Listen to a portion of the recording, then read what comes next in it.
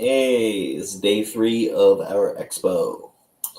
We didn't have time last night to do this giveaway, so we're going to do that now. It's for... Wait, is there not an intro? Do we not have an intro? No, I told you that. Unless Christian is like, hey, I'll give you an extra copy. And I was like, cool. So we're going to give that away. So, well, first off, explain what it is, because we talked about it yesterday, but you didn't say it. So it's the book is Pinocchio. It's the second issue of Unpopped Tales, or second volume of Unpopped Tales, by the publishing company or small press company Unpopular Studios. And Christian Douglas sent us a extra copy so that we could do a giveaway today. Or yesterday technically, but we're doing it today. So I will spin the wheel of the few names that we have, and then that person wins that. So, oh, look at that. There you go. Dwayne Doherty. D-O. I like how there's clapping in the background. Cool. Now our first panel is Actions over Origins.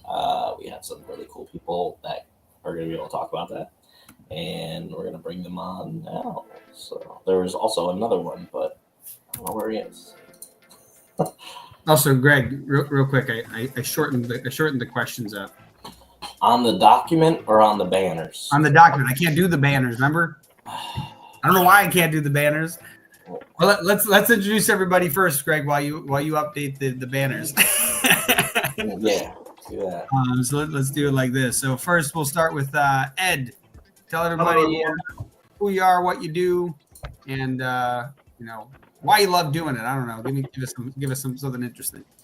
I do lots of things. I began my creative journey about 10 years ago.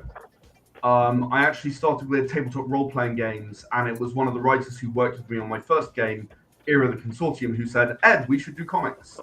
And so begins a slippery slope of not only doing comics, but also doing more role-playing games.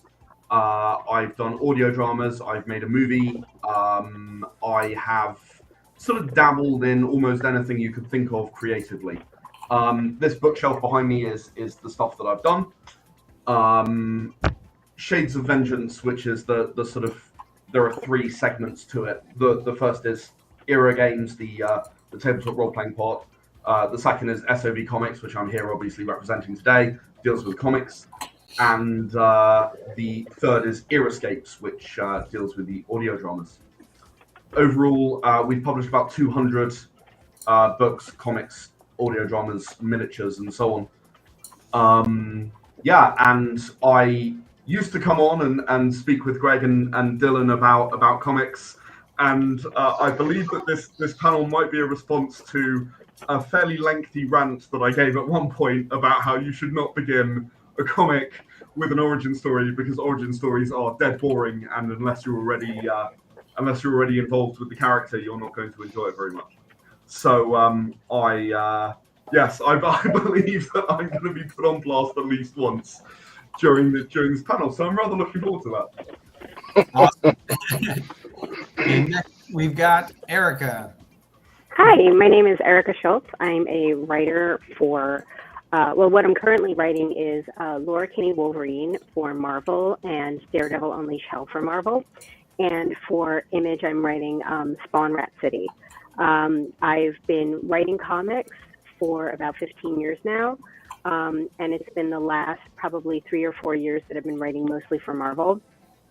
I've had the opportunity to work on Blood Hunters and Moon Knight. Hollow's Eve was a great character to work on.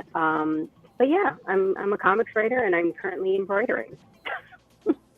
Awesome. And now we've got Ray. Hi there, Ray Jameson, writer of the Madcaps. Much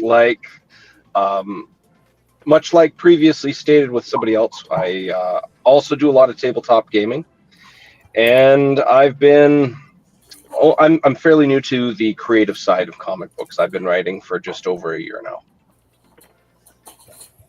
Very cool. And is Chuck there? I see he's here. But He's here. All right, cool. We're gonna bring Chuck up. It's dark. I know I'm looking handsome today. You guys are super excited to see me. Hi, Chuck. Hey, what's going on, everybody? Life is good. I am Chuck Pino. I am a writer and editor for comics and novels. I also like Long Walks on the Beach, Men in Uniform, and you know what? I love someone whose love language is talking and listening. Hence why he loves our panels. And I love a good origin story, so go fuck yourselves. Let's do this. That's awesome.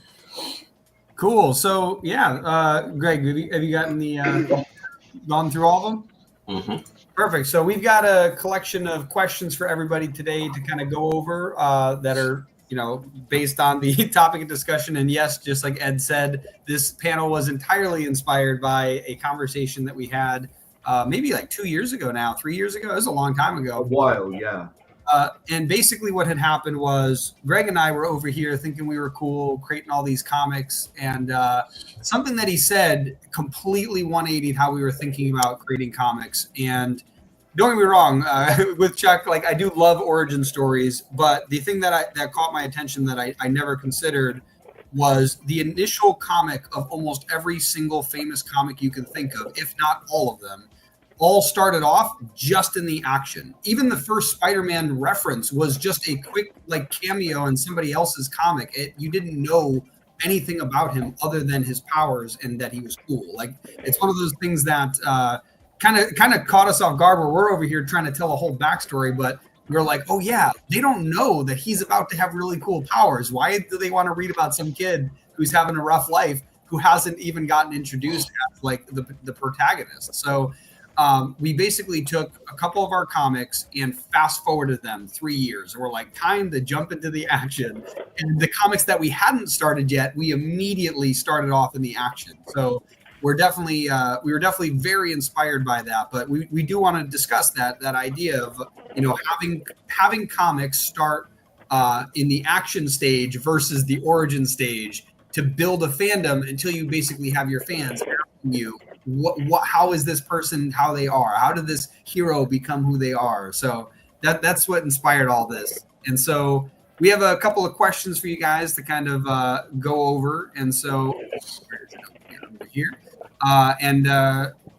What's the first one? Is it this one? Yes, got it. So the first question we have for everybody is, how do you show a character's action while hinting at their backstory without confusing readers?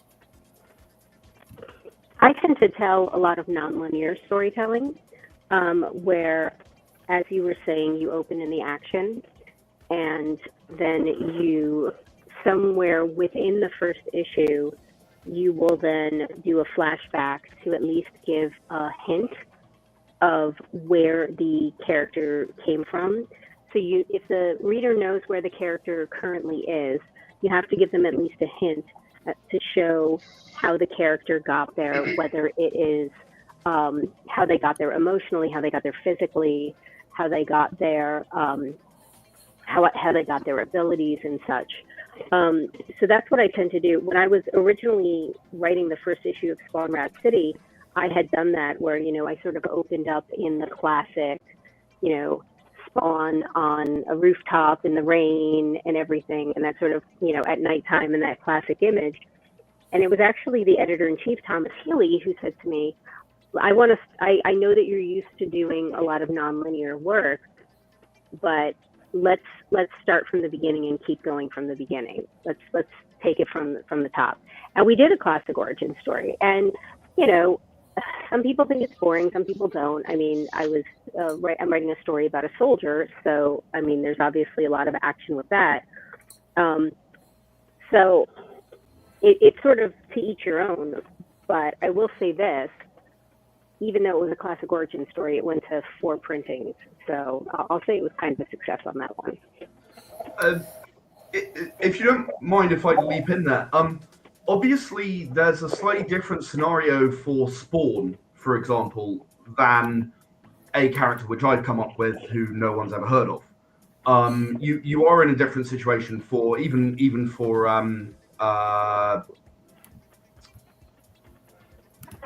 my brain's not working. I'm really sorry. For Laura Kinney, that's what I'm trying to say. Oh my goodness. Well, that's the thing. I mean, like with Spawn, I'm not writing Al Simmons Spawn. I'm writing a completely different Spawn. Sure, but at the same time, you've got I already know who this character is, or vaguely who this character is. I appreciate it's a different character, but you've got the name recognition that already exists, right? So not exactly, because he's not Peter. The character in our book isn't a Spawn. He's called the Deviant. So let's use another character. Let's use another example. Hallows Eve. It's a Marvel character. She was created in 1993-94 by J.R. and James E. Mathias. She was in Clone Conspiracy. The only version that we had of her was she was Ben Reilly's girlfriend. That was it. Whereas when she took over at Dark Web, which was 2 years ago, nobody knew who the hell she was. And yet Mike Dowling and I found a way to spin off a 5-issue miniseries off of a character that nobody had heard of from the 90s. Sure.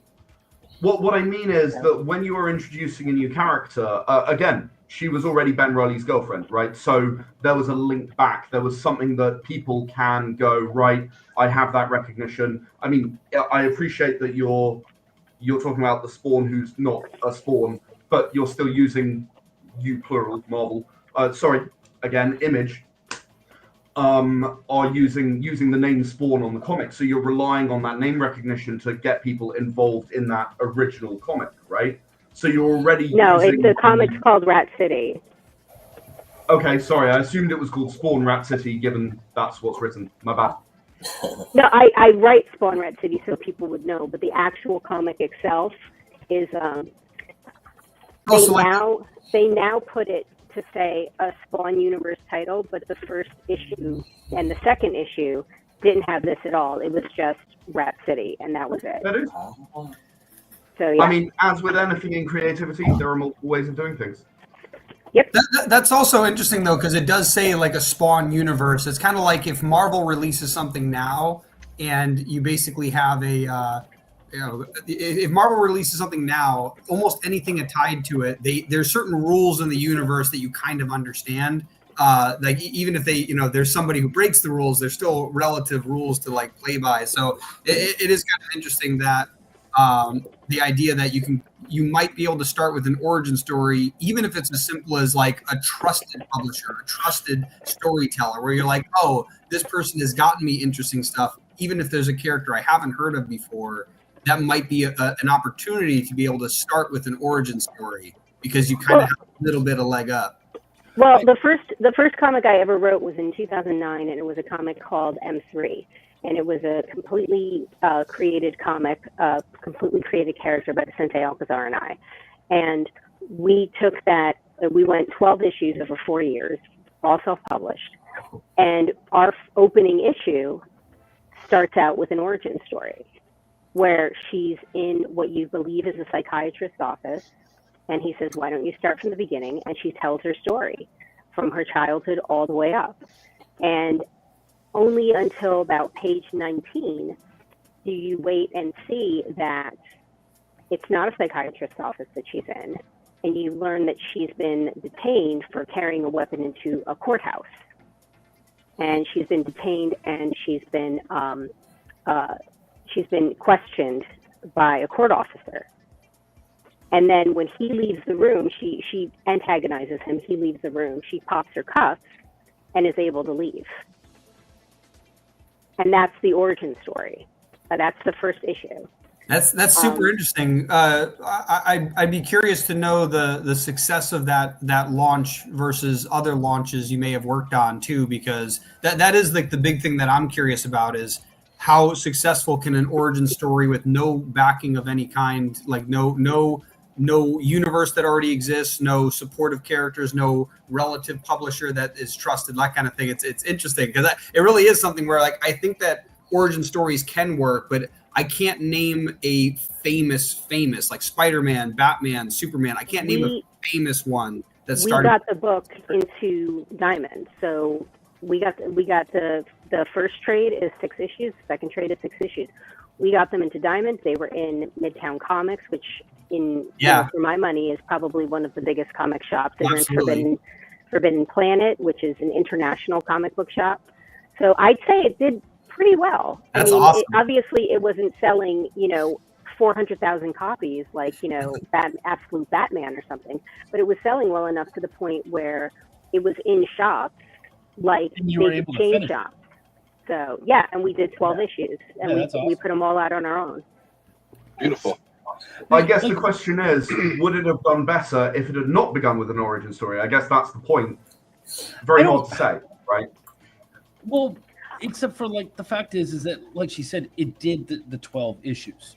So, I mean, people bought it, people came into it, and people stuck by it. So in that regard, I would already call it successful. I tell clients all the time, you can sell a book to anyone. Like, I've seen guys who can sell, but after having sold that book, I am certain that person isn't reading it. Like, you were just able to bully it upon them. So selling a book and having someone read it, not the same thing. So at the end of the day, you got to focus on the importance of story. And at the end of the day, when we're talking about a first issue, what we really need is the fundamental who, what, where, why, when.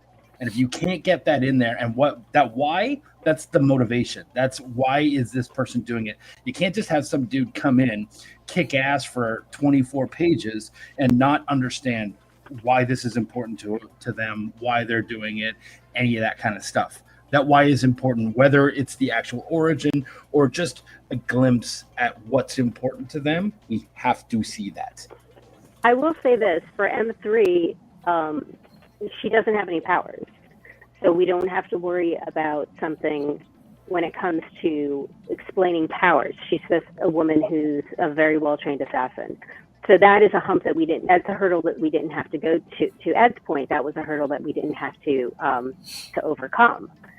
But when I was teaching writing at the Kubert School, one of the things that I always said was, when you are writing a story, any story, your first issue, you should open up with 2 different questions. And by the end of the first issue, you will answer one and then ask another. And then this way, you have another question bringing you into issue number 2. And then in issue 2, you're going to ask a question. You're going to answer one. And you always have to have these 2 questions that you're playing with. Because if you aren't dealing with a character that people know, then you need to allow people you need to give people breadcrumbs. And one of the issues that I find with a lot of independent books is that everybody wants to hold the twist so close to their chest. But if someone's not interested in your story and they're not getting anything in return, they're not going to wait till issue 4, till issue 5 to get what the big reveal is. So you have to give them little bits throughout. Yeah, I think agree. Fully agree with that, 100%. My comment simply says, I think you can do that without necessarily having to tell an origin story. And I think in general, especially in superhero comics, the origin story is a story about someone who is not yet interesting. It may be the source of why, but they're not yet an interesting person. You're hoping they're going to become interesting. The more pages you're spending on an origin story, the less pages you're spending on, here is why this person's interesting and why you should be interested. Because you don't know whether you care in the long run. Just because you've got a breadcrumb or 2 doesn't necessarily mean you're going to care in the long run. Yes. But I think everybody's interesting. Every character should be interesting. Otherwise, why are we writing about them? So even at the offset, I feel that they should be interesting. I think that's why slice of life comics are very, very popular, and manga is very popular. I mean, there's not a lot of action in some of these things, but the characters are interesting either for an emotional reason or physical reason and such. I think that's kind of the idea though too. Is it's like making sure to share what that interesting reason is. So a lot of origin stories, like part of the origin is boring, right? Like Peter Parker's in high school. Like high school itself is not interesting, right? It's him being bullied makes it a little more interesting, right? That kind of thing. Like you add to it, but if you don't share those components and you're just like, now he's in math class, like, yeah. So I definitely agree. Like everyone can be interesting, but it's I forgot who it was. Maybe it was like Alfred Hitchcock or something. It was like dramas when you take the boring parts out of life and you just show everything else. It's like this idea where you have your storytelling by removing the boring stuff. So I definitely agree. Yeah, exactly. Yeah. Really, I think that's a big component of it, is just making sure that you share the interesting stuff. And I don't remember who it was last night, Greg. I don't know if you can remember, but somebody last night mentioned that apparently Marvel had a rule where like you had to show the superpower within the first 7 pages. Now this is obviously Chris Saloff said that. That was Chris Saloff? I was on that panel. Yeah, it was Chris. And I like that idea. Like even if you portray that into other genres, like horror genres or sci-fi, it's like showing that really interesting thing within the first few pages to make sure you capture their attention. Like honestly, Erica, you mentioned that your character starts off in a psych ward. That itself is already kind of a hook. Like that's already an interesting thing. So that's like a cool way to like launch into the origin story. Because like if you just started with the origin story, then you find out she's in a psych ward, that's not as interesting, right? Like it's the fact that you think she's in a psych ward, and then the twist later is not even a psych ward. Like so I think that's more the idea, is like how do you get somebody's interest in the first few pages? It's funny how you word that, because when like right now I'm running a current D&D campaign. It's been going on for almost 18 months. When we started that story, they all happen to be on the same boat at the same time, and they get attacked by pirates. They're all on the boat for different reasons, but they get shipwrecked on an island with a very aggressive current, and the pirates follow them on to the island. Half of them get killed off in regards to the pirates, and there's a whole bunch of other stuff going on, but a big reveal that I had semi-early, maybe 3 campaigns in, it turns out that one of the main characters was actually a captain trying to survive a mutiny. And so they all look at the captain like, you're why we're stuck on this island kind of thing. But obviously I didn't show that up front. But to replace that interesting feature, there was obviously there was some action up front where they're on a ship trying not to die as the thing falls apart. Yeah, that's interesting. I do like this idea. It's kind of funny. We're like going back and forth. Greg, I was looking at through all the questions that we have set up, and like most of them are focused on like the complications of starting with the action rather than the origin.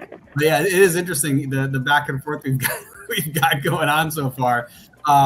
One of the things actually might even roll into this. This was another question we had. How do you create strong conflict for a character without leaning on their origin story? And kind of like what you were just mentioning, like you can still have conflict, like have an issue that's going on and not explain why. Kind of like Erica's story, like she's in a psych ward. That's already a problem. Like she's already talking to a psychiatrist. Like we already know there's an issue. So that's kind of interesting that there's different ways to do to like cause a pain point that the reader knows the protagonist is going through without delving into their origin story initially. So yeah, that's super interesting. I also think that because this is comics, it is a collaborative effort, and the artists that you have and the framing of each panel is going to be very important.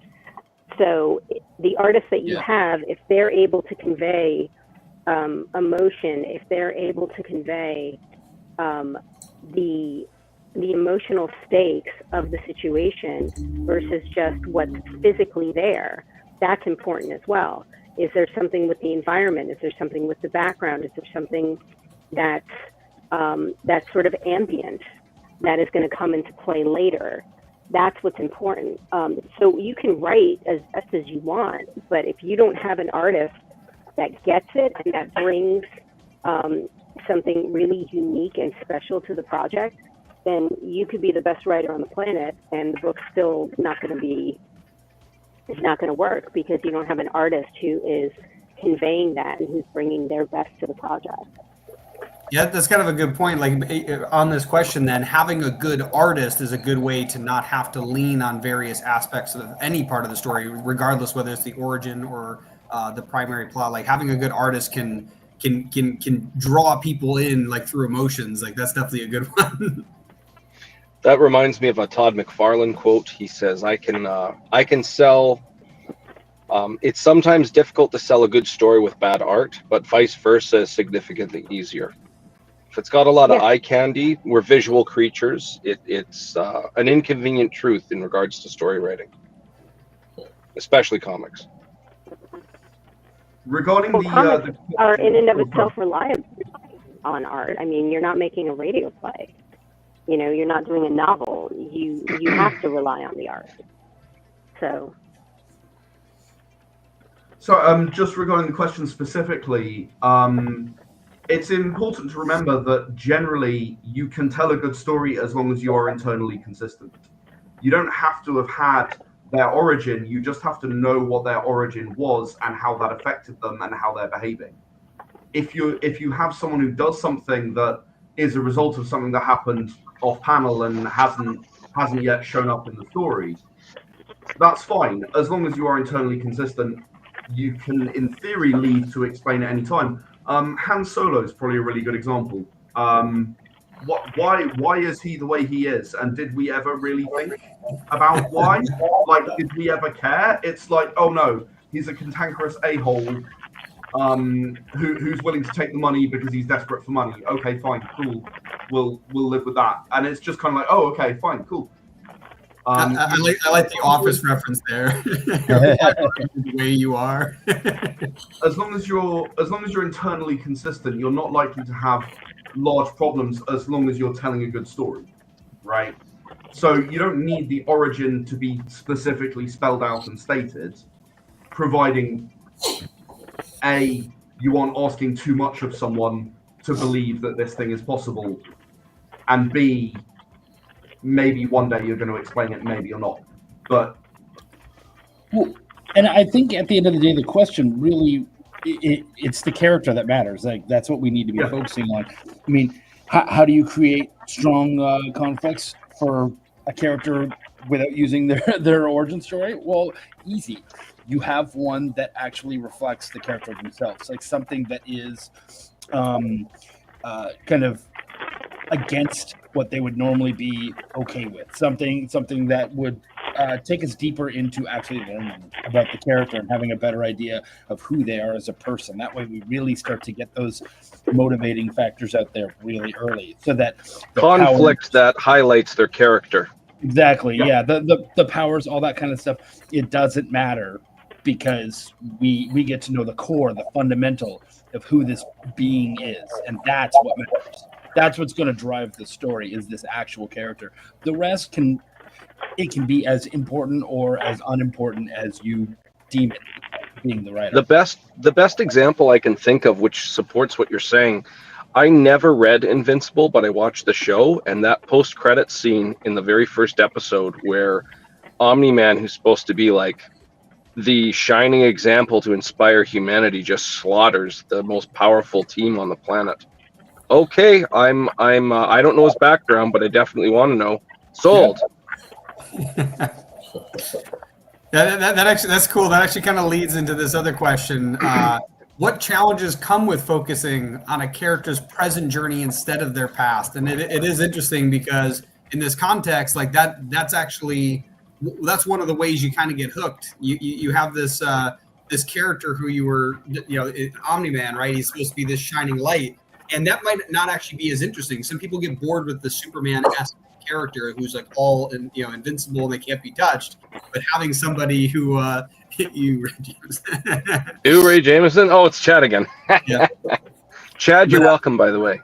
Yeah, having that, having the character at the end, just go, like insane and just like you're like, what just happened? Did he get mind controlled? Is he secretly evil? Like, what's going on? Like what's going on, man? Yeah, I think that's I was sold as soon as that happened and all the blood started flying. I was like disgusted and intrigued at the same time. I wanted to like him, now I hate him, and I want to see more. And it's what Erica said earlier. Like in the beginning, you have a couple questions, you answered one of them, and then at the end, you just pop up this crazy new question, so you need to go watch the second one. And like that's such a good rule to kind of follow. Is like don't present so many questions the reader's confused. Get a couple good ones answer some so they feel satisfied, but then ask another one at the end. I do like that little journey. I think like most stories that we tell are about the present journey, unless you're somehow actually doing some kind of meta thing where it's somebody telling a story about something that happened in the past, and that story is truly what matters, which feels like a real like wide berth to get to the point. But I think if you're focusing on the character's present, then you're already focusing on what matters in the story, and that is the now. What we're doing right now is what matters. The past and stuff that helps to show how they got here and why whatever's happening now might matter. But at the end of the day, it should be all about what's happening right now. Although, honestly, Erica just mentioned how, like, the story that she wrote, it starts off, it's in the present for like a brief moment, and then immediately goes back into the past for the majority of the comic, or at least for the majority of the beginning of the comic. So in that sense, it actually does go right to the past and starts like filling in the gaps that you might need to know what's about to happen. So it is interesting. Except Erica was smart enough to put us in that position where, cool, all this cool shit did happen to us to her in the past, but what is happening right now is really important. She's in a friggin' psycho. I'm like, this is a big deal. And so, still, what is happening to her right now is what's incredibly important. Because how is that going to be dealt with? I think it depends on the characters. I appreciate the compliment, but I think it depends on the characters. Also, to be perfectly honest, that was the first book that I had ever written. And because it was the first book that I had ever written, I didn't know that I was breaking rules because I didn't know what the rules were. And then to a certain extent, it was free because I wasn't constricted by what I thought people wanted to read, or I wasn't constricted by what I thought was supposed to happen. And because of that, I just did what I thought was right and what I felt would work best with the story. Now, whether people agree or disagree, that is up to them. But I think that there are, one of the things that I came across with when I was teaching was that a lot of people don't understand that there are fundamentals that you need to learn, foundational writings that you need to know before you can start breaking rules. And, everyone looks at like Alan Moore, Grant Morrison, all these, prolific writers, but what they don't look at is the work that they did before they became the Alan Moore that you know. One of the best examples that I give is Bill Sienkiewicz. Everyone, when they think of Bill Sienkiewicz, they think of New Mutants.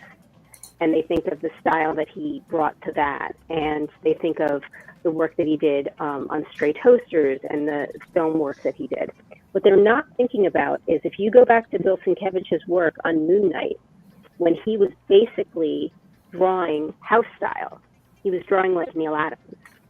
And he was drawing all this other work that if you looked at right now, you wouldn't even recognize as Bill Sienkiewicz, because he built up equity with editors. He built up his foundations. And once he felt that he knew his foundations well enough, and once he was confident enough, did he say, you know what, I'm going to try something new. I'm going to take a leap and show these editors something that they've never seen before.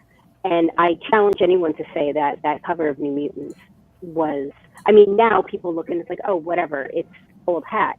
When that thing was first on the stands, blew everybody away. You couldn't take your eyes off of that. Being a bear cover, you couldn't take your eyes off of it. But go back 5 years earlier, 4 years earlier, and look at the Moon Knight work. That's not the same person, and because creatively you evolve, creatively you become somebody new. And I think that that's important in general. So yeah, tell an origin story, don't tell an origin story, to each their own. But just know that whatever it is that you do tend to do, or whatever it is that you do choose to do to tell that story, just make sure that it's challenging yourself as a creator. I think that's the most important thing in general. Hey, so now I got an interesting question then. if there's a story that you, or what type of story, so we talked about this before, like superheroes. I think that a lot of superhero origin stories are interesting because we know what they will become. But are there other stories, comics, characters that you think should not start with an origin story versus the ones that can? Like what are examples of stories that you've gotten into? Like, I know that, like, Stephen King has tons of like horror stories where you have no idea what's happening and just chaos is ensuing, and like what are examples of stories that should not start as origin stories? Case in point, the first appearance of Moon Knight was in Werewolf by Night. It wasn't in Moon Knight #1. Okay, and in Werewolf by Night, all you learned was that there was this guy named Mark Spector who was hired by the committee for $10,000 to bring them Jack Russell, to bring them this werewolf. That's all you knew. That's all you knew about him. But because there was enough interest in the character, because toward the end of that arc, I believe it was a 3 or 4 issue arc, I have it in the long boxes, but toward the end of that arc, you learn that Mark Spector is somebody who actually has a heart, who has a conscience, because he ends up breaking, spoiler alert for a 40-year-old book, he ends up breaking Jack Russell out of the committee, and he ends up getting him out. So then you're like, oh, okay, so this guy who you thought was 100% mercenary, straight up just, kill for money, like Han Solo, as Ed mentioned earlier, but now he's got a character turn. Now he realizes, hey, this is just some dumb kid who had some bad luck, got bitten by a werewolf, and who am I to turn around and then, God knows what a bunch of crazy rich people are going to do to this kid. Let's have a little bit of a conscience. And to pull it back to Han Solo, one of the things that killed me about the revision of him, of Greedo shooting first, was that the whole point of Han Solo's character arc was because he was ruthless. And yet, he still came back. He still came back and helped Luke. He still came back and decided, he's going to be the, quote, good guy. That makes me. Did you know Dragon Ball Z? Vegeta is a very good example of that, where it's like a redemption arc. Like some people love the hero's journey. Like, this average Joe gets presented with a problem, they overcome it and become this great hero. But another really powerful storytelling arc is definitely like a villain becoming a hero or redeeming themselves. And so I do think that, look at Zuko in Avatar. I don't know why they removed that in the Han Solo scene. It doesn't make any sense. It's part of lore, it's part of jokes, it's part of the plot. It's crazy to me that they would do that. So one that I've really loved that came out in the last bunch of years was Stray Dogs. Love that story. And that's almost a story without origin. You know what I mean? Like these dogs do have very quick little 1-page or half-page origin stories of where they were at before. But really everything that matters is them being in this house with these other dogs and this strange man and what the hell is going on. And so that's kind of maybe that's something that Ed would really appreciate, where we've got something that almost doesn't deal with origins, because it's not what matters. What matters is what's happening right now. What I'm putting forward really is there is much as Erica was saying, you are absolutely fine to write an origin story if that's what you want to do. I think in general, your origin story is likely to be received better if people are interested in your character. Now, Erica clearly has a good amount of skill and is able to deliver that in a page. Perhaps someone who's doing the first comic might not have that level of skill and be able to deliver that level of interest in that length of time. Also, as you said, Erica, very dependent on having a good artist, which I think a lot of indie comic creators don't have the luxury of. An excellent artist. You are, we all have to make some kind of decision, and we might find someone who's excellent for the price bracket, but you don't always get to go, right, well, I'm going to have $500 a page and I can afford top tier. So I get it. Just because I'm working for Marvel doesn't mean that I wasn't scraping to. No. I didn't mean to imply otherwise. I get it. I'm saying that, you know, with the right storytelling skill, with the right art, you absolutely can make it interesting in half a page so that people want to see the origin story. At the same time, you've just given this example of Moon Knight, which is exactly the kind of thing that I'm trying to say. You know, you want someone to be interested in the character. I think it is easier as a writer to tell an origin story when people are already interested. I don't think there's I think I want to say that there is, and this is the conspiracy theory in me, but I kind of want to say that this panel was to be set up to be this acrimonious situation, when the answer is there is no right answer. I mean, absolutely. In anything creative, it is all 100% subjective.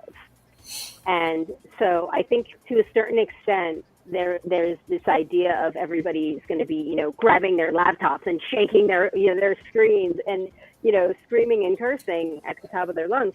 But we're all basically saying the exact same thing. We're all basically saying, like, look, you can tell the same story with, and I mean, don't even get me started on the fact that there's literally only 7 stories in the world to tell. You know, but it's a matter of what you as a writer add to it, what the artist adds to it, what the colorist adds to it, your editor giving their feedback. You know, some of the best things that I've ever done came from ideas from an editor saying, you know, maybe you should do this. Maybe you shouldn't start at this point. Maybe you should do this.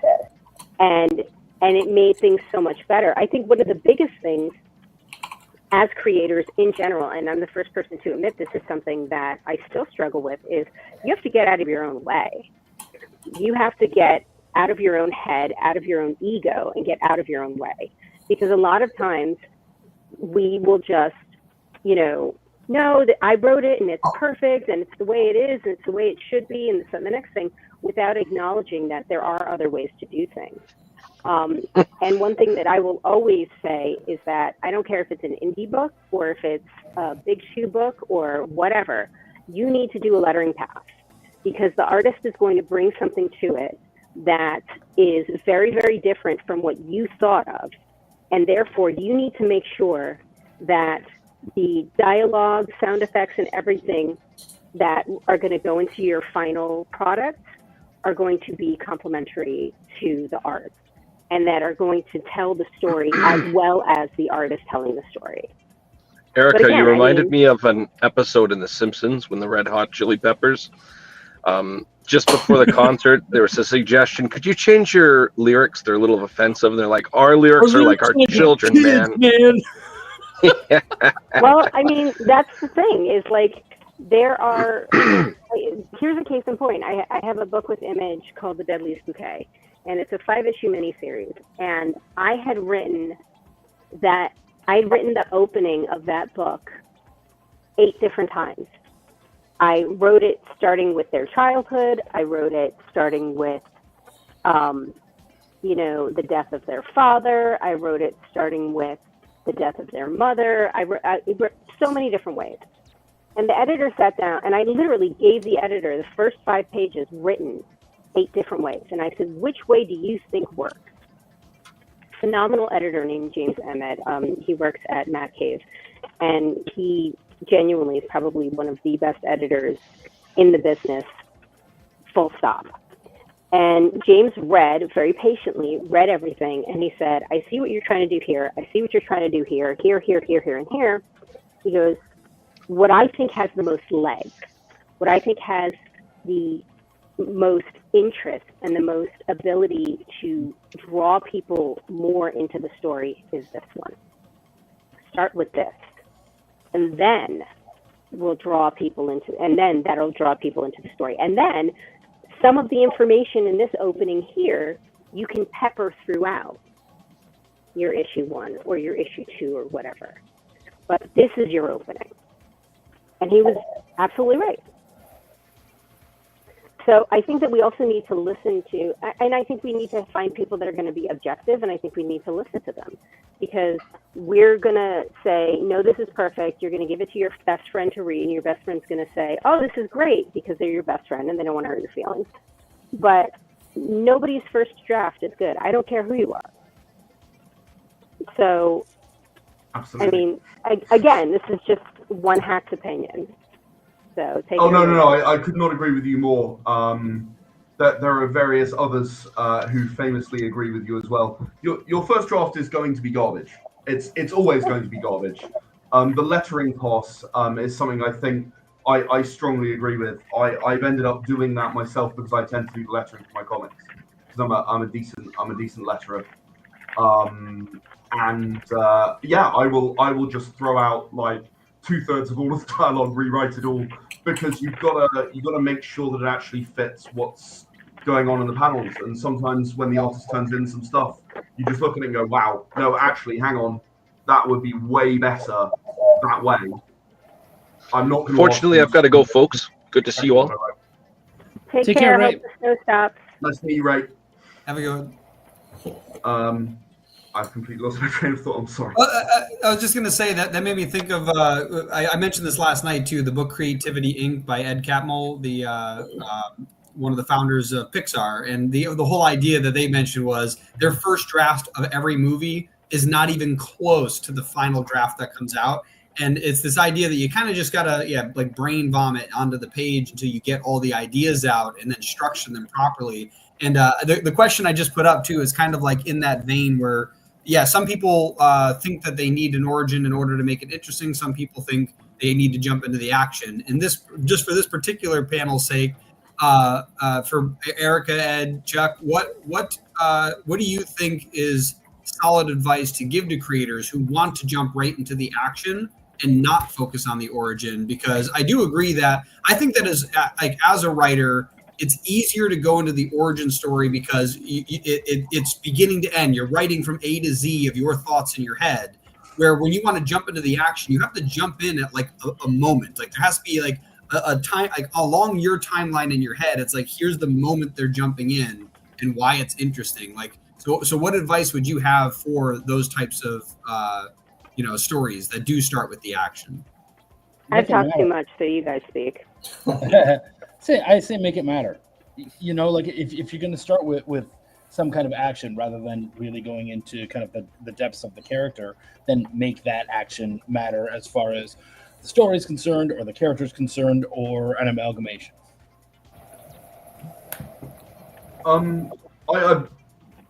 Chuck is obviously 100% right, as usual. I love you too, buddy. The other thing I would say is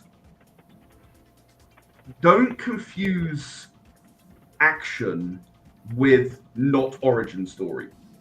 The thing that we just spoke about Moon Knight, right? Okay, and I appreciate there was action in Moon Knight's first appearance, but the thing that sold Moon Knight to people, that made them want to know more, was not actually action. It was the fact that he was not actually just this mercenary who was gonna grab Jack Russell and hand him over and leave him there. He made another choice, and that was nothing to do with the action that happened in that comic. That was the thing that mattered about the character and what made the character interesting. So don't if you decide you don't want to do an origin story, don't get confused and thinking that means it must be action 100%. Balls to the wall, let's do it. It can be something that is not an origin story and not action that still tells a lot about your character. Don't forget that, I guess, would be the advice I would give to creator. The other thing I would say is know what the origin is. Just because you're not going to tell the story usually doesn't mean that you get away with not having any idea of what it is. You probably want to know so you can throw in some details, some breadcrumbs to try and say, hey, there is an origin here. I'm not going to tell you it right now. I'm choosing not to, because I think the better storytelling is to not do that. Yeah, that's interesting. I was trying to think about, as you were saying that, I'm like, I feel like you kind of need an origin story in your head to write a good story. But then I'm thinking about it as like, with Superman, it's like I don't know how much background story they had in their head before just saying like this guy has a bunch of superpowers. He can jump. You know what I mean? But so it's interesting. Like you do need something. Like obviously in that case, maybe it's like you just know the background of their superpowers in the sense that you know that he can jump very high. That's a rule. Like he can shoot lasers, whatever it is. Like I mean, Superman, of course, was Moses originally, right? Left in a basket, set afloat, lands, picked up by another person, raised by another family. That Superman was Moses, and the creators of Superman were Jewish, right? So they were bringing Moses to life in the superhero genre, right? That's interesting. I did not know that. I mean, if you think about Moses the was also Bible supposed to be being supernatural, then that's kind of the idea. Like if you think about the Bible being a supernatural story, then him being an alien versus that's Moses the same was supposed to be correlation, superhuman. Like according to the Bible, Moses was superhuman. So the super strength and the speed and the jumping and all that stuff. That's how Moses was able to break those tablets. Cool. That's what was really on the tablets. He read the scripture. It was a recipe for kryptonite. I think he actually broke them with his vision. Just so my point is only that he had, like he actually had the creators of Superman had this idea about the character because they were sort of building Moses into the modern world. That's super interesting. Yeah, I definitely didn't know that that little origin arc on that. But because either way, like in the very first comic, like you don't see him like getting delivered, right? He's just there, isn't he? Like he's just. There are 3 panels of Krypton exploding and him traveling through space. In the very first issue? In Action #1 or in Superman #1? What about Action #1? Yeah. I'm pretty sure it was Action #1. Yeah. So Superman is the I stated when we originally spoke about it, and then I was actually called out by someone else. I went and researched it, and actually there were literally 3 panels of Superman origin story. Just the 3. It was boom, traveling, landing, and then he's Superman. That was it. That's super interesting. I'm like trying to look up those panels now because like I don't know if I've seen them. Don't act poor. Just buy the book. Come on, Dylan. Yeah, just buy the book. Yeah. An extra. Well, doesn't DC has their own version of like Marvel Unlimited? So I'm sure you could probably find it on that. I'd imagine so. Yeah. I can't imagine it's very expensive. You're fine. Get that first issue. Yeah. Get first issue, first print. Yeah. First print, first issue. Of course, first print. What are we, poor? Come on.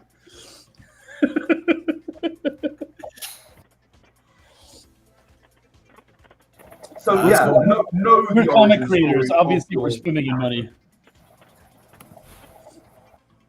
Well, what was that? Wait, what'd you say, Jack? No. I was fucking around. Let Ed go.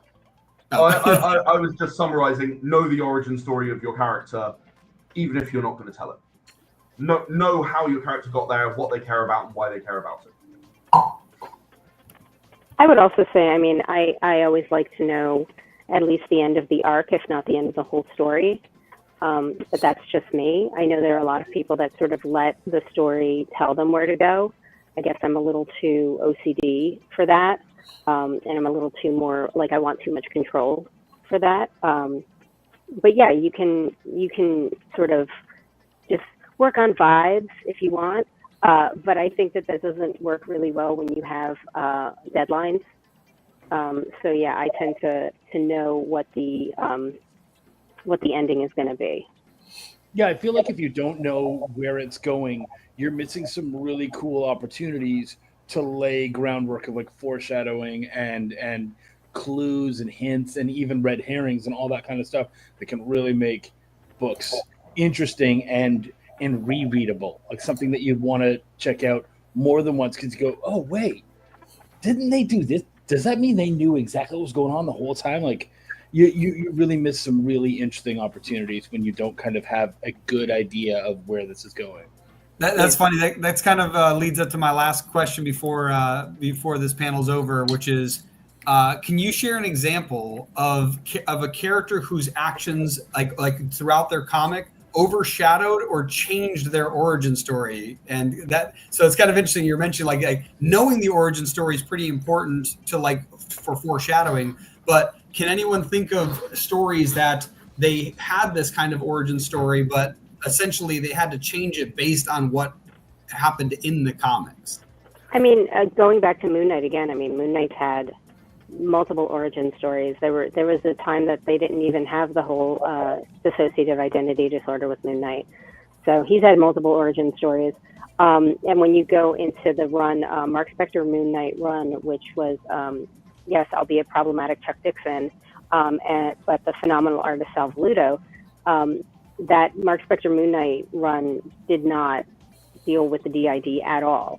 So one of the things that was originally thought to be so essential for this character, he was just perfectly fine without it.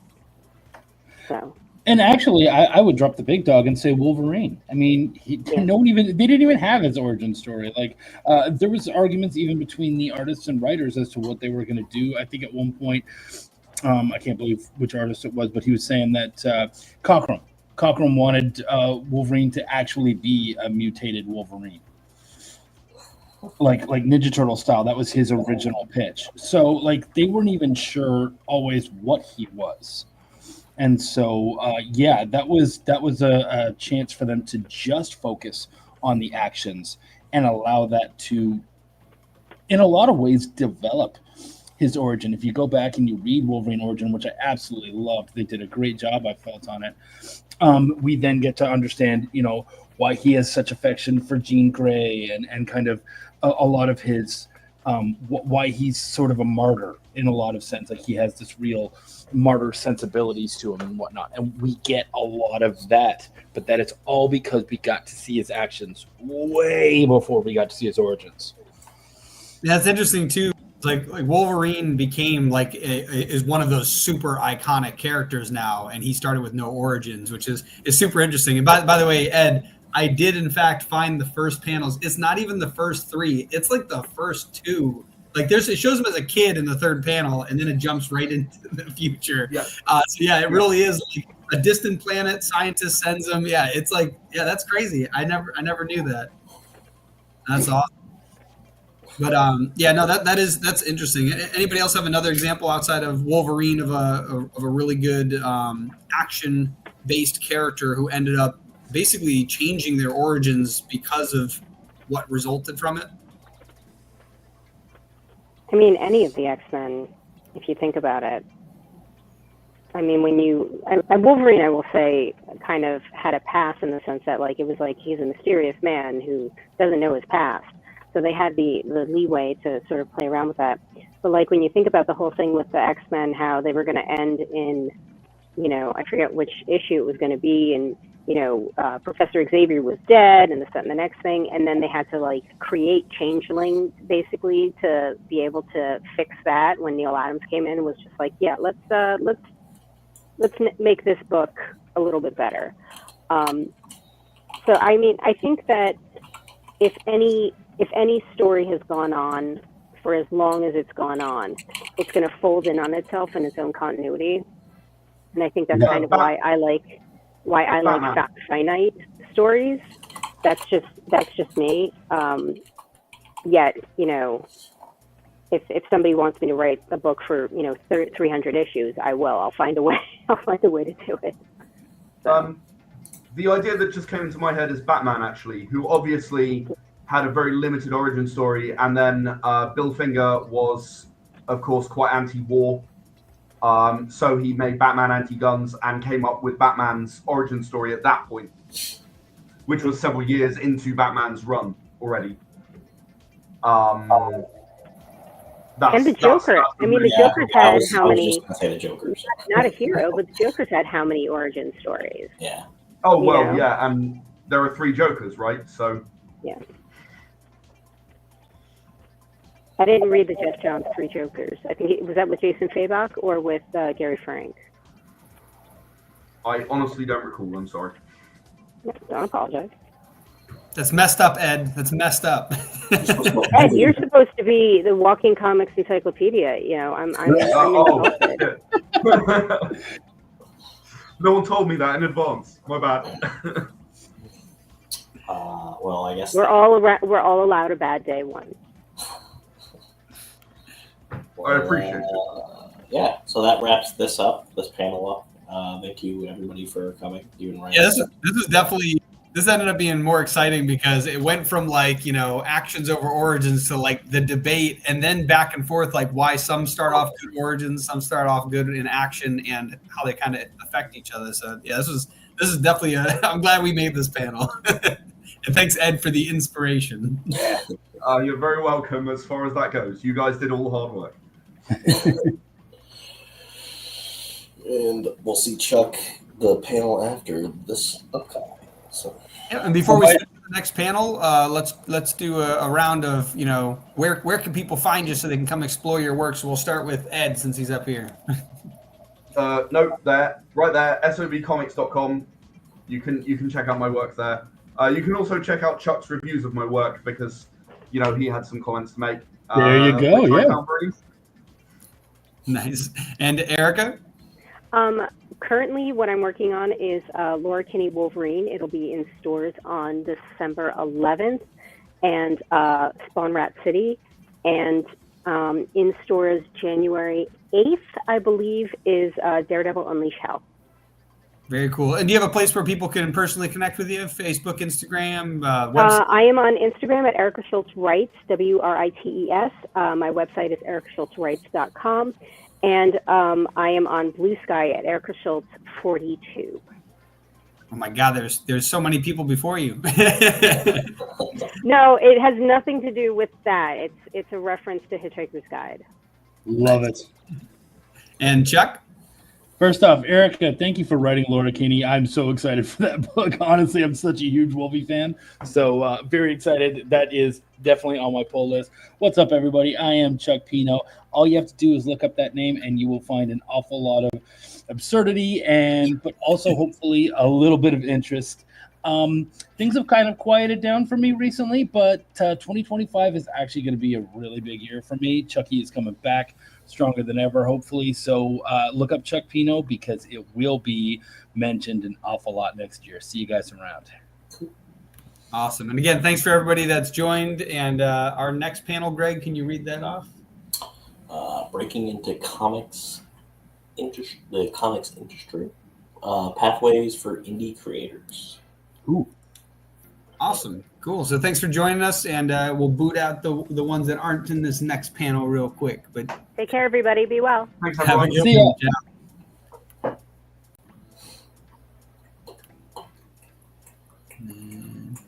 Did you say Chuck's on this one? No, the next one.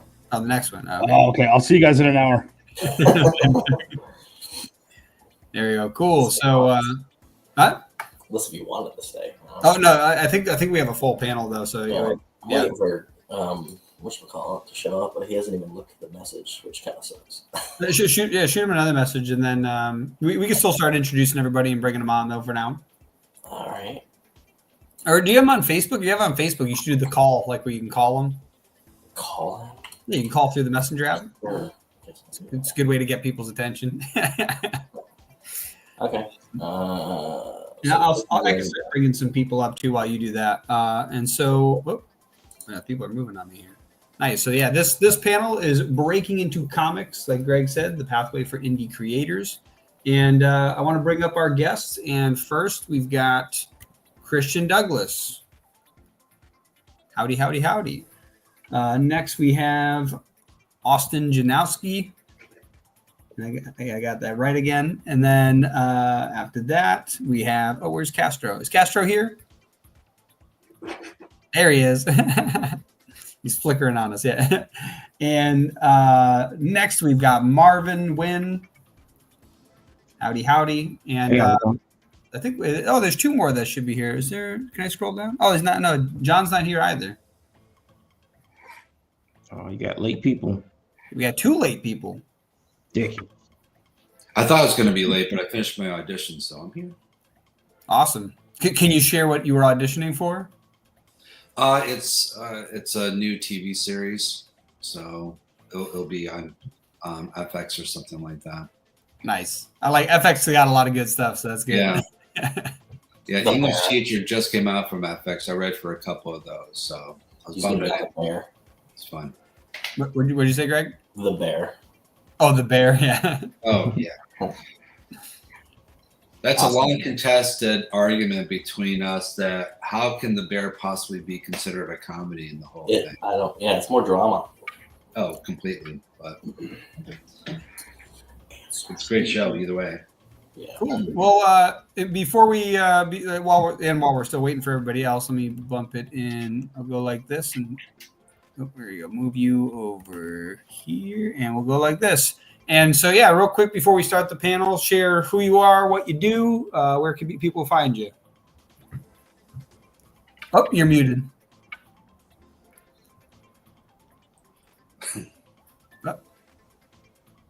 Nope, still muted. Hey, you work on that for a second. We'll bring we'll bring Austin up first. Hi guys, I'm Austin Janowski. I am a comic professional since 1994. I'm also a working actor and director. You can find me on most social channels using my name. I started a Patreon page. I don't know why. I thought I'd give it a shot. And if you're curious on things other than comic books, just look me up on IMDb. I was on Bad Monkey and Apple TV, and I'll be on Stranger Things next year. So happy to be here. Awesome. Christian, you still working on it?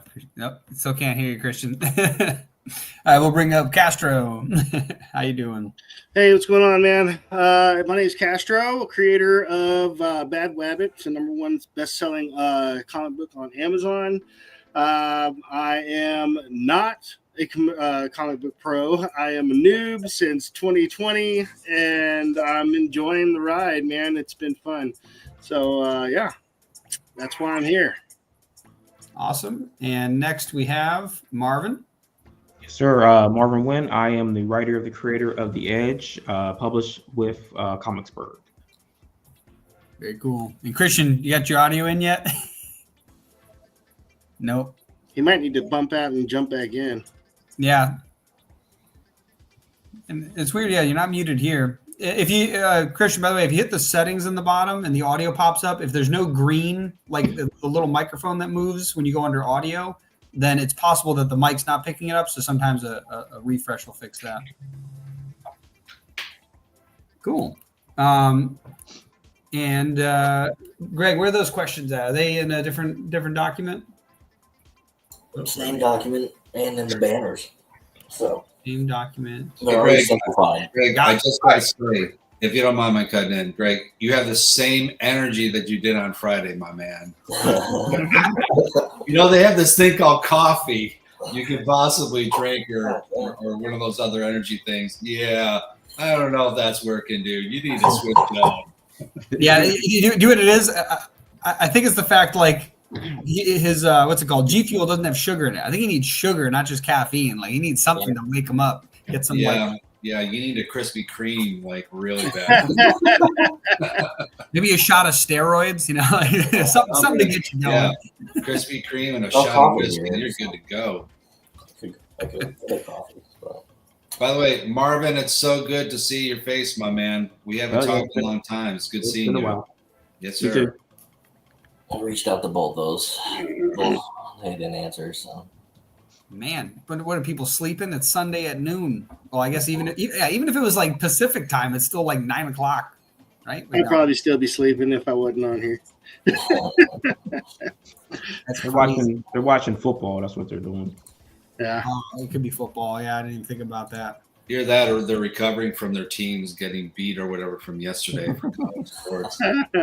Thoroughly enjoyed Florida being Florida State, even though it wasn't really much of a game. And I cannot believe Michigan beat Ohio State, so that was fun. Oh, my God. I love it because there's a combination of the football fans that are like, yes, and the nerds that are like, football? Can you teach me football? What is that? Yeah, sports. It's like, do you mean soccer? No.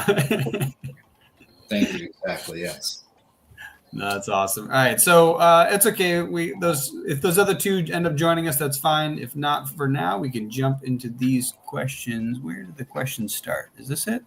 Where it says See, the panel yes. name, Yep. Yeah, because it has all the other ones. I had to find out where it was. Yeah, Yep. I got delete the other ones. Nice. So here's our first question of the panel. Why did you choose the indie route instead of working for big publishers? Who wants to go first? I'll grab that one. So, and I would think that in looking at that over the course of multi years that I've been doing this, I don't ever think there was an opportunity to go with a big publisher if you want to do your own thing. Because like Austin will attest to this, that we were with a mid-tier publisher before, and that didn't work out. But I mean, when you say that, are you saying as working with your own stuff, or working with the big publishers' items? So I mean, that's almost a two-part thing almost there. Yeah, I guess in this case, the question really does revolve around, like did you try to get a publisher, or did you try to get with a big publisher, or did you choose the indie route intentionally? So part of what you said kind of answered that too, where when you work with a larger publisher will tend to restrict what you can do. Like if you've got a story and an idea in your mind, you might get limited. So like that kind of answers that question. Does Austin have a similar answer to that?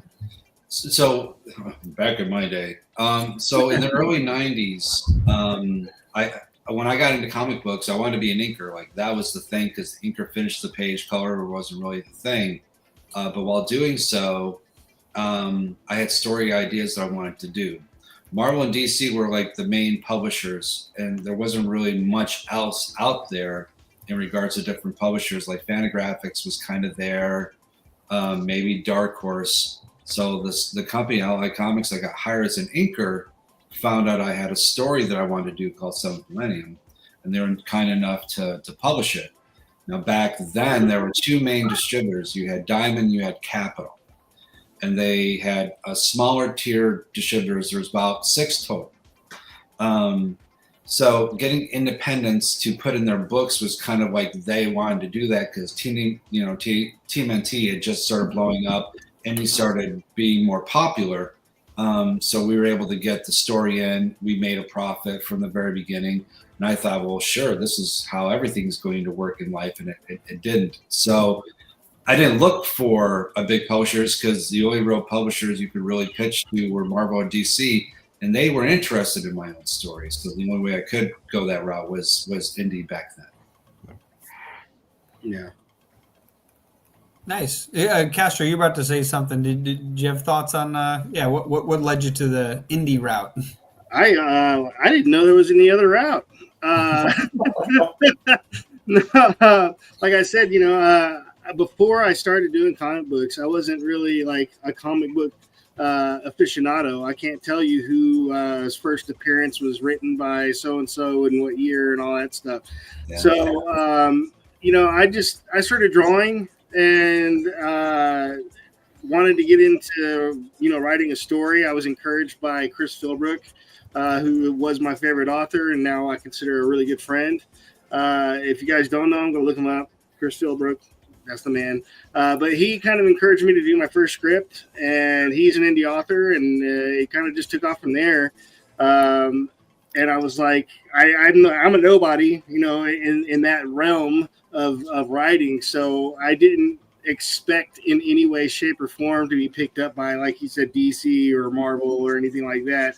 They would have just looked at my script, tossed it aside, and went to the next. Plus I'm not rich, and I was kind of heavily leaning on the crowdfunding platforms for that. So, but I got 2 #1 bestsellers, one after the other, and I don't think I'm doing too bad, in the arena. So, indie comics is the way to go. I don't have to worry about, changing my story too much based on the publisher's wants and expectations. And that's another really good aspect of the indie industry. You don't have to, cater to the corporate machine. What's interesting, Castro, that you're saying that because you're using Amazon. There's now other outlets to sell said products than just doing your local comic book store or the five and dimes and everything like that. And going to indies, it's the term indie publishers has really changed over the years from the 90s to the 2000s to where we are today. There's a lot of low tier, mid tier, like the ones that Marv and I were in, to larger tiers, and then Marvel and DC. The parity is kind of going more because the quality is more the same. So there's more people actually pitching also. Mm-hmm. It's to the point now where you can choosing, like Dylan said, going the indie route, which is great for a certain time. Now people that want to do stories, it's more advantageous to be your own indie imprint and try to work with like-minded people. Like when I got into writing and publishing, like Stanley the Snowman's with Scout, and then my other one was with another publisher. My reason for that was, one, I didn't have time, and two, I wanted to just be with other comic book people. Like I wanted to collaborate and like have a group sort of thing. I missed that from my days of doing stuff with Marvel and all like that. So that's kind of why my writing, I gravitated towards trying to do straight indies than my own. I don't know, Christian, I know you do a lot of Kickstarting. Did you look to do other that or just straight on your own? No, we started like we shop around the first comic, the Red Riding Hood, for like almost 2 years. We'll say even almost 3 years, even if you start before we were finishing the book and all that. So, and we send it everywhere. We got rejected by 100 different reasons. Right? We didn't like the cover. We didn't like this. We don't like it. Why don't you change that? Why don't you make it shorter? Why don't you make it longer? Why don't you make it more kid friendly? Why don't you make it more adult? So I got tired, and I found out there was this magical thing called crowdfunding, and since then we haven't looked back to any major publisher. That comic was rejected so much. We have sold almost 3,000 copies of that, so I cannot really complain, Yeah, it's been good with us. And it's a way to also to control what you want to do. We never been to Diamond because I think that's a scam. I think they have to give you 60 or 70% of my cover price. Yeah, right. Good luck with that. And so yeah, we wanted to have a different model. It's interesting you say that about Diamond, Christian, because when we did Seventh Millennium, when we went through Diamond Capital, like my profit was $1 per book, and we sold the books for, I think it was $2.95. It was black and white. It was newspaper printed and everything like that. But yeah, we got about 1,200 ordered back in 1994, which was unheard of, for like this new independent company. So I made $1,200 on that, which is insane. Now you're lucky if you make almost 12 cents on the dollar with these books. Yeah. After everything else, Yep. And the problem is Diamond's a stranglehold. I mean, they're like the only kind of thing in town, and anyone else who really tries to jump. Like I know Lunar's doing well, but Lunar has so many people that want to be a part of them, and they're being very small. They're being smart, so it's hard to get in. They've got a backlog of almost 2 years of approving people. They're just now finishing up approving all the image titles that have just moved over, and that's been over a year. So that's something also to look at when sliding into indie companies and work with indies. There's, it's great that they want to publish your stuff. How are they going to put it out? That's the main thing always. Distribution. Yeah, that's something that's also to do with. sorry, yeah, you go. I was just going to say it's also with a shrinking land. You have a shrinking market also, where you're losing comic shops continuously, and because of that, they're a little more skittish on what they want to purchase. Because they rather just fill the store with Funko Pops than buy indie books.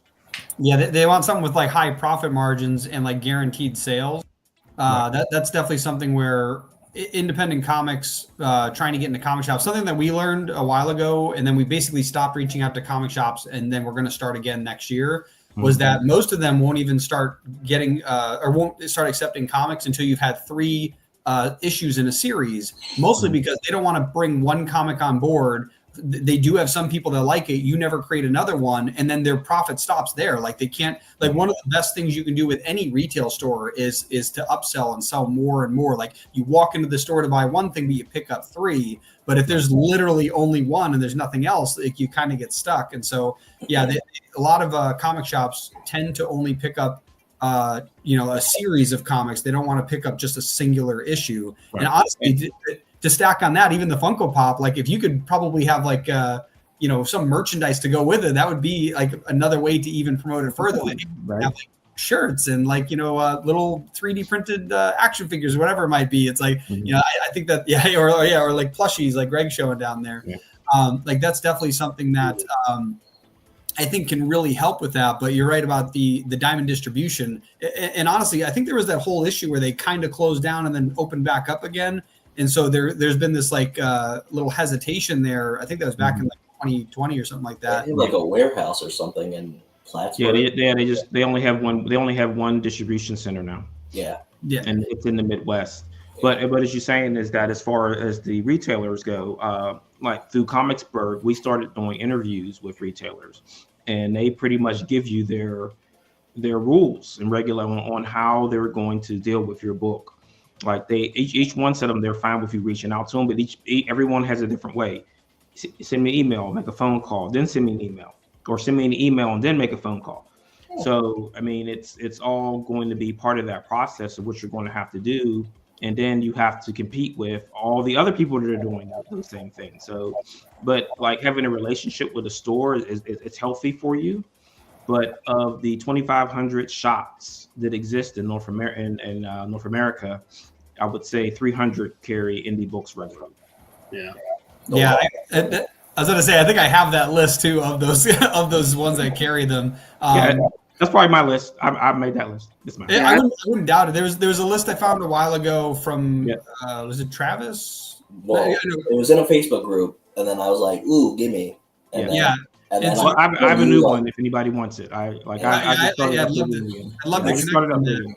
One of the things I started doing because I wanted to make sure that we could actually become publishers, which basically, like we were mentioning before, publishing is the production and distribution of the comics, right? And so the distribution's the harder part for most indie publishers. And so that's something where we have a list of comic book shops, and I've been building it up and trying to contact them regularly. So something I want to do is get that list. And I'd also like it so that there's a trusted indie publisher who, like a comic book shop, goes, hey, if you're recommending this book, you've already vetted it, because that's why they like Diamond. It's the idea that it's been vetted by an authority. That's all it really is. They don't want to take a chance on a comic that might not sell. They want somebody who tells them this comic has already sold. We've already vetted it. We know it's got good work behind it. You can trust us. And so that's why some comic book shops, they only take comics that come through Diamond. If it doesn't come through Diamond, they won't take it. So that's why they sell Pop Funkos, because they limit their how much they'll sell. And there's also ICV2 has their new marketing site where it's direct to retailer.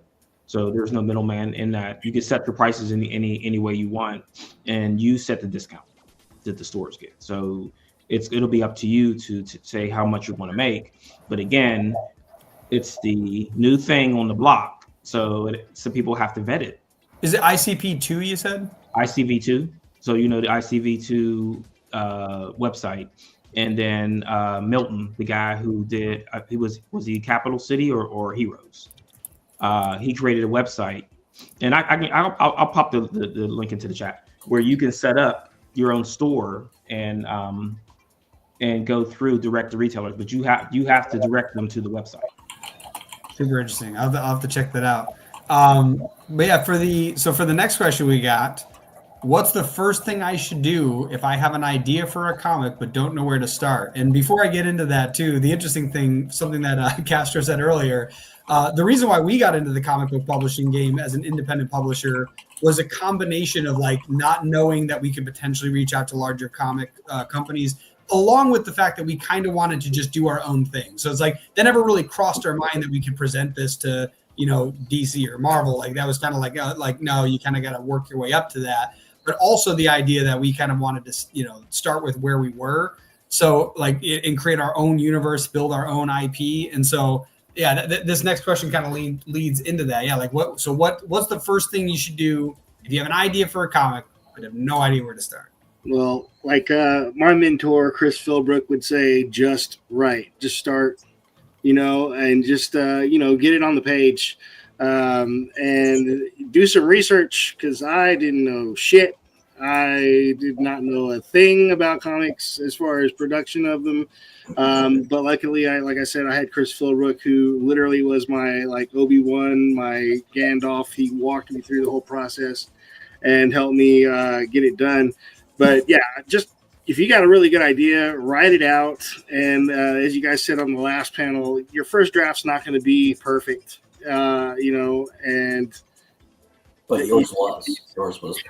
Yeah, mine was perfect. I didn't have to edit it all. So,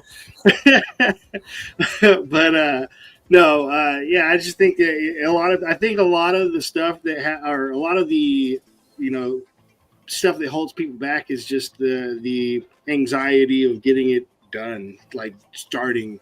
It's like especially if you're like me and you don't know what you're doing. I just kind of said, screw it, I'm gonna go for it, and got noticed and went from there. That's cool. Who else? Christian, Austin, you got Yeah, thoughts? I will. For me, will be just finish what you started, man. So try not to make like I've heard a lot of people that they haven't done anything. They we'll have this 13 volume stories, and what are you talking about? To start with something like 12 pages or 20 pages, but finish it. Do it, finish it, time yourself out, see how much you're gonna take to actually do it, and then you can ask for feedback or other creators say, what do you think? But first, like, sit down and do it. That's the first thing that will do. Yeah. Even if we were saying before it's not good, you don't think it's wonderful, and trust me, it's not gonna be. So, but you first, in order to have a final draft, you need to have a first draft. So, need to finish something, do it. That should be on a shirt. I would say if you have kind of an idea on the genre that you want to do, first off, kind of decide if you want to mix or just do your own same genre. When you have the idea, you got to think of your hero, what kind of character you want the hero to do, and then what kind of villain or obstacle you want said villain to be in, and then put it in the environment and what challenges has to go through. If you write these things kind of like in a list of different things, and then just put it aside, and then come back to it and see if it still interests you, if you have different thoughts that go into this set idea. And then once you're done with that, then like you said, write something out and then decide what you want to do with it. Do you want to just write some sort of idea and make it as a book? Do you want to write it and make it as a comic book? But if you want to do it as a comic book, do you want to just draw it yourself? Or if you can't draw, you'll have to try to find someone, do some research on what you'd like to do. If you're doing it just for fun, then it doesn't matter what kind of art style. You're just doing it for fun because you have an idea. Do you want to get it published? Then you have different aspects. There's some monetary thing that has to be put into said idea, and you kind of go from there. But having an idea is really great. Deciding if it's a good idea that could be marketable, that's where you have to do your research. That's where you have to check the landscape and see if it's something viable that you can actually make some money on, or people might have an interest in, because you might think it's amazing. Your family's falling over because it's the best thing they've ever known to man. But outside the tiny little bubble, they're going to like, wait, what? And they don't get it. Now, if you're okay with that, you're making it because you like it, cool. But if you want to make it marketable and make it so you can make some sort of money on that, exactly, that's when you have to put in the work and decide, okay, is this idea viable? Do the characters interest people? Does the conflict make it so people want to read to the end? and go from there. Now, if you have an idea, you have no idea how to write or anything like that, then scribble some stuff down and be like Castro. Talk to some people who have done it before you, and they can kind of go on and give you ideas. You know, when we were in the 90s, there was no internet, there was nothing. You went to comic book shows or you went to comic book stores and you talked to like-minded people and you shared ideas. You weren't worried about them stealing your ideas or doing whatever, because it was almost impossible. The information was much harder to get at. So collaborating and sharing ideas is a good thing, right? If you're that worried about it, copyright it. And I don't mean by writing it and sending the letter, whatever. I mean literally copyright it. If you feel it's that good, you want to invest money in, then you need to copyright said idea. This way it's covered in case anybody steals it. A lot of people don't copyright their stuff, and they really should, because it's not an idea, it's an IP. And IP can be used for multiple different platforms. And it just takes one unscrupulous person to take it and run with it who has the means to do so. So that's my 2 cents. Any other thoughts? Marvin? I don't know. Let's see. What's the next question? That was good. That was a pretty thorough response. Let's see. There it is. Yeah, in my infinite naivety, I didn't even have a script when I started doing the comic. I just started drawing panels, and I kind of had the idea in my head, and I was drawing the panels, but it quickly realized I suck at drawing, and so I knew from that moment I was going to need an artist, and that's where the whole research and development aspect of it came into. I didn't know how to write a script. I went and looked online at people's, the way they did their scripts, and I kind of used that as a template. And I've been doing it like that ever since. And it's just, you got to research it, and it's not easy to just jump into it and expect it to be like, woo, yay! I did a really cool comic book. That perfectly leads into the next question too. Where could I find people to work with, like writers or artists? So yeah, that's a great next thing. Whether you're learning yourself so you can do it, or you're learning to meet people. Yeah, where are great places for people? I went through like 20 artists just to find the one, and it was funny because he was the first one that I had talked to. But again, I said earlier, I'm not rich. So he wanted like 400 something a page, and I'm like, I can't do that, man. And then, Hold on. Just a sidetrack for just a second, Don.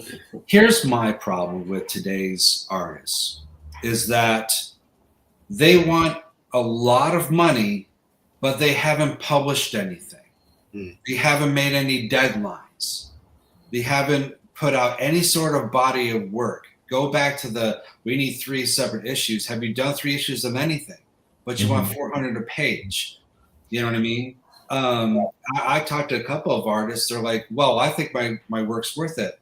It's really pretty, but you're not worth that because you have not made any sort of deadlines or done anything. Like when we first started, we worked for free. And the reason we worked for free was so we could prove we could make a deadline, and we were dedicated to work on something for free. And the benefit was, okay, your work is valuable enough that we need to pay you said amount of money to keep you on this thing. And then you built up your rates by working and building a reputation. Yeah. So I don't understand artists that want all this amount of money and they haven't done anything. So a comment on that. Something that I think you actually brought that up on a panel on a previous year that we talked about this, and I love it because one of the things that I laugh about is like art is a skill just like any other skill, and a skill is only valuable if it provides value. Just being able to draw doesn't make it valuable. For example, I'm a programmer and can build websites. Do you have any idea how many websites I built for free before I got paid a nickel for, spending 20 hours building a site just to be told it was built wrong and we got to build it again? Like there's definitely, I feel like there's a disconnect where there's this starving artist theory. Like I love Stephen Pressfield. He wrote a book called The War of Arts, not the art of war, but the war of art. And it's this idea that there's no such thing as a starving artist because if you're an artist, you're a professional. So you should treat it as such. And in this case, just like any other profession that has a skill, a lot of people get into that profession by doing it for free first, getting connections. And artists somehow feel offended like their skill is better than anyone else's skill. There are mechanics that work for free. There's programmers that work for free. There are lawn care people that work for free. Everybody who has some skill or some business they've tried to work in has done free work at some time or another because that's how they get into these spaces. And so I definitely 100% before we find, where artists and writers are. Yeah, if you find an artist who has never published anything, who wants $400 a page, tell them politely they should find a new career because this is not the one for them. Yeah, my artist was kind of interesting in the way that we got into because he's not a comic book artist. He's an actual animator. He does animation and stuff. And after reading my script and learning about my personal story with my struggle with my health condition, he dropped the price down significantly to, almost nothing and was willing to get into it. But, I mean, he does the art, ink, the lettering, the panels, like this, the organization of them and everything. I mean, he does everything, and I barely almost have to pay him anything. But I wouldn't be able to do what I'm doing right now without him because he gets in my head and puts it on the paper, and it's almost exactly how I thought it was going to look. So it's awesome. I mean, you've created a long-term relationship with that artist, and that's really what you're looking for. You're looking for a partner and everything that you want to do. Like we used to do conventions, and that's kind of how we networked and we got, connections with different artists and writers and how we got work. And then the internet came, and there were chat rooms and whatnot. Nowadays, there's a lot of really good, like Reddit is interesting, but like Facebook, Instagram, there's different pages and groups that you can join in, show samples. Possibly get work and kind of go from there. I think, Dylan, that's where a lot of people now you can find that stuff. The problem is that, again, now with the rates themselves, people are doing work for hire. They're not thinking long term on said things. Like I work with different artists and I'll try them out for something like that. But if I like what they're doing, then I use them for a lot of different stuff. Like I have a colorist new one for A Killer in the Dead. It's a comic adaptation of my film. I love his colors. I'm going to use them for what I'm going to do, and because he's not top tier, but he's willing to work with said budget. Now that being said, you don't want to skimp on what you're doing. Also, like you want to invest in your product to because the quality has to. Rival, and you're battling all these other books too. My thinking is you want your book to kind of stand up against Marvel and DC. Yeah. That's what you really want to do. Now, money can be different, like when you're doing crowdfunding. Like I know Christian does a lot of crowdfunding stuff. So for him, money might be a little bit different finding ours. Is that correct, or what do you think? We have both scenarios where it's work for hire and when we talk about royalties or even some combinations. But what I normally do is you have groups, but after you start doing things and people see that you are serious and that you pay on time and stuff like that, then you're not gonna lack any artist whatsoever. It's gonna be the opposite. You're gonna have to get them away with a stick or something. So the whole thing is that I was mentioning, it's not so much the rate or whatever, because if somebody has a huge following and it's gonna be profitable, I don't mind paying X or Y. The thing is that is the other for me is the more than the rate is the whole. I'm not gonna promote it. It's your job. So I just use the page, not my problem. I never understood that attitude. Because it's your job too, dude. Just your name on the credit. So yeah, and ironically, ironically, that's actually one of the ways that you can demand a higher rate, is that if you're an artist who is invested in your work and you're proud of your work, and when that work is seen by the market, you then promote it, not like you have to spend ad money or something like that. But if you go out there and you're like, hey, this is something I worked on, I want people to see this work, then yeah, of course you can ask more for a page, because you're going to be backing it and pushing it and promoting it. But yeah, that's also another funny thing. But yeah, I like Austin, what you said earlier. Reddit's probably a really good place just because they're large forums. Facebook groups are probably a good place. Any place, yeah, those groups. I don't know of a lot of like Discord channels or things like that. We have a small one, but I'm sure there's probably some that are out there. I think, is it Greg? Is it Travis? Who's the other one that has a Discord channel? Travis. Yeah, Travis Gibbs. Yeah, so he so there's some like channels out there where you can kind of communicate and network with people. But I definitely think that that's something that people should be doing, is connecting with people. And yeah, if you're an artist, you should want to promote the work that you should. And I've run across artists that do work for people, but then I don't remember who it was. It was a while ago, but there was this big argument online because the guy who had the artist work on his comic book was getting mad at the artist for not promoting the work. And I'm like, the artist isn't obligated to promote the work. Granted, they should, because it's their work, and if they want to like build some kind of rapport with other comic book creators, I think it was a NSFW cover or something, and the artist maybe isn't into that, and they probably just did it to get the money and didn't want to promote it on their website or whatever like that. But at the same time, if there's other creators that do that kind of art and they see it, they would be willing to hire you. So I guess it's debatable. But in my opinion, I think if you work on something as an artist and it's good, you should want to promote it as much as possible. If push comes to shove on those kind of things, the person should probably be adding that to the contract that they're signing with the artist, to say that you will have to do some marketing on the product. That goes for the whole team. Like if you're signing contracts with someone, you need to be upfront on what you're expecting from that person. You can't just say, after the fact, say, hey, are you doing this? And they say no, and you can't be mad because you didn't ask up front if they were willing to. Yeah, I should have had a contract for Ink 2. We had a variant cover from Francisco. I can't remember his last name, but he did a variant for our issue Ink 2, and he works for like Disney, like anything. Works for like all those places, and he didn't promote it at all. I was like, oh, that sucks.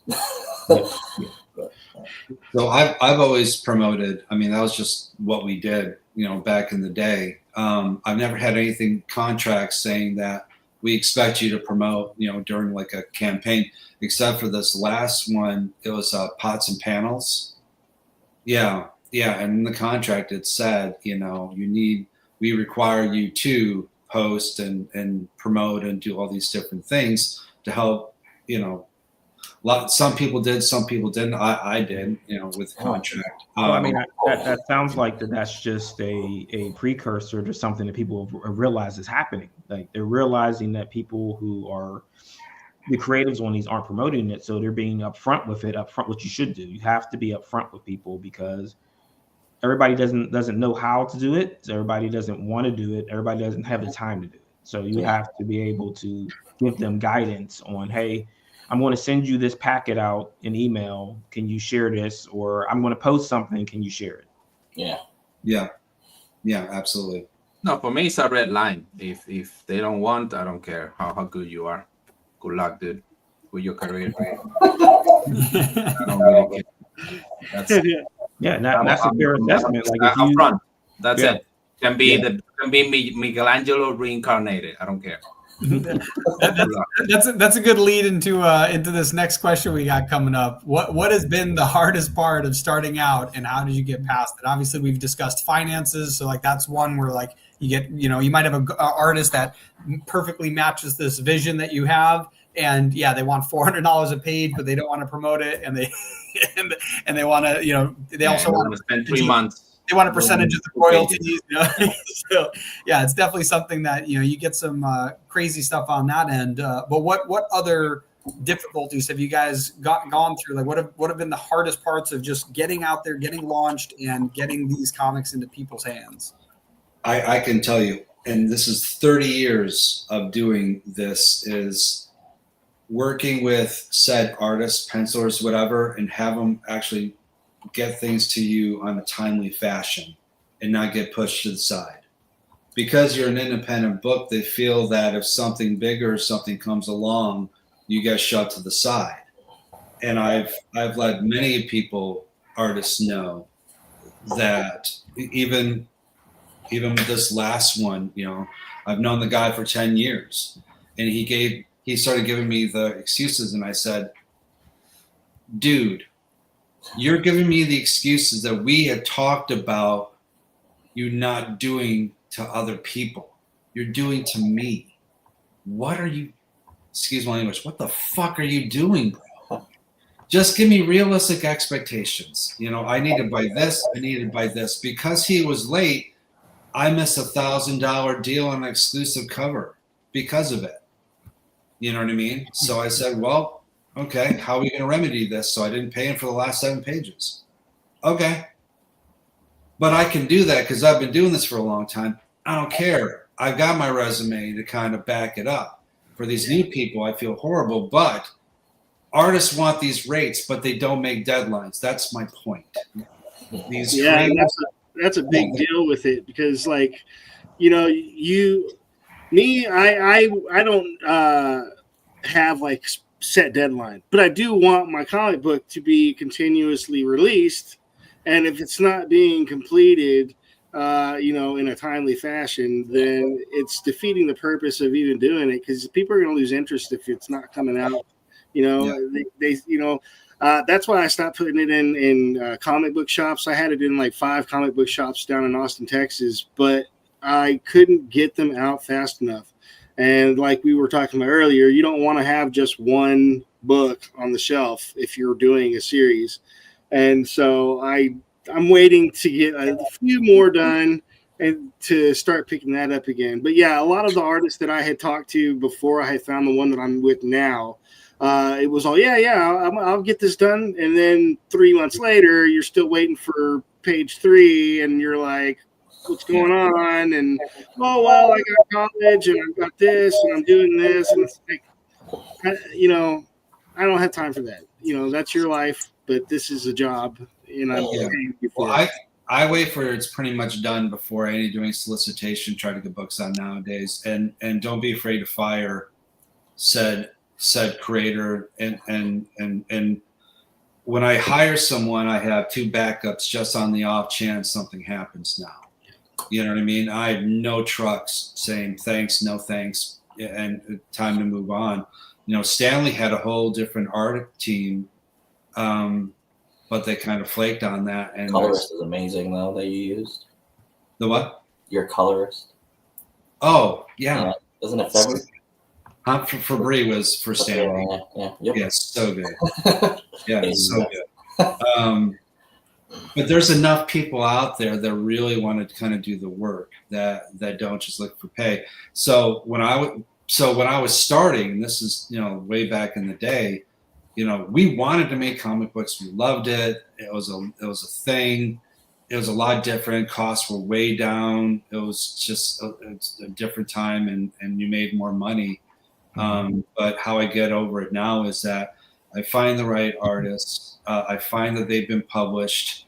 They've made deadlines in the past. You're checking up on them, but you have backup plans on the off chance something happens. And when you set for publishing, you give a good buffer in case, God forbid, you have a delay. So this way people aren't irritated. That's how I've gotten past it myself. We have a story. Sure. So our flagship title, the Seer Chronicles, is like it's a flagship. So it's supposed to be like the first story to come out, but we went through artist after artist. So the first artist we had was it was just in the beginning us like starting out, we found this artist on Instagram, and he's more of like a skateboard artist. Like he doesn't do sequential art, and yeah, that didn't look very good. And then Dylan's like, "Well, one, your script is like a storyboard, so you're stupid." I was like, "Oh, okay." So then, like, he helped me fix that. But then we went to another artist, and he's in Brazil. He's good besides using other art that like he didn't do. So yeah. And then he like went super meta and put our logo on like a bus stop. And I was like, no, don't do that. He also put Ed Sheeran on a poster on a wall. And I was like, I'm like all about supporting indie. I forgot about the Ed Sheeran poster. Yeah. He's like, oh, but it's funny. I'm like, I don't even like him. that is copyright infringement. Yeah. He had a Corvette in like there's that version of that comic we just give away. Because I was like, oh, well, it's a Corvette, and there's a girl that I went to school with. She's like, that's a Corvette. No, it even had the name Corvette. It had the name Corvette on it. So like, it wasn't even just like a copy. Just take that out. And then we went through another artist for issue 2, and then he was going to be the artist, and then he went to do like he's cool, but then he like I gave him the money. The rest of the money because that's when like stimulus packages were coming out, so like it was like $1,500 or whatever it was, $600. And so I was getting that, and I was like, here you go, here's all that. And then he's like, cool, well, I'm gonna work on like Caliber. And I was like, what? And he's like, yeah, I'm gonna work on like this project from Caliber. I was like, I just paid you for the rest. What? And he's like, well, you know, they're more well known. I was like, are you shitting me? No, don't do that. So I already gave him money. And then the inker, Sean Barboir, he's awesome. And he's like, oh, well, that kind of sucks. I was like, yeah.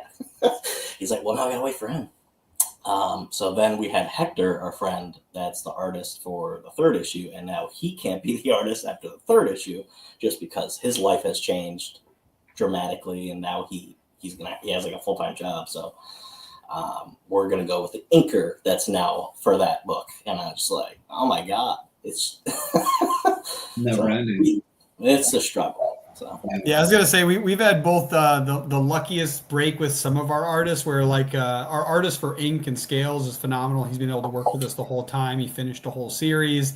But then for Mittens, we basically have like a partner in the artist that we work with, who's very excited to work on this project. But yeah, when it came to our flagship product, our comic, we definitely just hit wall after wall after wall. And the fact that we even wanted to hire the second artist to read, or the artist that did the second issue to redo the first issue. And we had already paid him to finish the second. And then we had to pay we had to find another artist for the first issue because he said, not only am I going to be slow on finishing the second, I don't even think I can do the first, even though he already agreed to both. And it was like, that definitely was a crazy, crazy journey.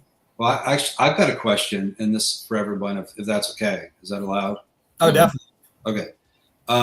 So for these artists that we're hiring, what is your method of paying them? How do you pay them? Like for me, you guys pay them? Yeah. That's funny. Our very next question: how do you pay for your first comic? And do you have tips for working on a small budget? Yeah. Well, I mean, my first comic was, me and my buddy, we just wanted to make a comic book and we made money on it. That's how we did it. And for the books that I'm doing now, like I'll hire the artist and I pay each person, like whether it's colorist or artist, every 4 pages, they get paid. We set the rate. No, finished. Once they're finished, they get paid that day. They don't have to wait at all. Bam, it's automatic pay. Mm-hmm. And then kind of move on to the art. And then same thing with colorist, same thing with the letterer. This way, it's a little bit of money, but it's much faster, and it motivates them to kind of finish it. Yeah, everyone's been burned giving money ahead of time and whatnot. But I'm very curious to hear what you all do when it comes to paying your artists and how that goes about. I'm on disability. I have a severe heart condition, so I don't get a lot of money. And I was very upfront with my artist Tommy Guns about my financial situation, but he is so invested in Bad Wabbit as a series that he was like, for example, I haven't even completely paid him for book 2, and before the Kickstarter was even funded, he was already done with book 3, and I was like, I haven't finished paying you for book 2. He goes, like, it'll come out in the wash. It's all good. I was like, okay. I said, well, I feel bad sometimes because I don't want to get him so far ahead and then something happened. And then, he had done all this work and not been able to get, but like I said, he's so invested. He's like, I don't want anybody else to touch Bad Wabbit. This is mine. I don't want anybody to do it except for me. And I was like, we can do that. I mean, that's fine because I love his art. I mean, he did this shirt, this Akira homage. Cool. So like, he's very, very good. And but I pay him through Kickstarter, and then I pay him what I can throughout the year. And then whenever we do a Kickstarter, I try to pay off the difference once that's funded. But if it doesn't fund or I don't make enough to completely pay him off, he's fine with it. He's just like, I'm in it for the ride, man. So I got lucky with him. Yeah. We always pay something similar to Austin after delivery. I never ever pay in advance, nothing. So as Austin, you deliver them, you pay right away. Greg feels so judged over there. Yeah, and depends, as we mentioned, depends on how, because we have different models that people work. For example, Greg in the last book, Punk Droid, half of the book, almost 60%, 70% of the artists are all royalties, so they get paid as we sell the books.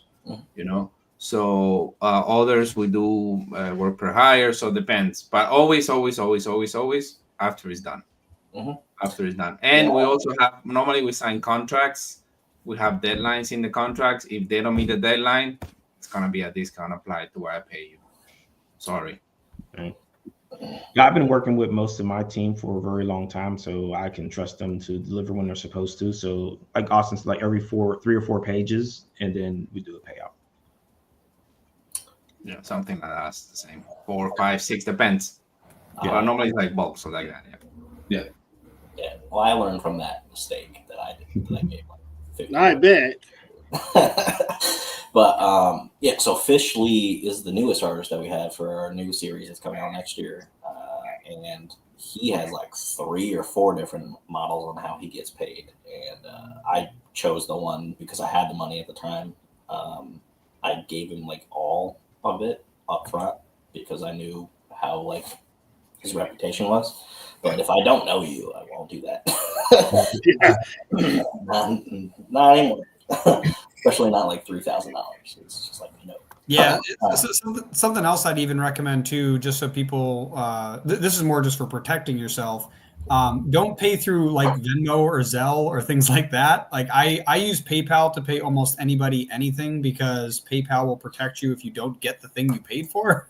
And so that's definitely a huge thing where you can like if I'm going to hire an artist ever, we pay through PayPal. In fact, that was something that Greg and I set up as a rule eventually, was like PayPal exclusively, because if an artist ends up bailing on us, we can very easily say, hey, we've already paid them the money. We did not receive it. And if we tell PayPal that, we're getting that money back. And now they have to prove they sent us the work. And by the way, if they do that, they're going to send us the work. So we're going to either get the work or we're going to keep our money. I actually have a question though, to follow up on that, which is, have you guys ever worked with an artist where they're halfway through a work, and even if you're paying them after they finish the work, they're unable to complete the rest of the work, which kind of cans the project? You can't really find, unless you have another artist who's like perfectly aligned with this, it's going to destroy the quality of the comic. Do you guys have anything in your contract, or when you work with artists, like if something happens where they can't complete the work, that you have some way to get either a chunk of your money back, all of your money back? Sometimes I'd even be willing to forfeit the art if I knew I could get another artist and get all my money back, because it's like it's a waste of all of that money up until that point might be a complete waste if you can't get them to finish the comic. So what are your guys' thoughts on that? I haven't had that situation, but I know people who have had that situation where the person kind of did half the book and then couldn't finish it, and it throws everything sideways. Yeah. So I believe they did get half their money back. In other cases, the person just disappeared and they got nothing. Yeah. I mean, I haven't had a situation like that with my comic per se, but I did have a situation like that with some merch involved with my comic. I had been wanting to do plushies of one of my characters, Toxic Pig, but the guy that I had hired to do it, I had already paid him. I pulled a Greg and paid him in advance, and he was showing me, oh, here I got this and I got that, like little pictures of his progress, but it wasn't really progress, and it ended up him backing out of the whole project, and it ruined my Kickstarter because that was going to be one of the big sellers, and it just kind of, I made him give me my money back, and then I blocked him and told him to get fucked, basically. But yeah, it was never pay in advance, man. Don't do that. It's so bad.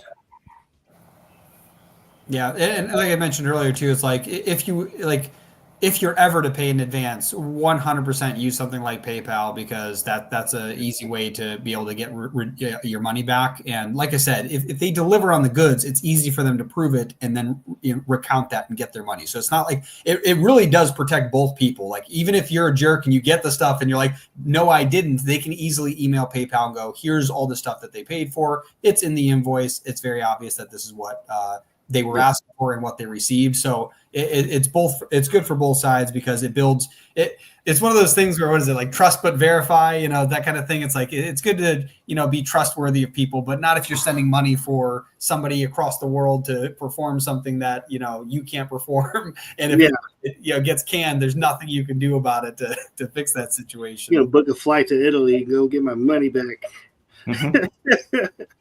Yeah, Austin, what about you? What are your thoughts on that? I've had more than one artist who've kind of flaked in between, and there's been, give money up front, and I learned from it, but this was before PayPal and everything like that too. You know what I mean?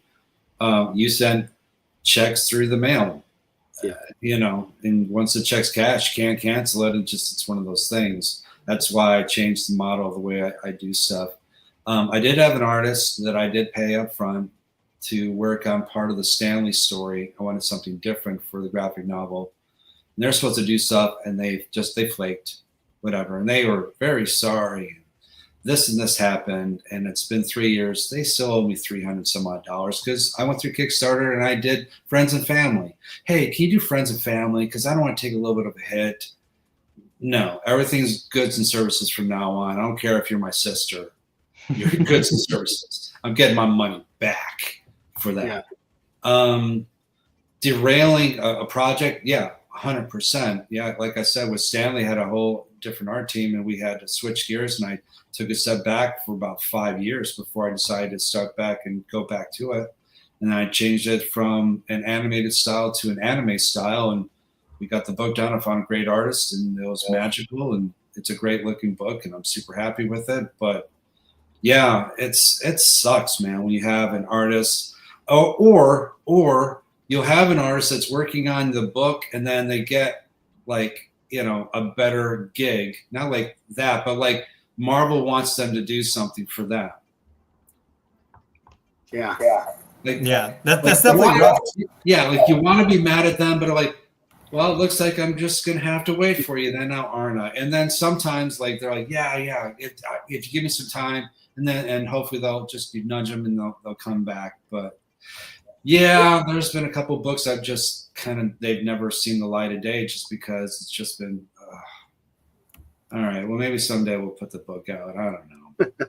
I definitely, it's interesting. I feel you get some deal with Marvel, it's like, oh wow, that's really cool. It's one of those things that it makes me think though, I work with, I do marketing, I work with clients, and there's times where I'm behind schedule on something.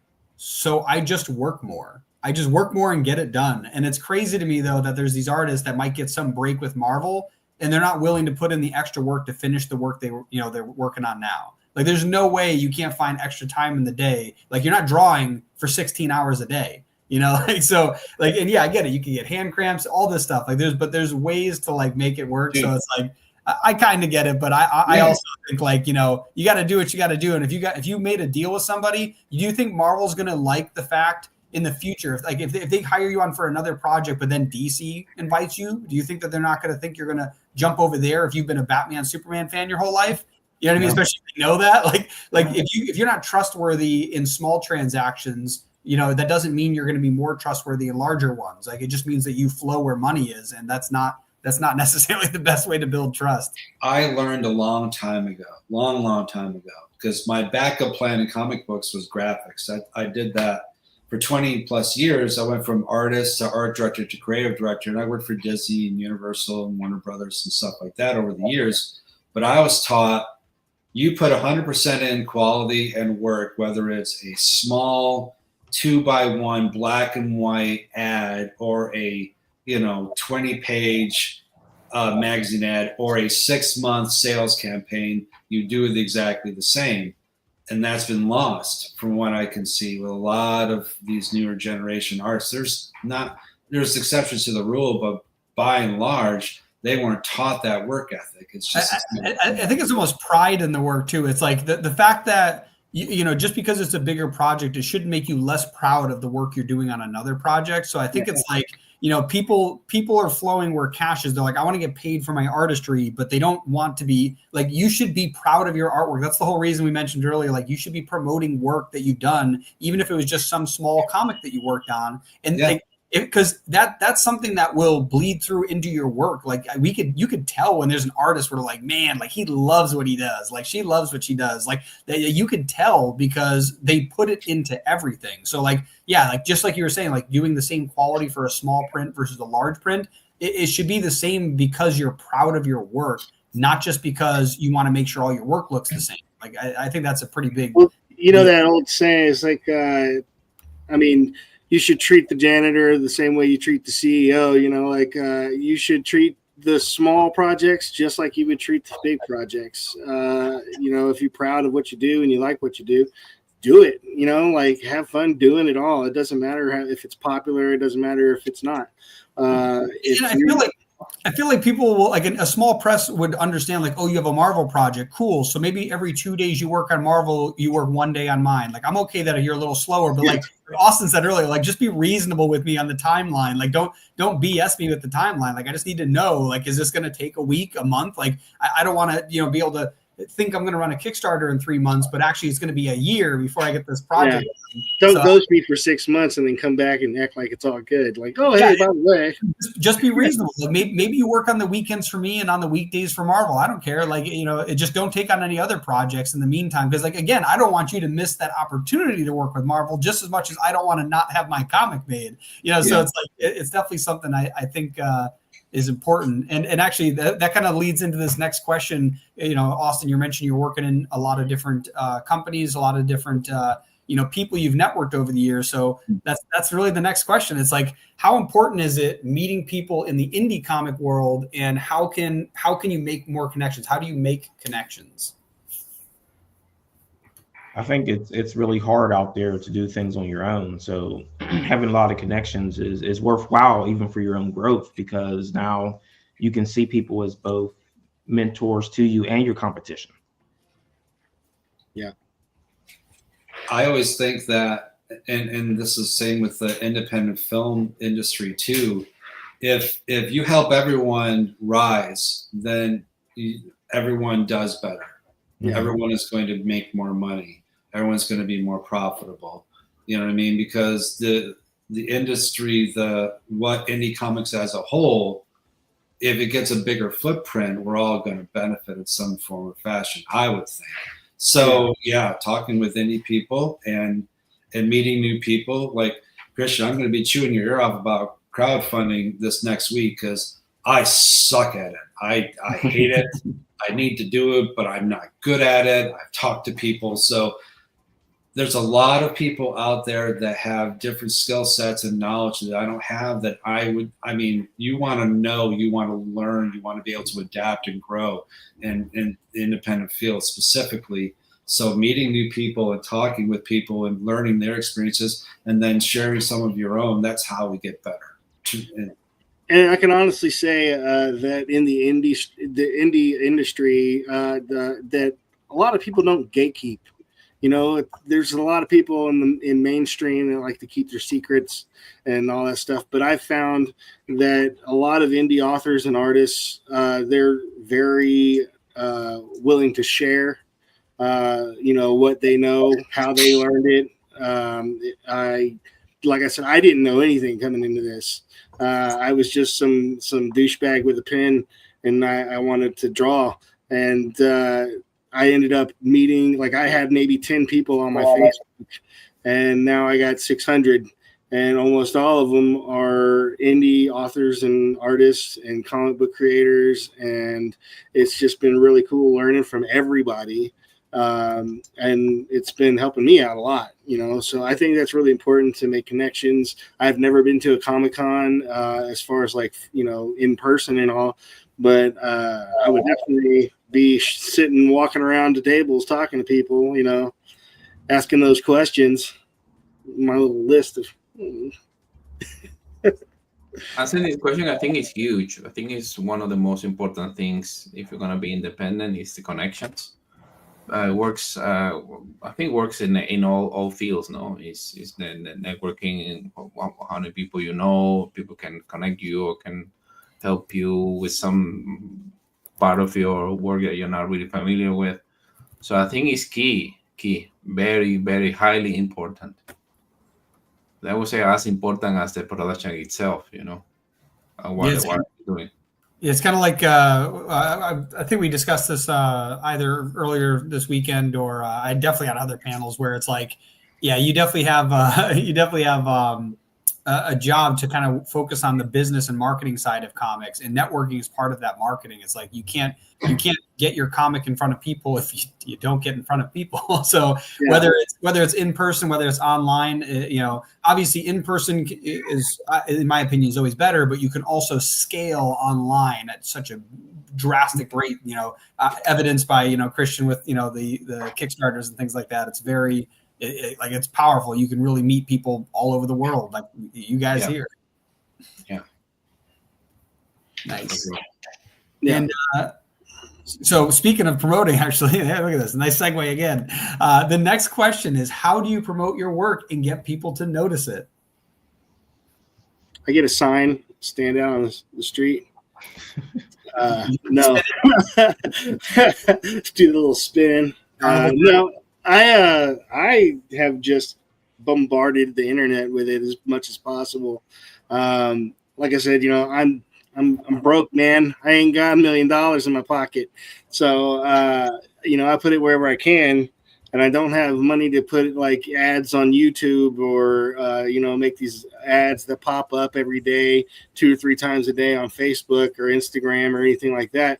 So it's a lot of word of mouth. A lot of sharing with other indie creators, and they post it on their sites, and a lot of just getting it out there, just tooting my own horn, as they say, trying to get people to hear it and see it. And I drop free copies every now and then. I'll drop a link to the first 2 books in the chat before we leave, and that's how I promote it. I just try to get it out in front of everybody as I can. And I haven't had any complaints yet.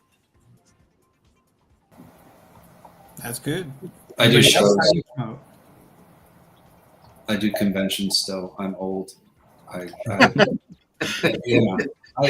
That's how I learned back in the day. Yeah, I'm lucky because I get invited to shows because of my previous stuff with the bigger companies, which is great because I can kind of promote the new stuff that I'm doing now. I try to post on social media. Social media really kind of bums me out. I don't like them being on there a lot, but I'm trying. I've been told by my agent that you have to have more of a presence, and I'm like, okay, whatever. But I like doing smaller like store signings and talking, like Marvin was talking, like the stores. Going to stores, not only talking to them, but like when I do like store signs, I'm like, okay, 50% of what we sell goes to the store, 50% goes to me.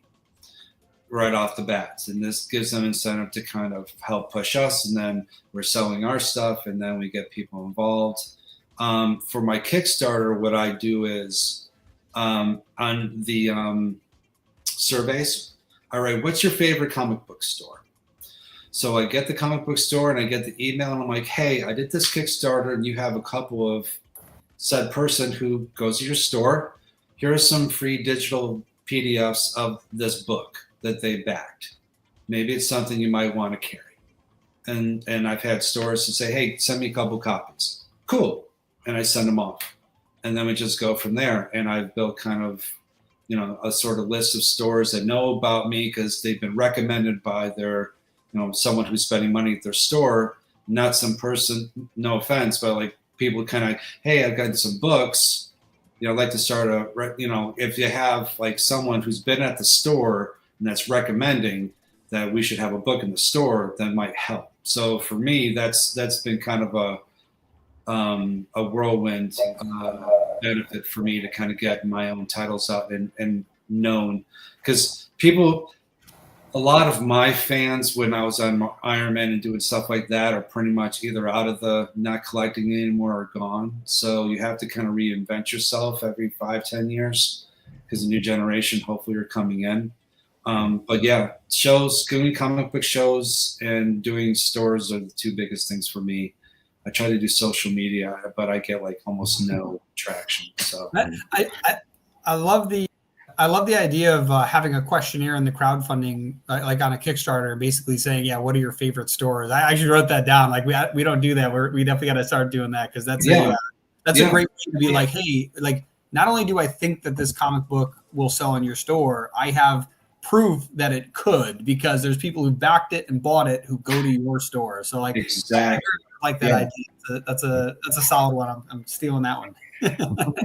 That's a good idea. It is. I think mainly through shows, conventions, and going into like stuff, well, like this, for example, like the digital conventions or going through podcasts or going through programs, and of course we have a digital marketing strategy for sure that we apply not only when we are in crowdfunding, but we only like stop it in 2 times now. For example, Christmas, because people are way too bombarded with too many things. Yeah. And in July, because I want to know peace of mind. But that's about it. The rest of the year is ongoing. So we always have a funnel for that. So yeah, the whole strategy thing all year round. What about I also found that merch can also help promote. Like if you've got some really awesome merch, I've got a couple of Bad Wabbit shirts that it never fails at all. If I'm wearing that shirt or that hoodie somewhere, someone always asks, what is that? Who is that? Where can I get that hoodie? And I'm like, it's my comic book. I wrote it, and then you pitch. You throw the pitch out there. And I've gotten a lot of fans, for the comic book just by seeing the images on my shirts and stuff like that. So, I mean, merch is definitely a good way to do it. I mean, who doesn't like the damn pig? Having good log lines for your IPs is a good 1-2 sentence pitch is really important. Also, being able to actually kind of get their interest in like a sentence or two. That's something I kind of learned, and it's a skill unto itself, having really good log lines and making sure that you get people to pique their interest. I thought I knew how to do it back in the day, but I sucked at it, and so I actually talked to a person who, does film stuff, and he kind of gave me the layout of here's what you want for your log line and basic summary, with people. And I talked to another panel. People's attention span are so short now that you can't give long answers, because they're like, oh look, there's and they just wander away, or they kind of tune out. So you gotta give them something quick. Yeah. Swirl. What about Marvin? How are you promoting your works? Oh yeah, so I think we talked about that on Friday. Like mailing lists and collecting email addresses is something that you always want to do, especially at conventions. You're going to be at conventions, get that person's email. Even if they don't buy anything, get their email address, because that could lead, like I said before, that could lead to a sell for later. but also like the merch and the communication is always key. So, I mean, we try to cross every bridge we can with any kind of marketing or sell throughs. Like I said before, is that you're using your merchandise to take people back to the comics. So you do card games to get people to go back to the comics, but then that's crossing barriers too, because you could get someone who doesn't read comics that plays the card game to come back into the comics also. Yeah, that's interesting too. A quick question on the email collection is: Are you collecting them digitally, or are you collecting them in the moment written? Is it a scan the QR code, fill it out, digital? I learned from a mistake of having people write it down and having myself write it down, where I missed a letter. I didn't understand what they were saying. I can't read their handwriting.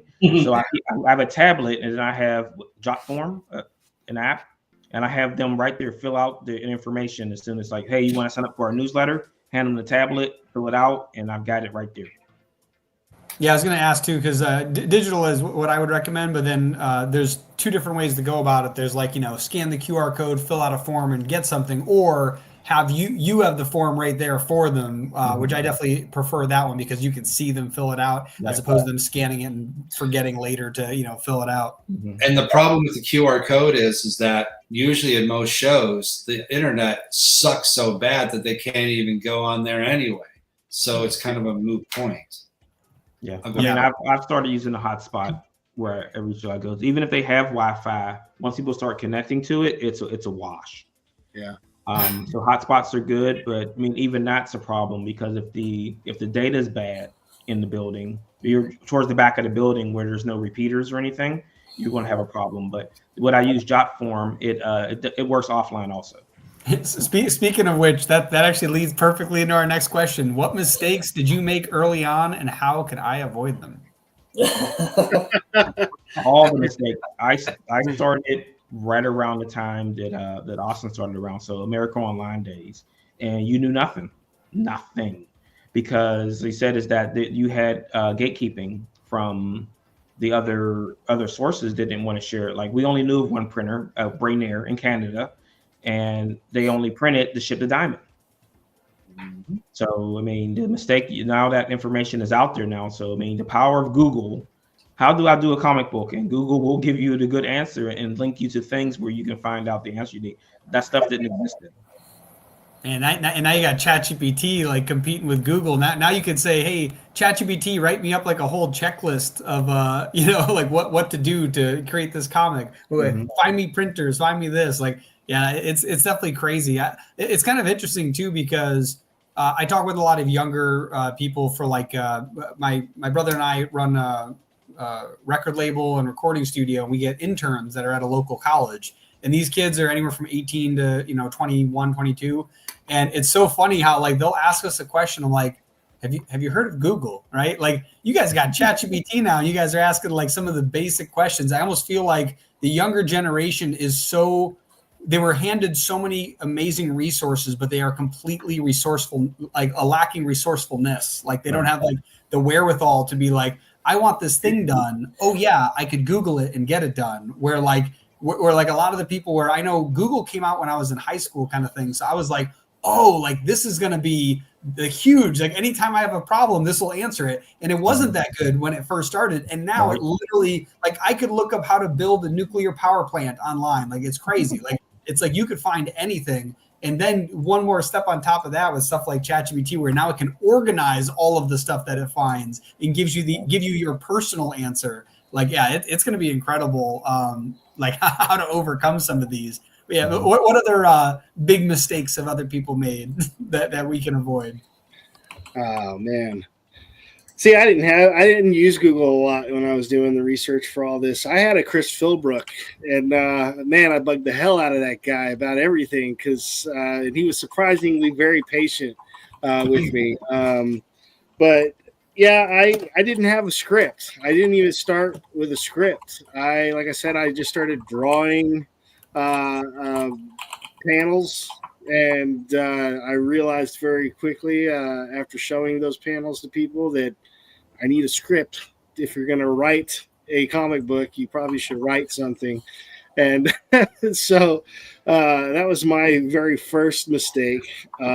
But outside of that, man, I think I learned real quick to just ask questions before taking the next step, because it helps avoid those mistakes, you know? It's awesome. What about Austin? Yeah. I've made so many. You know, the problem with making mistakes is that you worry about making them, but you don't learn unless you do, to a point. You don't learn what works and doesn't work for you. It's got to be a trial and error. You just got to crash and burn. I will say, I made the mistake of thinking after my first book, making so much money that it was going to be super easy. I'd be like rolling in dough like all the other major, independent people. And that's never been the case. I've never made a lot of money in comic books on my own. But you know what? It's okay.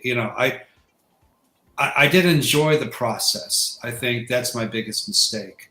The whole thing in comic books, I was so worried about trying to make it, trying to attain this unattainable goal of mine of, wanting to have lots of fans, and I want to work for Marvel DC, but I also want to have this and this and this. Whereas you're making this amazing thing that 95% of people want to do and won't for whatever reason, but you're doing it and you're not appreciating the entire aspect of it. That I missed a lot of opportunities, whether it's working with people or working on things that could have possibly helped my own books and my own career in comic books over the years. That's why, like now with film, the fact that I had an audition today for the FX show.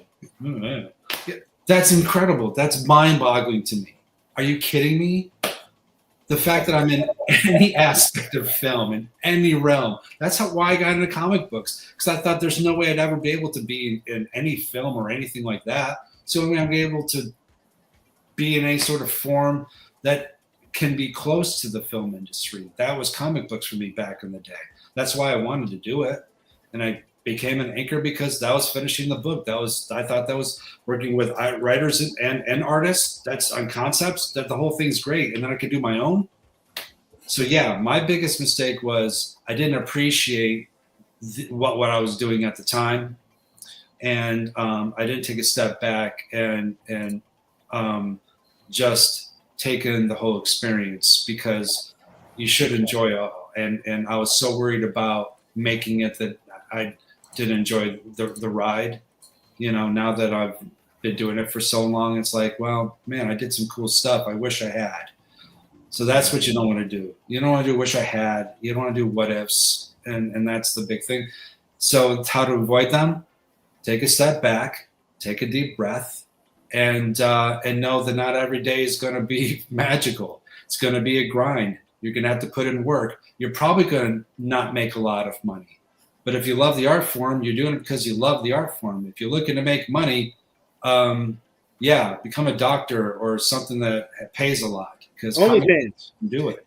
Right? Yeah, do it because you love it, not because you want to make money. It's funny too. I'd almost argue that if you do it because you love it, you're more likely to make more money as well. Yeah. Because one of the big things is, A, it'll show in your work, and B, this is something like if you know who Gary Vaynerchuk is, one of the top digital marketing companies in the world, VaynerMedia, and one of the things that he talks about is creating.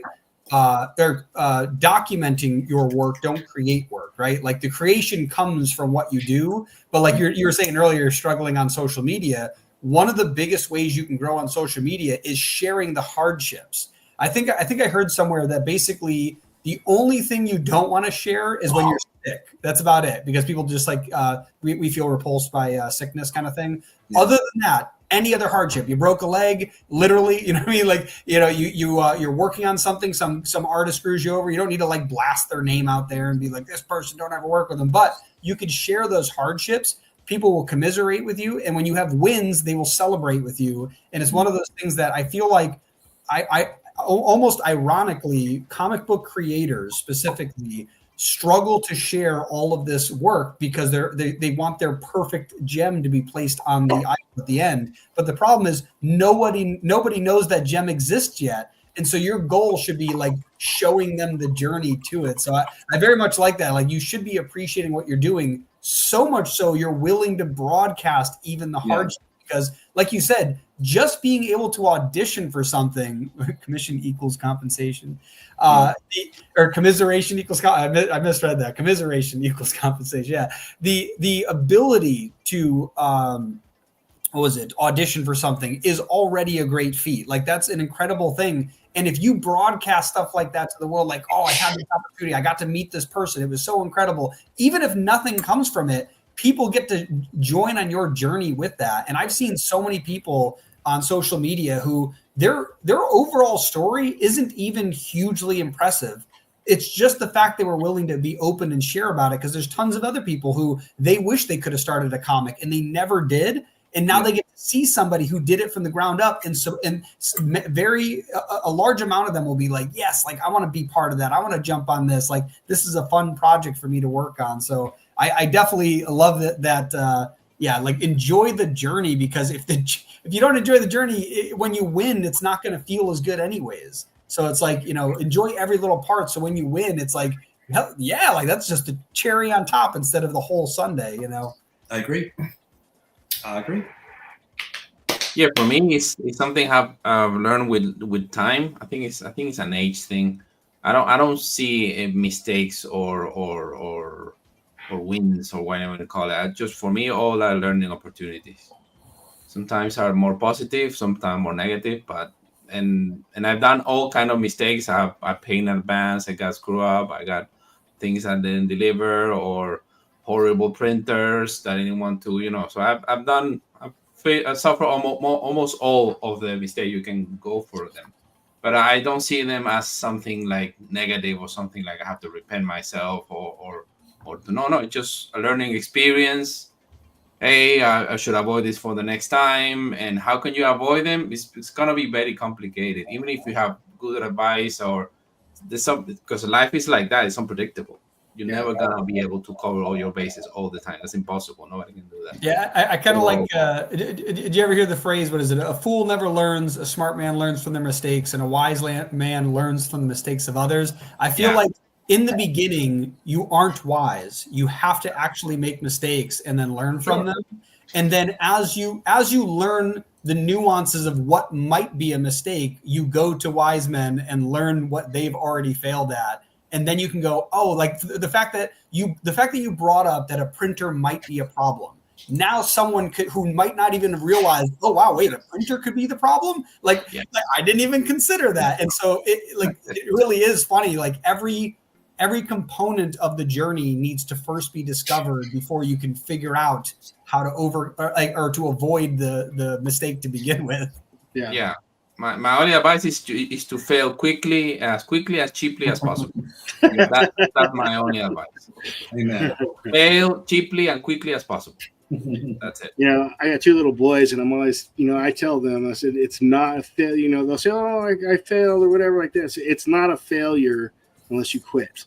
If you don't learn from your mistake, then it's a failure. But you can fail as many, you can, not be successful as many times as you want, so long as you're learning from it. I agree. Awesome. So this is a great panel. This we got through almost all the questions too, which is awesome, because we tend to tangent a lot when we do these, but we actually got pretty far through. But yeah, before we move on to the next panel, first, thank you all for showing up for this. This was awesome. It's definitely something that I know this is like a time to relax after Thanksgiving. Everybody wants to relax, but I think that it's a great time to push forth, to broadcast yourself and your journey and all the stuff you're working on. And it's a great time for Greg and I to torture ourselves for 3 straight days. So, but yeah, so before we let you go, let's get a showcase of or tell us where they can or what's something new you're working on, and where can they find you and connect with you. And we'll start with Castro. Well, you can find me at dmwcomics.com, or you can find me at DMW Comics on Facebook, where you can find all my cool stuff about Bad Wabbit. And that's pretty much it. I don't do a lot of other social media platforms. But yeah, dmwcomics.com, or right here on Facebook, DMW Comics. Awesome. And now we got Marvin. So you can reach me at comicsburg.com and theedgecomic.com. There's links to all our socials. In 2025, we have the Blaine action figure coming, as well as what I'm considering our 10th issue milestone. Awesome. And Christian. You can always find me on popstudio.com, unpopstuido.com, and you go Pinocchio or Popular Studio, you're going to find us. And we're working on Pinocchio number 2, number 3, hopefully. Both can be released next year, 2025, and Punk Joint Volume 2. So that's also coming in 2025. So it's going to be a busy year for sure.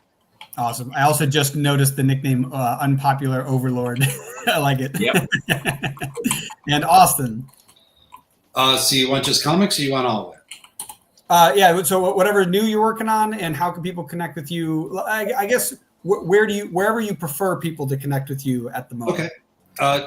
The best way to get social media wise, Instagram on Austin Janowski is good. I have a new Patreon page I'm trying to get done. Blue Sky, just you can look for me if you want to. I'm still on Facebook, but not a ton.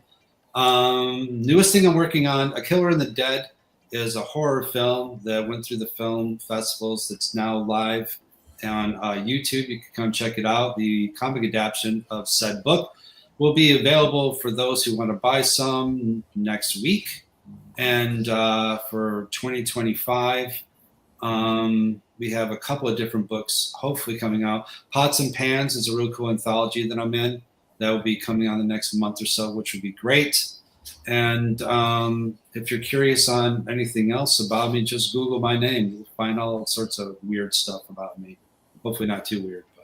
But Awesome. Cool. I think we got everybody. Well, thank you so much. Our next panel coming up, the one we just finished, by the way, is breaking into comic industry. And so thank you for all the panelists that we've had for this.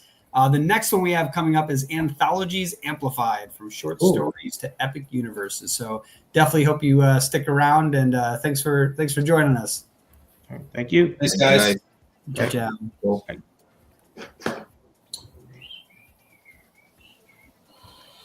Okay. What's up? Look at all the people. Look at all the people. Hey, the people who were talking to the newbies, they stole 7 minutes of our time. Did we get that back? Oh, you would have just wasted it anyway. Do I sound really far away? I'm using a new mic. A little bit. Yeah, you sound a little bit far away. Yeah, let me test it. That sounds like someone who's worked with me before. That's not cool. And don't worry, you'll get those. You can get those 7 minutes at the end when it goes into our ironically our teaser for an anthology, so that it can bleed over into that anyway. So that'll work out. That's fine. Perfect. Like 15-second video or something. So. Yeah, that has a 15-minute time slot. So yeah, we could definitely eat that up. Good, because I'm starved. Right. I bought a fancy new mic just for this, and it doesn't work. Aww. This is shit. Is it not working, or is it just not connecting? Yeah, it's not recognizing it. I downloaded new drivers, but then I have to restart, so I'll just go like this. Awesome. Do what we can. Live from the cave. Anthologies. Oh wait, where'd it go? Put it back up. Oh, wow, come on. Where did it go, actually? I was dragging. Anthologies Amplified, from short stories to epic universes. And today with us, we have Ed Davis, Chuck Pinot, John Westhoff, and Christian Douglas. And this is going to be a fun panel. Also, Greg's here. Forgot about Greg. He also Anthologies. Sure. Plus Greg. But yeah, let's real quick do around the world over here. Introduce yourself. Who are you? What do you do? And where can people find you? So I'm Ed Davis. I write for Finish Line Comics. That's my company. I have 2 titles right now, Corruptor and Immortal Era, and 4 new titles that'll be launched next year. I also have a YouTube channel where I do 2 weekly shows. And yeah, you can check me out there under Finish Line Comics for everything. Awesome. And Chuck?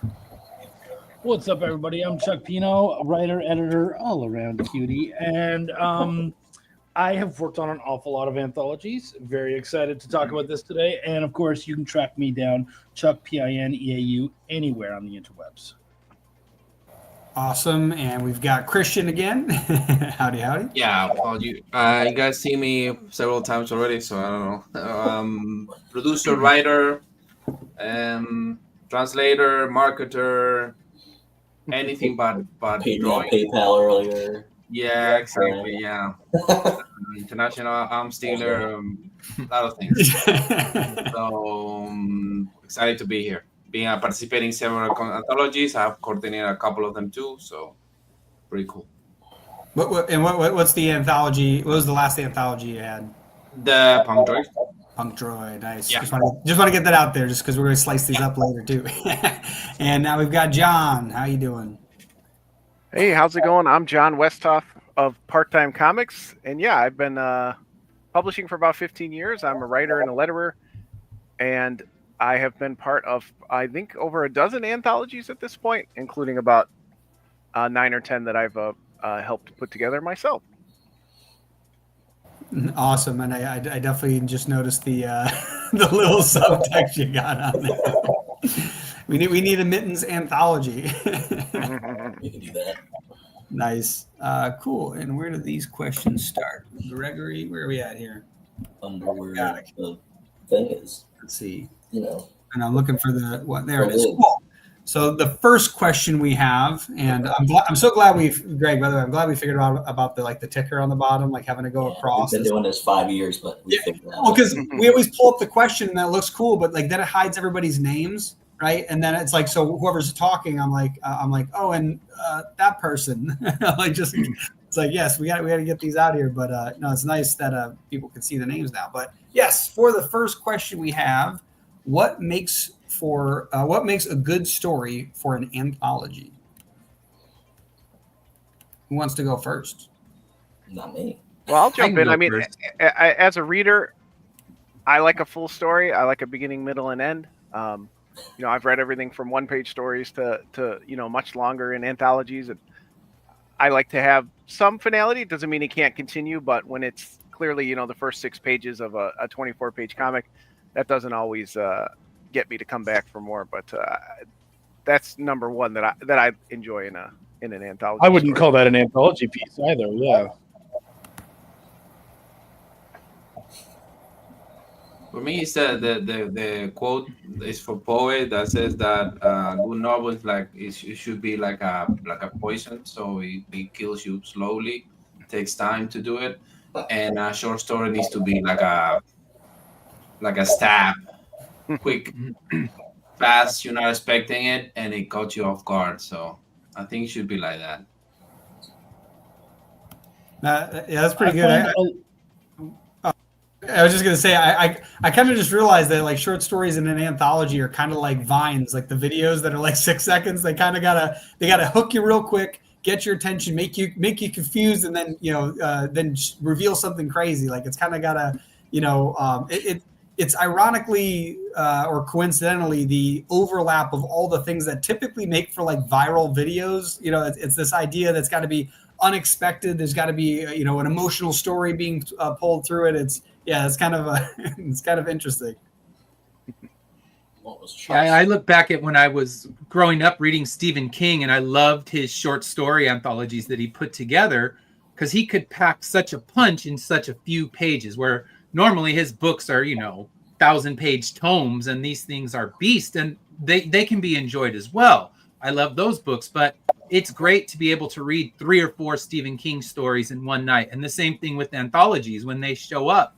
What makes them great is just quick, tight, entertaining stories. Now, that's not to say that there aren't some duds that leak into those anthologies, but overall, it's just you can read 3 or 4 stories, read them, in passing. You don't have to dedicate a lot of time. And if those stories can still pack the same punch as, you know, what you could throw into 24 pages, that makes a good anthology read. That's Yeah, awesome. I would say that one thing that we're kind of skirting around is that a lot of these anthologies also have overarching. Oh my gosh, why am I missing the word? But they actually Themes. have, yeah, they have a theme, and so it needs to be able to connect to that theme in a way that does not make you go, why the fuck is this even in here? You know, as long as it feels like it should be in there, and it has that who, what, where, why, when, that beginning, middle, and end, like it's got all those things, then usually it's going to be a really successful story. Yeah, that actually leads perfectly into the next question, which is how do you choose which creators or stories to include in an anthology, right? So if you're the one organizing the anthology and you're putting all these together, how are you going about picking them? Obviously, we just heard theme, but outside of theme, what are other or if theme is the priority, you know, what's your selection process for anthologies? I mean, there's going to be all sorts of great things that are said about wonderful storytelling and all this kind of stuff that's going to come up. But also, it's a business, so name is quite often an important stuff. If you can get someone on there with a name who has to draw, who brings people into the book, that is one thing that, sadly, because it's a business, does have to be considered. Anyone else? Yeah, and I think you touched on it already. You know, theme is important. I've definitely found that out over the years. When you kind of just do the generic, here's a bunch of people's short stories, it's harder to pitch. It's harder to get people to pick it up and read it. I guess that's separate from a successful story. A story can still be successful whether people read it or not. But if you do want, you know, to have success with your book and possibly do a second issue or something like that, I feel like the theme anthologies help. And even a step further, I feel like, you know, the biggest theme anthology, you know, is typically the horror and sci-fi, right? So I feel like even beyond that, narrowing it down or having a very clear cover or something that says this is body horror, this is, you know, suspense, this is, you know, give the reader, you know, something to cue in on it, because there's just so many in that genre, you know. Yes, maybe that's part of it too. It's like not just not just having a theme, but like almost niching the theme, kind of like in business. Yeah, like Chuck was saying, you got to think about it like a business. Like if you're building a anthology and the theme is just horror, but like it ranges anywhere from like psychological thrillers to slashers, right? Like there could be a pretty broad range of what you're showcasing. Where if each of the stories, whether or not they're connected or not, has a similar look and feel to them, they might pull the reader to the next story because you want them to read all the stories. And if you get someone like a big name in there, you put them like right in the middle of the comic, or right in the middle of the anthology, so they have to get to that short story. I definitely think that's a good thing to do. Is like, yeah, have something that's connecting these stories in some fashion, whether it's literally connecting the stories, connecting them through themes, or you know, niches. I think is a good idea. Any other thoughts on that one? Now we for example, now we're looking for people for the volume 2. There's a couple of slots open, and what we normally do is first we get a pitch. If we like the pitch, we give a deadline for a finished script and 1-page finish, and then we give another deadline for the whole story finished. That's how we select them. And if we like the pitch and we like the art, they're in. And of course, as we mentioned in the previous panel, promotion. The person is not willing to promote, don't care who they are or what, if they have a name or they are 50,000 followers, I don't care. So those are the three things. Excellent. Yeah, and of course the theme for sure. Ours is cyberpunk, so yeah.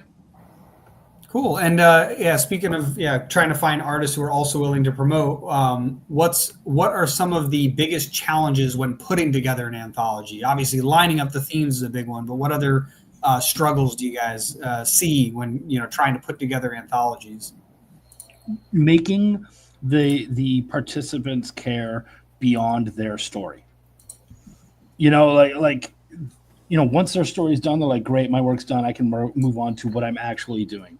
But I think one of the big successes, actually, and I'm going to give a shout out to my boy Travis. His success with Cthulhu Invade series is that everybody who's in there is super excited but often, not everybody obviously, but most of the people are super excited, and he has a really good way of making people really want to be involved with one another. He was really terrific about, okay, you have this character, and if anybody else wants to work with that character, they have to talk to you first. And I loved that kind of ownership, and it created a dialogue behind the scenes that was terrific. I remember, like, when I was working on the first one, I had several people coming up to me going, hey, I was thinking about using the Scarecrow. Can we talk? And I'm like, yeah, of course. So we would have that conversation, and it, of course, would get me interested in what they're doing, and we would then have to kind of like almost cross collaborate to make sure that it all worked. And I really liked that because it made me feel like I was a part of something bigger rather than I write 4 pages. Fuck you, I'm on to my next thing. Yeah, and I have to piggyback off that. I that's the 2 times I've been invited to the Cthulhu anthologies for Orange Cone. That's the first time I've been part of, where we all had a kind of our own assignments, but there was a bigger theme, and there definitely was times where he'd say, okay, you know, I plan to use this character again, like Chuck said, let's tie it together. That's super cool. I've never actually done that as a publisher. Usually it's just recruiting people I want to work with, or I know, you know, have background in the area. Like I've done several music themed anthologies, so I wanted creators who you know actually played and been in bands and things like that. But aside from that, it was very loose. I've always been very loose, but it's really all about herding the cats, right? You have to be ready to do that. You have to set deadlines, hold people accountable, be prepared to adjust if they don't meet their deadlines or the standard's not up to what you wanted. That's the biggest part. If you want to do this huge book, like, you know, again, not to drop his name again, but the Cthulhu Invades is huge. It's a huge book. It's dozens of teams, all these creators, letterers. You got to be prepared for that. So, you know, start smaller, you know, do 4 stories in a 24-page book or something like that, see how it goes. But herding the cats is the biggest thing. You have to be prepared for people to send you the files in the wrong type, at the wrong size. I, very early in my publishing career, did an anthology for my first book, and I learned a lot. It was great. The bar was low. We weren't planning to, you know, sell 1 million copies, but I wouldn't recommend that at all, because at the time I was a Photoshop novice, and you know, again, people were sending me files that, you know, were in CMYK instead of RGB or whatever. All these weird aspect ratios, couldn't get them to work, and it was a lot of extra work because I wasn't really prepared going in. So, but yeah, you got to be a good cat herder. That definitely sounds like you know, anything in the publishing realm, being able to get people together that are really tough to get together. So no, I definitely like that. I would say it's interesting. We were talking about themes earlier and like trying to get all of this stuff together. So you were mentioning like working with artists that you kind of like to get together, things like that. So how do you connect these short stories through an anthology into a larger universe, if at all? Like obviously you definitely brought up themes twice, specifically John. Yeah, like what's something that like what's a way that you connect them together? You're muted. Yeah, again, using the theme. What's the big driver? Hey, I just happen to know a lot of people in the comics community. We did a Simpsons themed anthology. I knew it was creators who loved, you know, the Simpsons and wanted to do some knockoff comics in regards to that. I knew that their style would fit, that they could, you know, do their own style, but, you know, cartoony like the Simpsons. Music, again, just happened to know a lot of creators who were in bands. Also recruited a friend who helped me kind of you know, get the roster together. So she knew, you know, some people, and it was very rewarding and met a lot of people through it. But again, not having done the larger anthology, you know, I can't speak to, you know, like connected themes in the outside of the general overarching theme. I don't know if anybody's been involved in a bigger one like that. Well, it is interesting because, yeah, in your case, you're kind of connecting the art styles. Like that's the thing that you're doing. So you said like there's a lot of you know, music people, and then the other one were like Simpson fans. So like it's kind of like some style background that's how you're connecting them. Yeah. Anybody else have you know how do you guys connect these larger universes together? Well, I think what John was talking about is true because I haven't put together an anthology. I still have the plans to do one, but the art style changes are one of the things that'll draw me out of an anthology. If I'm reading one and there's a beautiful one with amazing art, and then the next one is black and white stick figures, you've lost me, and I'm going to just jump over that story. So having a connection between the art, where if you're doing The Simpsons, you don't need black and white stick Simpsons. That's just not going to work for what you're doing. You want it to look cartoony. You might want to do a manga, perhaps, not to say black and white doesn't work, because you could do Simpsons in manga and that could be fun, but it needs to fit, and the quality needs to be equal. Every artist has a different style and a different take, but you don't want any one story to take you out of the anthology because of the art being so jarringly different. Would you say that could also be said for someone who is clearly way over talented than the rest? Like, if you have a black and white, I mean, imagine having something that's all black and white, kind of stick figure-ish or really scratchy or whatnot, and then you've got this like Marvel dude who comes in with these really clean lines, these super colorful pages, and you're just like, yeah, even that would not work. Like, it doesn't matter how amazing it is. It's not the continuity is what's important. I mean, having that one perfect, beautiful story in the anthology that sticks out like a sore thumb is just as bad as that one black and white stick figure one in an otherwise good art anthology. I think, you just need it to be, not be jarring, and a beautiful, Mark McFarlane jumps in for one on your Diary of a Wimpy Kid style art anthology. People are going to notice. Oh, now I want Diary of a Wimpy Kid as done by McFarlane, and I'm here for it, folks. I am here for it. And I, not to be the center, but I would disagree with that in that regards. I've put together and read many anthologies where even I drew a story in an anthology, so the art was pretty terrible. But again, I think if that's the audience you're pitching to, like, we've done a completely independent, everybody did whatever they wanted, no stories were connected, and we pitched it as that. This is our community. We were part of a great message and chat board back in the day. We all got together, because there was 50 of us who'd never been published, and we all published our first book together. And that's how we pitched it. Like, these are, independent, unpublished creators. And I, going in, I knew, I think most people who picked it up would flip through and say, oh, okay, this is this is indie, this is slice of life stories, this is, things like that. So I think it can work. But you're right. If the cover is like you said, McFarlane or Eric Larson, and it's a horror book, and then you get something that's pretty jarring on the first page, you might put it back down. But again, anthologies can be like that too. Sometimes you do skip a story, depending on how long it is. I've had ones where I've buzzed through a story and been like, next one, because that should be an anthology. You shouldn't have every story for everyone, right? It should be. I was going to say that's actually the interesting thing I was thinking about when it comes to these anthologies is that I almost like Ed, you were mentioning like how people might skip over stories. I almost wonder if, like, for an anthology, that's not necessarily bad, because by having an anthology rather than one long story, you actually might have enough stories in one book that several different people could enjoy it who might not enjoy all of the stories, right? They might like this person might like stories A, B, and D, and this person likes B, C, and E. But like having enough of these variety in there, I don't think is too bad. But the idea of still having something matching, like John, you just mentioned, these were a collected community of artists and creators who got together to make this anthology. So it's like there still seems to always be something that ties them together. And I was going to ask either Greg or Christian, because like you guys have both put together a horror and a sci-fi anthology. Like, what are your thoughts on that? Continuity. Christian. For me, more than I have to agree with Ed.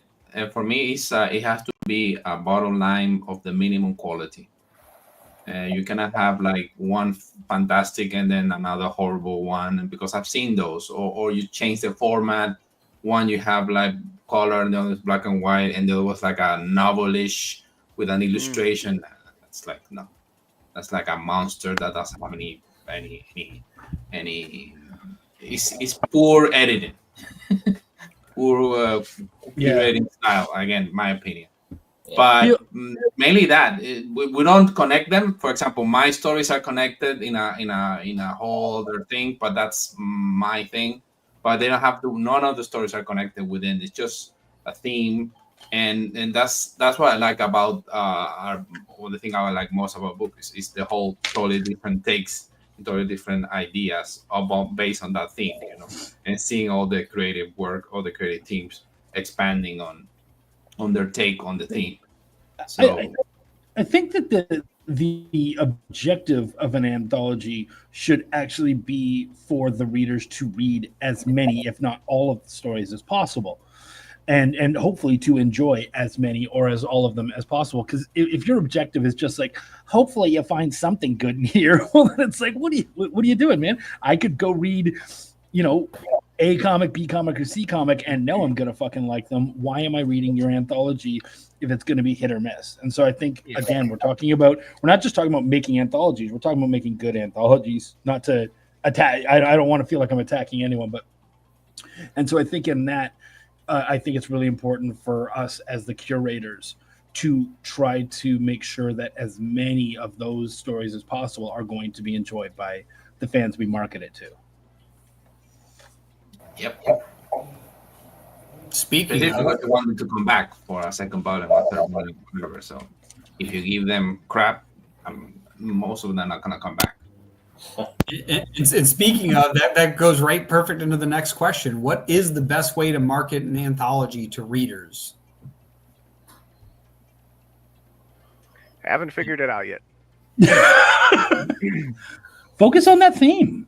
Like if you're talking about horror, like if you're talking about horror, then focus on that theme of horror. Go after those people. Again, you don't even have to just go after comic fans.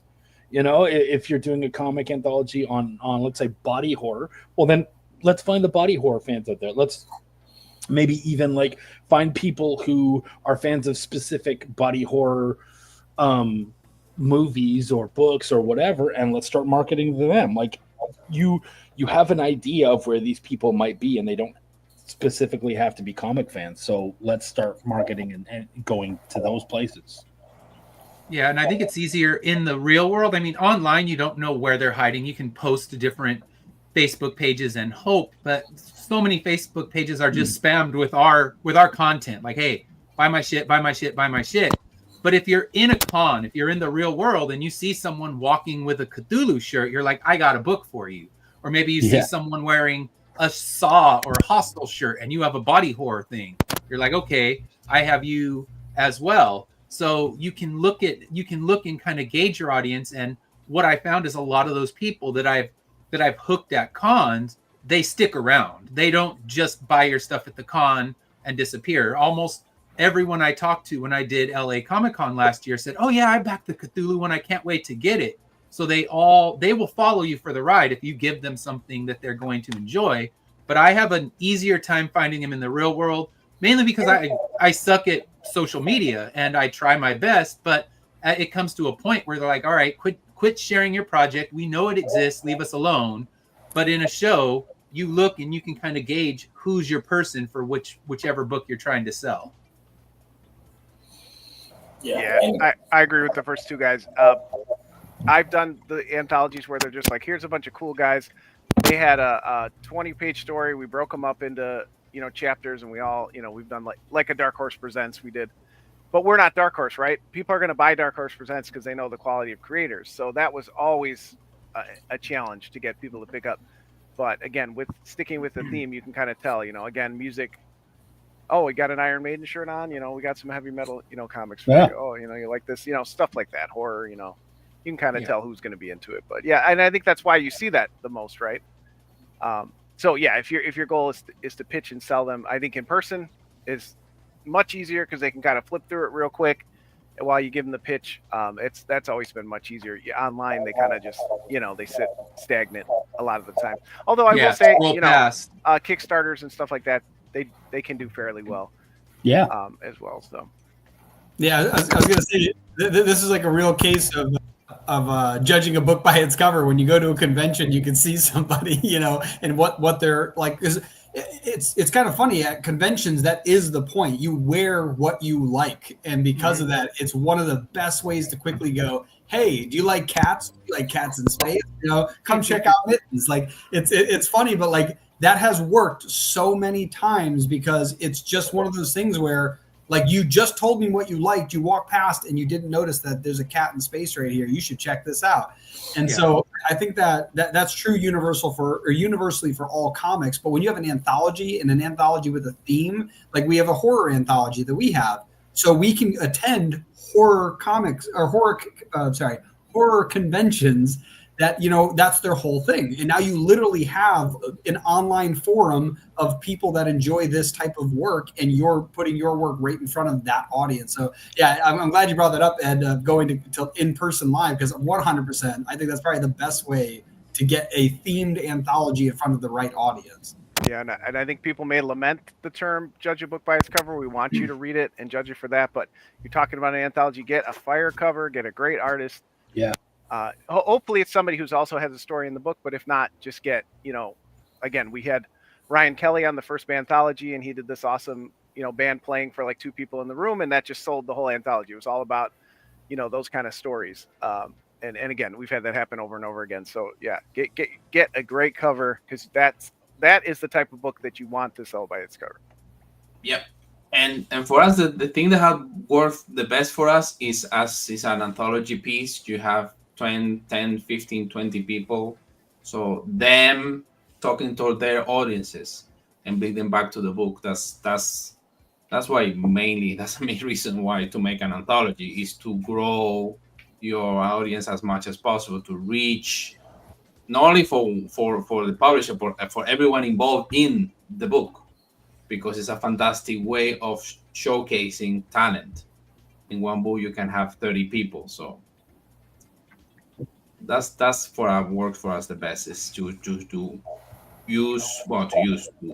help each other promoting the actual book that You guys have made this easy for me with like these these hooks into the next question. How do anthologies help new creators get noticed? I'll answer this real quick. Is the best thing about anthology is it's short. It's not a lot of pages. So no matter like 6, 8, 4, 10, 12 hours is like 10 to 14. So it's not a big commitment, and it's a wonderful way to get into the scene, because it's you can share the burden of the publishing or the printing and all that in more than just one person. Hey, this is my book. Let's see how it goes. So. Yeah, and I can't say I've had a ton of, even though I've tried to invite, other independent creators who've maybe never been published before. I can't honestly say that I've had a lot of success getting them noticed, but I do feel like a lot of them will tell me, hey, I used my work with you to get a free press pass at New York Comic Con, or so-and-so, you'll see other creators like us say, oh, you were in Cthulhu, I saw your name on the credit. You probably start to get a couple notices in the scene. It doesn't mean, thousands of readers are gonna come clamoring to your table, stuff like that. Don't expect that, but it amongst the community, it starts to give you some hey, if you can write a 6 to 8 page story, I think you can really do anything in comics if you can write a good one. So it might help you get noticed by others that are putting together books or need somebody to work on something. Playing off of what John said, which by the way I love. It as like curators, it is not our job to make someone new, like to show someone new off. It's our job to give them the position to show themselves off. And so it's like when you think about a movie, if you're an extra in fucking Die Hard, it's like, yeah, okay, you're no one compared to Bruce Willis, but now you can say, hey, I was in this cool Bruce Willis movie, and this is where I was, and you get to point to that. And now you're giving people, like, we're giving those people the opportunity to say, I was in this cool thing with these cool people, and they have the chance to look at that and see that. And so it's like, yeah, it's not my job as the curator, as the editor or creator or whatever to show you off. It's mine to give you the spot for you to show yourself off. So you better fucking bring it. That's on you. Yeah, because I was thinking they put those autograph pages into a lot of the anthologies, and you get people who will try to hunt down all the different creators inside. Didn't know that. And yeah, I've seen them. There was a horror anthology at LA Comic Con a few years ago, and people were going to all the tables trying to get all the autographs. Well, if they come to your table, now you have the opportunity to pitch your own thing. So having those blank autograph pages is a great thing. Give each creator a blank spot and let people try to go hunt them down, because people go to cons throughout the whole country. They'll go to New York and San Diego. So if you're at one or the two of those, they're going to keep moving that book around until they can get as many autographs as possible. So I think if you're creating an anthology, throw one of those pages in, because that's a way to get eyes on that material when people are just trying to hunt things down. I was just in a book that did that, and I had never really thought of it before. That's such a great idea. I'm gonna steal that in the future.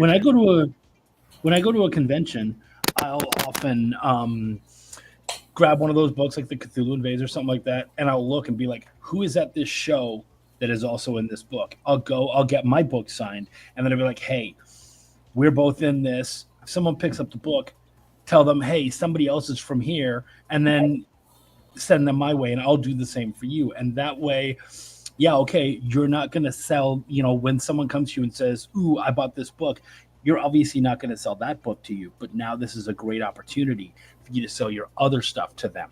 So now we've created this sort of synergistic thing where now you can work off of me because I can send people to you and vice versa. That's super cool.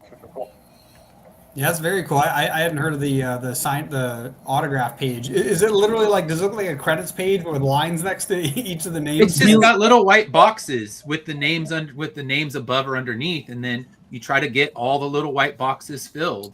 What we did in ours is each of the pages before each of the stories, you have a blank page you can sign each of the stories. Oh, that's what we did in ours.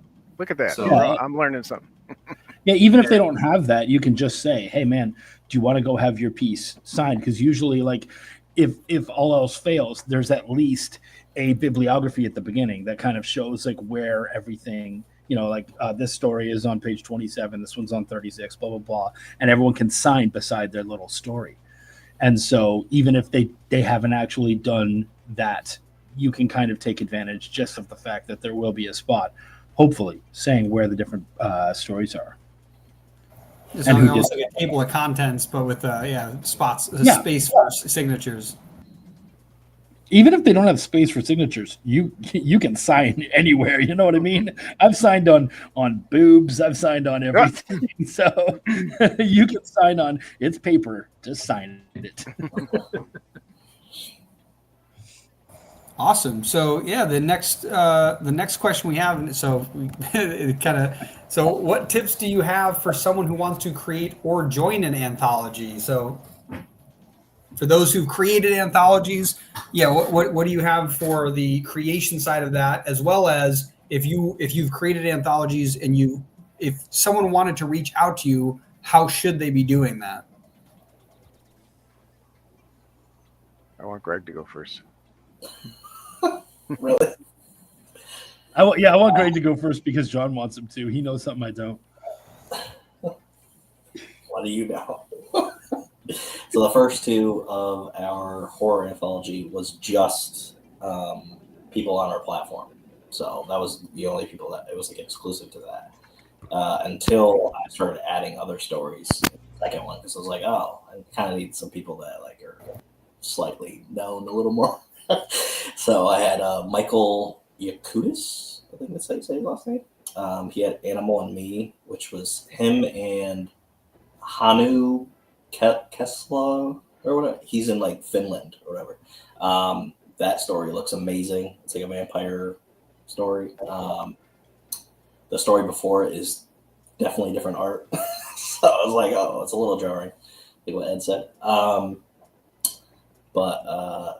So in the third one that we're coming out with, I invited anybody that wants to be part of it in it. So there's a bunch of more people involved this time, which is pretty cool.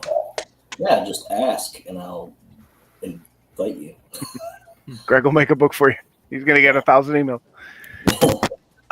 For me, putting them together, I've always kind of curated. It was it's just kind of just knowing a lot of people in the community and wanting to work with it. The first couple I did again were I was part of a message board community, so it was just anybody who submitted and got it in by the deadline. I've never really, except for that, I guess I'd count that as open submissions. You just had to be part of the message board when we posted. But I've never really done true open submissions. I do want to take that leap someday, but it sounds like a kind of a nightmare. But I think that would be fun, to kind of have that under my belt as a publisher. But I will tell people, as far as submitting to them, be patient. I published and worked in 36 comics over 15 years before I was ever invited to an anthology. And for some odd reason, I was invited to 2 last year. We were the first 2.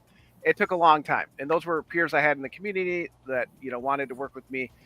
So put out other work and you'll get noticed. You'll make friends in the community. And then I had one that I finally, my first after 15 years, even though I don't submit often, I submitted to a music anthology, was accepted.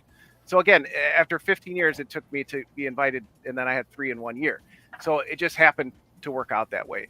Everybody's story is different. Again, there's a lot of people submitting to these things. So again, it doesn't mean that your pitch is bad. Do work on it, take the feedback, and grow from it. But again, don't feel dejected just because the first couple of years you're having some difficulty. The best thing you can do is put out your own and show people you know how to do it. Even if it's a group of your own stories and you just kind of put them into a collection, or invite a couple other people in, put out a book yourself and then say, well, I've already done an anthology. You can see my work, and then maybe they're more likely to look at your pitch. Well, and also understand that they might have other ideas in mind. Like it might turn out that like you're in a horror anthology, but actually they're aiming a little more PG or maybe a little more gory or whatever, and you have not been made aware of that. So when you are told no, then often I would be like, oh, okay, cool, is there anything I should work on? Like, feel free to ask some questions. Don't be a douche about it. Don't be like, why not me? No, just like, what could I have worked on? What, are there some things that I could have? And if they say, well, yeah, actually this is a PG-13 and you had swearing and guts and everything, you're like, oh, cool. Can I have the opportunity to write that out, or is your decision done? And at least you'll know for next time that maybe those are questions you should be asking. Like, hey, is there an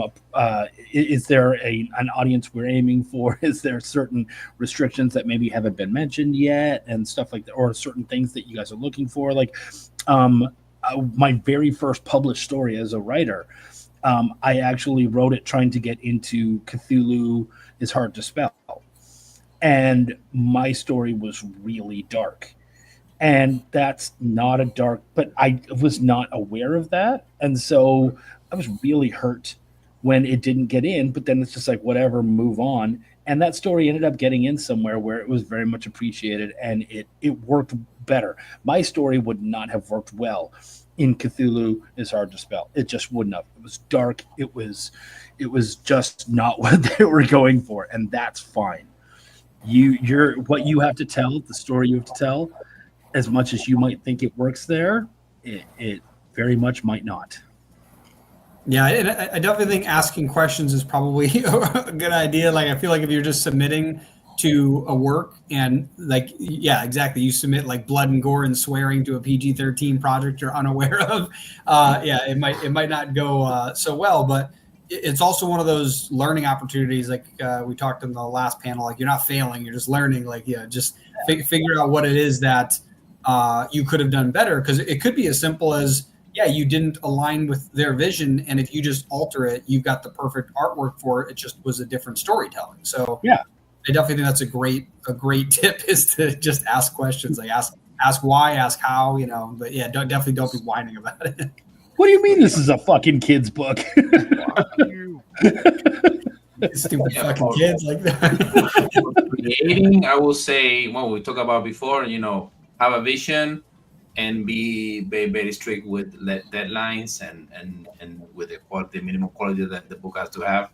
And to join, do some research on what they are, if they have done it before, if they have done it, if now, just ask questions. Hey, when is the submission process? How you guys work? What is the length page? What is the intended audience, etc., etc. And be patient. Yeah, relax. We have other people also asking. So yeah. Yeah, and I think. Oh, go ahead. You can go first. I'm going to move on to the next question after. Okay. I was going to say, if you're going to join, make sure you have a dependable art team. Make sure you have an art team that can hit all those deadlines that you may have worked with before. I wouldn't grab a brand new artist or colorist if you're trying to get in an anthology where they're going to give you tight deadlines and you could end up losing the anthology because of that. So reliable art team, as someone who's just only been in anthologies, not created my own, it's always trust in art, have an artist you can trust. Which again, with these segues, they're working perfectly. That bleeds right into the next question, which is what have you learned from working on anthologies that has helped you with other projects? Storytelling fundamentals, actually. I would say, like, the great thing, like, so often I hear people say, "Oh, I hate short stories." Well, no, you hate having to edit yourself. You like being able to talk for 30 pages and no one tells you what to do because you're the publisher and everything. Well, that's not going to make you better. Having someone say, "No, motherfucker, you've got 6 pages and I want a clear, concise, interesting story in 6 pages. And if you can't do that, you're not good enough for this book." And so I think sometimes that's something we need to learn, where it's like, hey, this is a specific format, and you, as much as you think you can tell stories, the difference between a 1,000-page book and a 100-page and a 100-word drabble is huge. And that's something that you have to learn. You have to take it really seriously and really try to understand what is required of you within that particular thing, because what works there does not necessarily work here. Yeah, we have so much freedom of our own when we're creating a story. Like, oh, I need 32 pages to finish this issue. Let's do it. But yeah, when you're given a tight 8 or 6, it changes everything. You're like, okay, I know that there is no page 9. They're not going to say, oh, it's cool, go ahead and have a couple extra pages, because they're paying you for these pages, and they are not paying you for more than what was agreed upon. So who's for paying me, you for it's these yes. pages? I don't know. Someone. No one's paying someone me. out there. But yeah, so it's somehow you have to tighten your storytelling, and I loved doing that because I'm overly wordy sometimes, and just make it 28 instead of 24, because why the hell not? But when you have only 8 to work with and you have to get a clear beginning, middle, and end, it was a fun challenge. So something every writer should challenge themselves to, because self-published authors can make it as long or short as they want, but in an anthology, you have no flexibility, and that's actually a good thing. And it's actually what the biggest thing I recommend to new creators is to write the short story first. Don't start with your 100-issue epic, because you will learn a lot. You learn a lot by putting anthologies together, by writing different story lengths. Like Ed and Chuck said, I think most of what I've learned in comics is from doing these anthologies. How much stress can I take, and what do I do when deadlines aren't met, and how comfortable am I with that spelling error that I missed, and how do I format when somebody sent me a page in 11 by 17, but somebody sent it to me in European A5. I've learned so much. Can I color correct this without bothering the colorist? All these kind of little things. There's so much that you learn putting together credits pages, and most of the valuable lessons I've learned is through the process, and most of the fun I've had in comics. I love being in anthologies and being part of the team, and seeing somebody at a show. Oh, remember when we were in that book? And I've learned most of my valuable lessons in publishing and creation have come through the process of anthologies and short stories. Yeah, totally with the guys that was said before. Is fundamentals.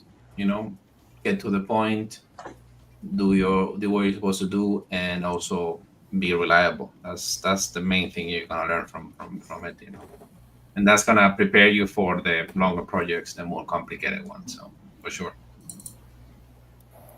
No, yeah, those are all really good points, and I do like that idea that like starting with short stories are a great way to like learn how to storytell quickly, because even though comics can be 24 pages or longer, like being able to get to the point quickly in a comic book is super important, because it is only 24 pages if you're even getting that long of a story. So these short stories are probably a great first introduction for most comic creators to like learn how to get to the point and tell an interesting story in as short of a time frame as possible. And it's kind of like the introduction to creating ash cans. Like that's what they are. They're like the ash cans are like the short stories in an anthology.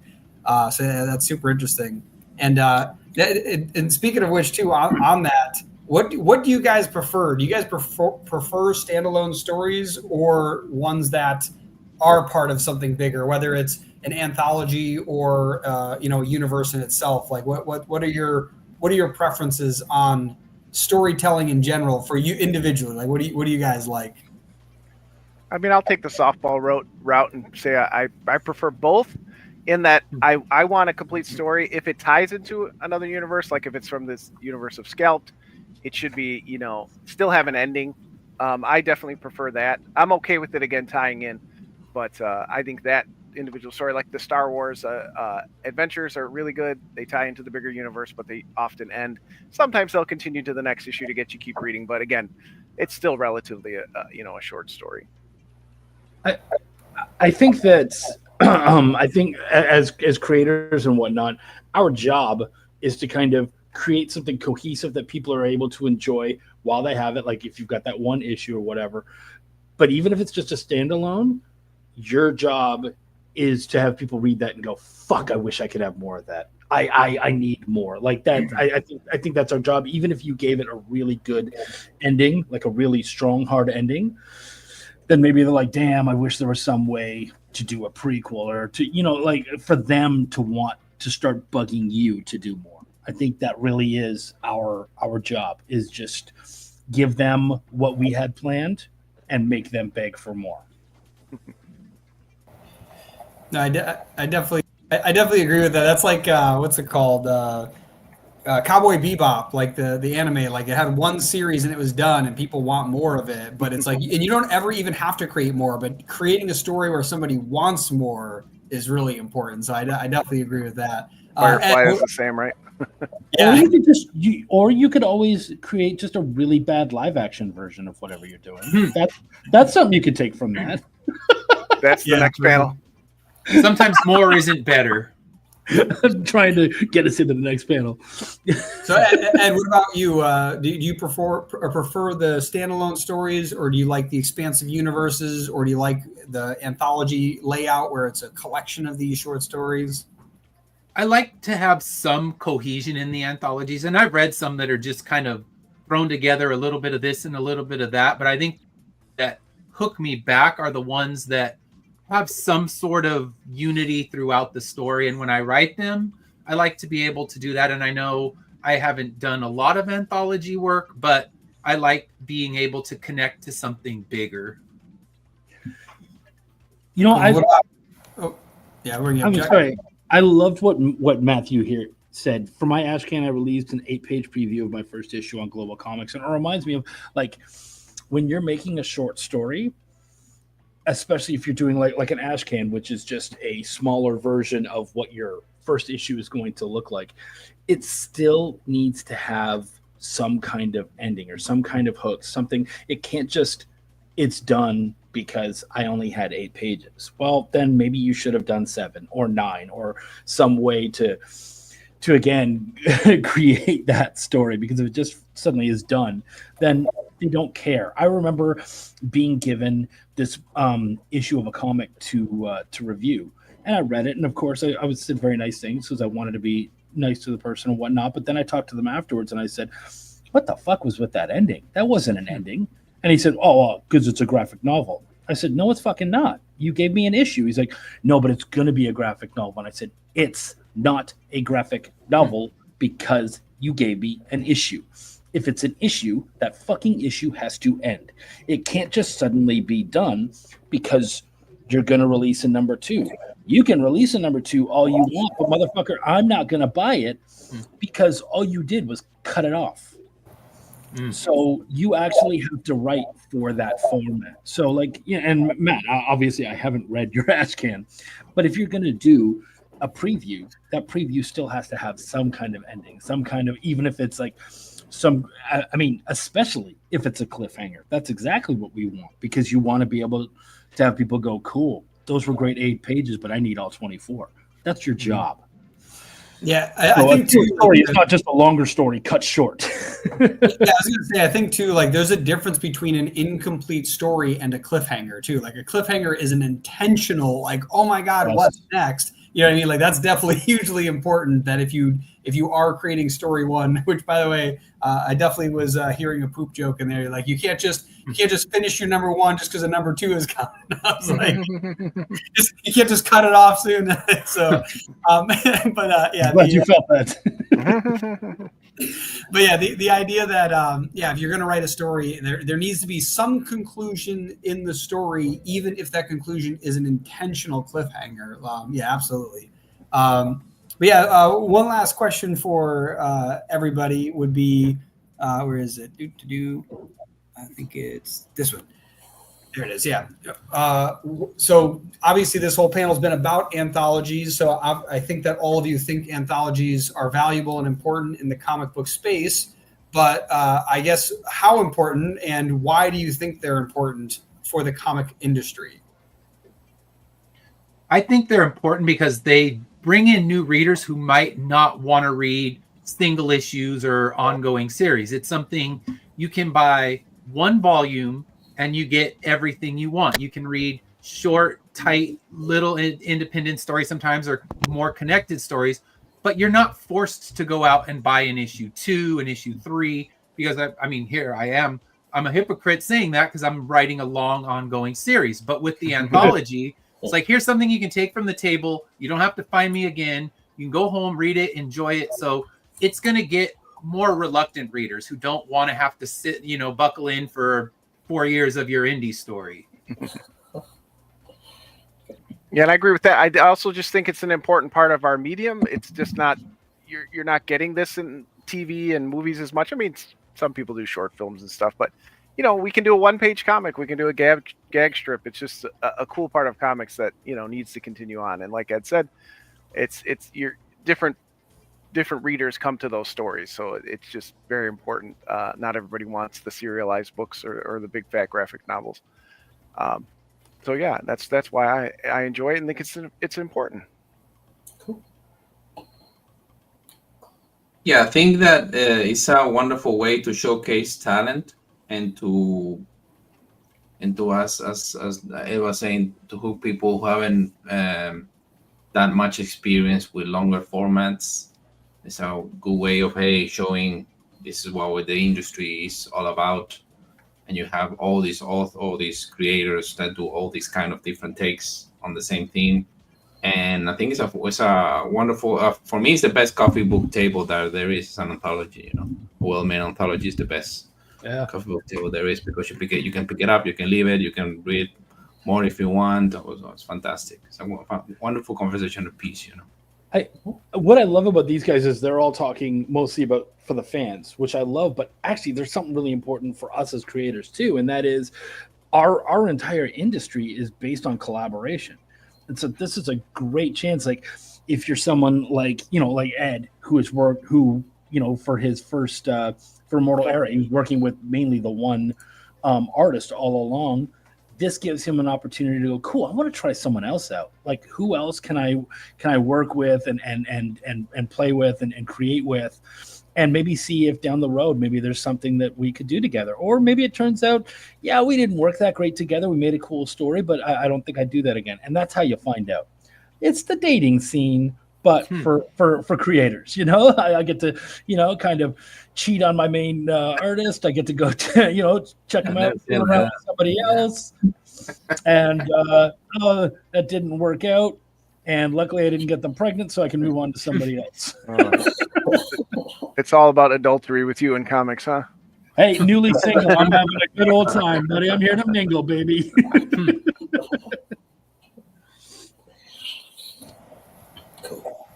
Awesome.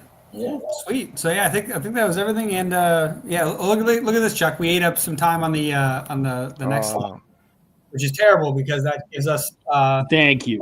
This time to work on our huge release of the 15-second trailer, so it'll be solid.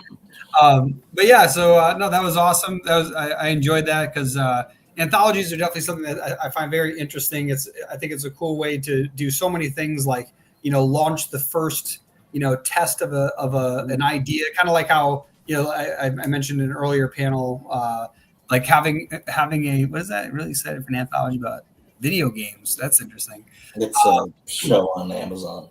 But having something like where Spider-Man was tossed into a comic, but like the idea that you could basically throw together a bunch of stories and see if something like really hits with an audience.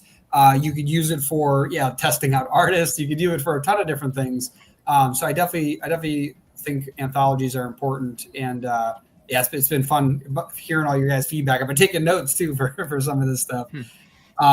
So before we move on to the next panel, this you want to touch pretty face, So before we move on to the next panel, tell us where people can find you, or what's your next big thing you're working on, and where can people find you? Chuck's up. Oh, it's me. Okay, yeah. You know what? I don't know what's coming out next. I have so many things going on, so just keep an eye out on the old Facebook page, because next year is going to be way different from 2024. There's going to be an awful lot of Chuck, and if you don't like him, then maybe stop following me. What are you doing, you weird stalker? But yeah, man, it's going to be really good. I am a writer, editor, and I do expect that a bunch of stuff is going to come out with my name next year. I'm going to remind you why you didn't forget about me the first time. My name is Chuck, and I give a fuck. Thank you for having me, guys. Thanks for coming. Christian? Well, you can always find us on unpopstudio.com, unpopstudio.com. And if you Google Pinocchio or Unpopular Studio, we're all over the place. And we have coming up next year Pinocchio 2 and 3. Hopefully we can release those two. And then Pongdoy Volume 2 also coming next year. So pay attention to that and keep us. It's always wonderful to be here, guys. Thank you. Awesome. Thanks for coming. John? All right. Best place to find me is here. I am John, the writer, publisher, letterer for Part-Time Comics. It's just a warehouse for stories I want to work on. We have at least 5 new books scheduled for 2025. We put out 4 books this year and a graphic novel. So we've always got stuff coming out where we write a lot of music themed, a lot of horror, but we lean a lot more into the comedy. So if that's something that excites you, I'm Part-Time Comics with an X on all social medias. Awesome. And Ed? So you can find me on all social media under Finish Line Comics. So I have TikTok, I have a YouTube channel, Facebook, and Instagram. I have Twitter. I never post, so feel free to not follow me there. And if you can find me there, finishlinecomics.com, if you want to buy issues right now. Next year, at least 3 new issues of Immortal Era will be coming out. They're already done, colored. I'm just kind of spacing them out, and at least 1 new issue of Corruptor, and then 2 new series. One we talked about yesterday, Dracula versus Sherlock Holmes, and then one that's a one-shot horror anthology about what eye floaters really are. That was hilarious. Ed, that was freaking hilarious. I now want an anthology of where Ed is not going to be. Just like a story of like Ed being like, I've never been to Malaysia. I don't think I'm going to go there. So yeah, you're not going to find me there. Just like a whole story. Where is Ed not going to be? Where am I not? Yeah, that's a story to tell. And then Chuck's name will also be in some of those books coming out next year from me. Yeah, so Chuck's name will be in 3 Immortal Era issues. And yes, I always write, and I'm going to say this, it's off topic. If you're an indie creator, work with an editor, because every indie creator loves their own words, and find someone who will tell you your words are shit and don't get offended. Chuck's like, I love doing that. It's my favorite thing to do. But it's always my battle. I'm like, he's not going to catch me on this time. And then he's like, yeah, you misnumbered the pages. Motherfucker, you got me. You know what? We keep working together because Ed brings it every damn issue. So, yeah. Awesome. Well, that was definitely a fun panel. The next one we have, which Greg, I don't know why you expanded it. Why is it larger? Is there something? There was a prize giveaway, and I got rid of that because there's like the other Christmas thing. So. Oh, gotcha. So now we got 30 minutes to go over a 15-second trailer. So if you guys want to stick around for a minute while we broadcast this and then talk about an anthology, feel free to. Eddie's going to stay anyway. Yeah. Yeah. Is it I'm feel free gonna to say stick so around? you guys can promote it in my channels too. Yep. Definitely. But yeah, so yeah, thanks for everybody coming. And yeah, if anybody has to hop off, feel free. But yeah, we're gonna hop into the next segment, Nightmare at Camp Lovejoy. There we go. Ready? From the 15 seconds that I did.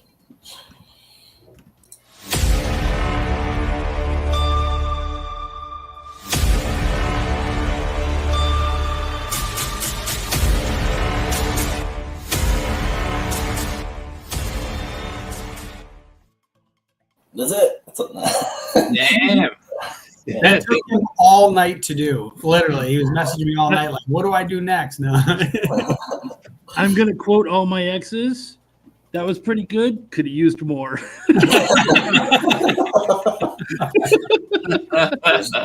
There was no art for issue 3 yet, so I was like, I'll just use all this stuff from issue 2, and then I crop it down and stuff.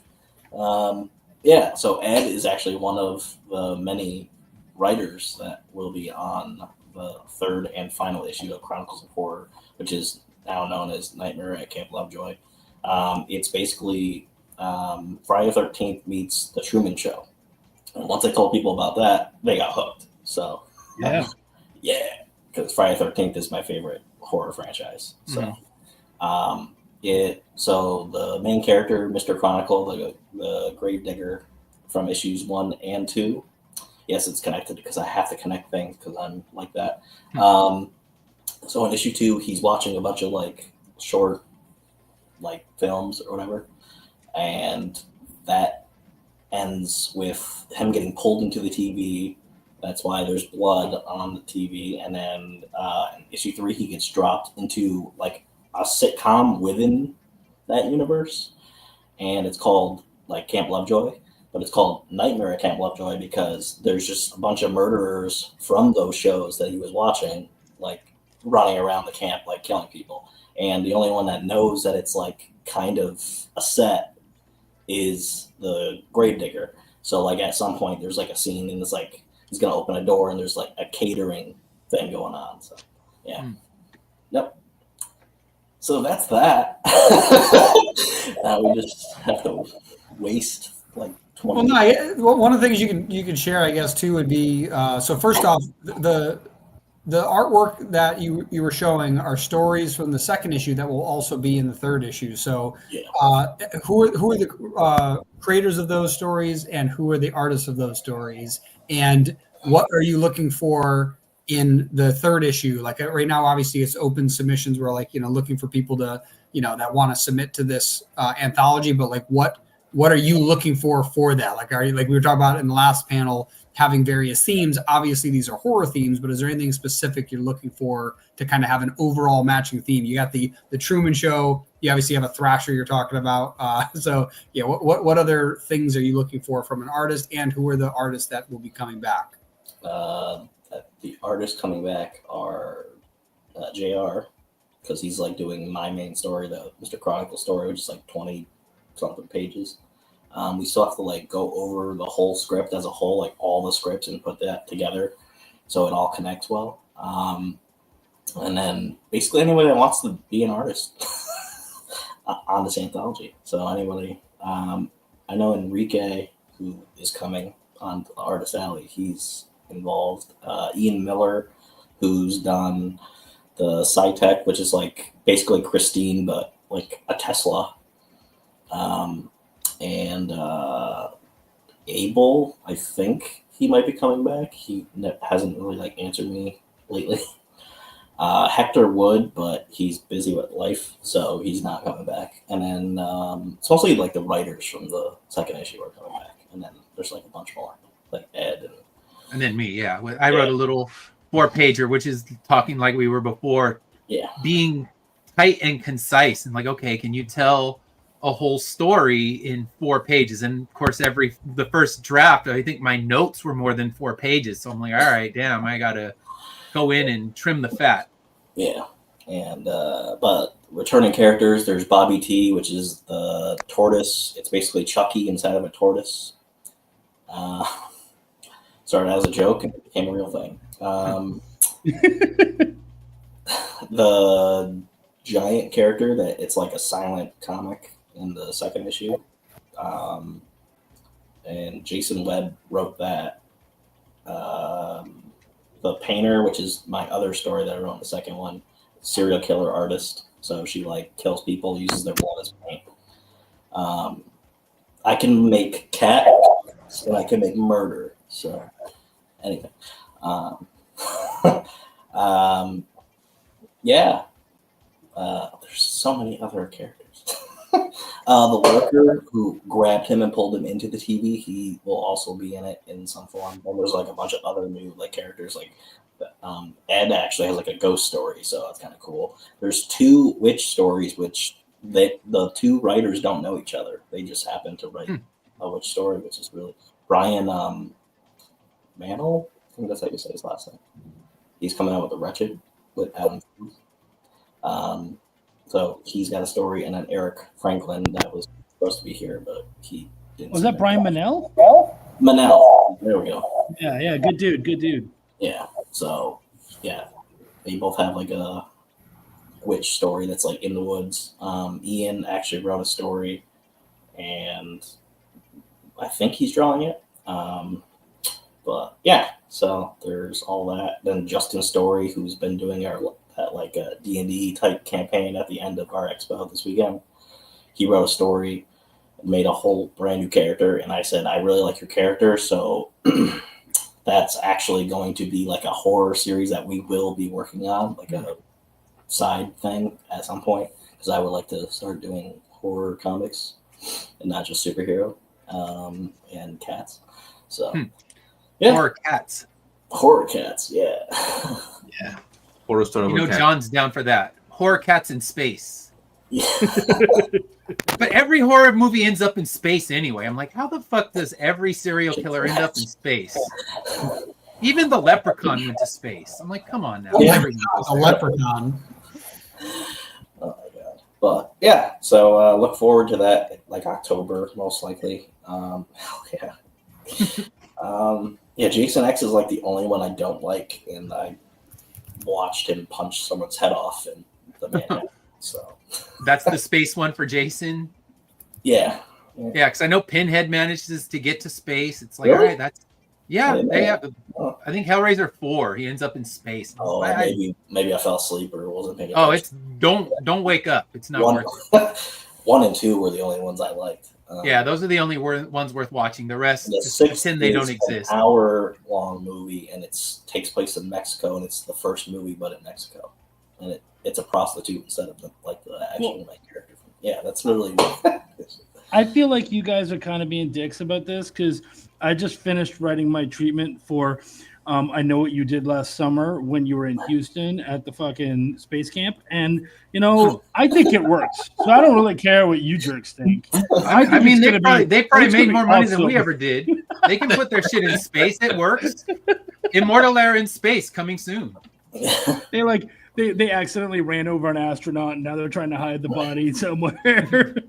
I'm actually coming out with a movie for Inc. and it features Vin Diesel and he says family a million times, and they actually end up in space. So that's where it all has to lead. I'm not gonna lie, the having a in space version of horror would be a great ash can for any like comic creator who does horror. Like if you ever want to just make a one-off, like just say it's like this thing in space. Like that's all you have to do. That should be actually the theme for an anthology. Stuff that happens in space that just not fucking belong in space. Yeah. Awkward things in space. Yeah. Well, guys, take care, man. Yeah. When thank you for inviting me again. It will be a pleasure. Yeah. Thank you. Take care. Have a good one, gang. Yay.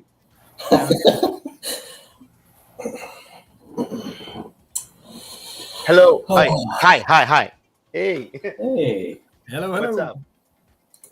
Let me increase the volume here.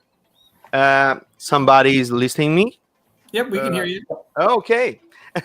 Let's change the camera here. Once again, thank you so much for the invitation. I really appreciate it. This kind of show remembers me when we had the pandemic, and I was present in 2 or 3 virtual expos, not the same name, right? But in other situations into the pandemic in 2020, in 2021. But I have a YouTube channel, and I always having been doing uh, broadcastings showing my work. I even have a podcast here in Brazil called Artcast, and all the episodes was recorded live to the audience here in Brazil. And we talk about comics, about nostalgia, and have this kind of conversation in other language. It's always strange to me. So please be gentle, be gentle with my vocabulary is not too big, but I'm here to answer any questions if you want to make some questions to me about my work. Yeah, absolutely. And that's why I asked in the chat if it was Spanish or Portuguese. I couldn't remember. Yeah, if I have any doubt about what you say, probably I ask you to talk in Spanish to me. And believe me, here in Brazil, we have not have the frequency. We talk Portuguese, not Spanish. Even with many countries around Brazil talking in Spanish, but when we try to talk in Spanish, we make a mix. I think we gentle call it Spanish como é que é? Something like this. We use some words in Portuguese mixing with Spanish, and even the Spanish people listen strangely what we say when we try to talk in Spanish. Of course, people who talk fluently Spanish have a better acception when we have a chat. But probably when we drunk, we talk better English and Spanish. Yeah, that was it. Minha esposa é de Brasil. Tu esposa é de Brasil. Sí, habías comentado conmigo, habías hablado sobre esto. Tu esposa es de Curitiba. Sim, perto. Perto de Curitiba, sim. Paraná. São José dos Pinhais. Sim, Paraná, em Paraná. Sim. Paraná, sim. She speaks. She has spoken with Spanish speakers as well before. Sure. Obrigado. From Brazil. You want to say hi? No. Okay, I'm gonna interrupt real quick, guys. I need to get going. It's no worries, Ed. Excited to see your art, so thanks for having me on. I appreciate it. Let me share my table right now. I'm working. We will have here in Brazil a show called CCXP. It's a huge show here in Brazil, and I have a commission list right now closed to the show. And this piece is art to a fan here in Brazil, and will be delivered next week. I'm one of the guests into the show this year, and of course to the audience here on the SCC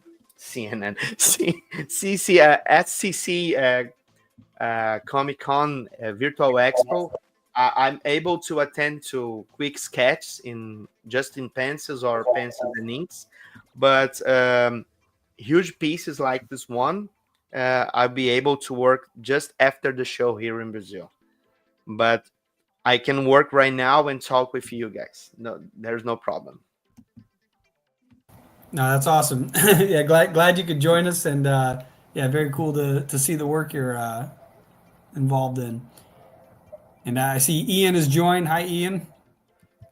Hey, everyone. Yeah, let me go like this. Go like this for now. So Ian, tell us who you are and what you're working on, and where people can find you. Okay. First of all, I'm Ian Miller of Triple Threat Comics. and I'm currently working on issue 4 of my sci-fi series Codename Hunter. I'm very excited about that. It's a spy thriller, so picture, if you will, James Bond meets Star Trek meets Star Wars. You have a secret adventure that's set in the 31st century, battling terrorism, both intergalactic and domestic. So it's a very exciting series. We're planning out for 5 issues of the first story arc. And currently, I'm almost done with penciling issue 4. I got to send it over to my inker, Enrique Lopez, who will be on the show very soon. Very cool. And Yeah. what are you physically working on right now? What can we see on the artboard? Well, I can show you a couple of the pages of Codename Hunter on here. Absolutely, yeah. Pull those up. I'll put you just put you center stage over here. Okay, let's see here. Here we go. Yeah, this is page 11. You know, our hero is about to go off on a big mission in space. So he's preparing. He's getting his gear. Then he's going off in a very special vehicle into space. I can't reveal too much, of course, because much of this is top secret still. But you can see the sequence of traveling through space. I wanted to do something different, more dynamic pages, so hopefully this reads pretty well. Yeah, zoom in on some of those panels right there. Yeah, sure. So this obviously is traveling through space.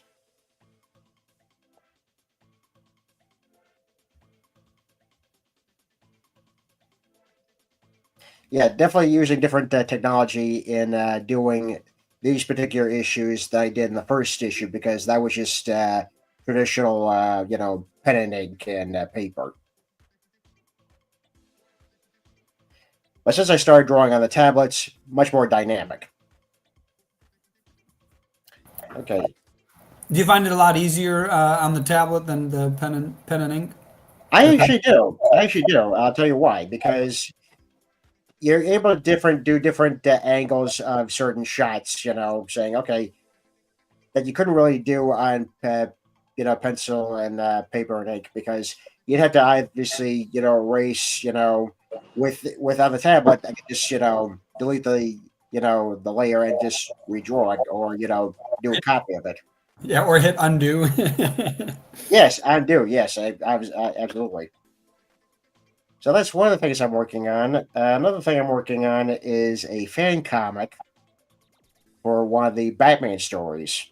I had big success with Batman Enigma a couple years ago, and I'm currently working on a Ben Affleck Batman fan comic. Nice. It's actually interesting because I'm able to do, character likenesses, which I haven't really done before, or too much. So it's very interesting. So right now we've got four issues planned. I've already written the scripts for issues 1 and 2, and I have another artist doing issue 2 as we speak. So yeah, hopefully the news of that will come very soon. Very cool. Very cool. Yeah. And I do actually have a couple of convention dates to mention. That's going to come up later next year. I'm going to be doing the Indie Comic Creator Con, which is going to be in March, I believe. And that's in Connecticut, so I'm very excited. Oh, we're going to be there too, so we'll finally be able to meet. Oh, we actually can meet. All right. Cool, guys. That's great. That's awesome. Yeah, I'm going to be selling one of these prints I've shown up. This is a Star Trek print I'm in the process of drawing and coloring right now. I see that my friend Enrique Lopez has already joined the fun. It's about time. We're back. Absolutely. Yeah, I was just showing him. I was showing everyone a little bit of Codename Hunter, the pages, the pencils. Oh, the missing pencils. Awesome. Yes, the missing pencils. I owe this man a lot. The last series of pencils, which I'm giving to him before Christmas. So that's his Christmas present, Yay. along with the script. There we go.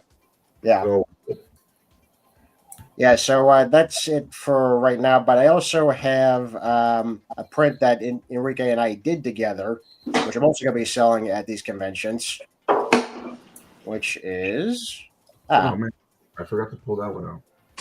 I got should be up there. yeah, this is Pulp's Pulp Heroes United. This is with the Shadow, the Rocketeer, and the Phantom. That's awesome. Yeah. Yeah, I did a combo that I had of another that I did over here, but I didn't pull them out. I didn't pull out any prints because I did this sketch cover, and what I did is that I actually redid it as a print, and then I combined it with Ian's Rocketeer with the background of the sky. So it's actually a really nice print. It's a double. So we actually have two different artists doing the Rocketeer on the same print, which is a little different. You know, usually I have like either one artist and the other inker. So it's a nice little piece that should be out there. So I should have put that one down. Awesome. Well, yeah, if you want to grab anything else, I'm going to bring Daniel up real quick. He wants to show off and discuss a little bit more what he's working on. Ooh. Hi. I listened about the projects, and it's always good to tell what we have been working on. Here in Brazil, I'm producing a horror story called Sangria. Will be released into the CCXP next week. I have been published here in Brazil from the publisher called Tabula Press. It's a indie book company. And in US, I have been working on Dark Horse Comics. Actually, next month will be released a trade paperback with my work on the miniseries called Masters of the Universe Revolution, when I illustrate a prequel related with the Netflix animation miniseries, I think.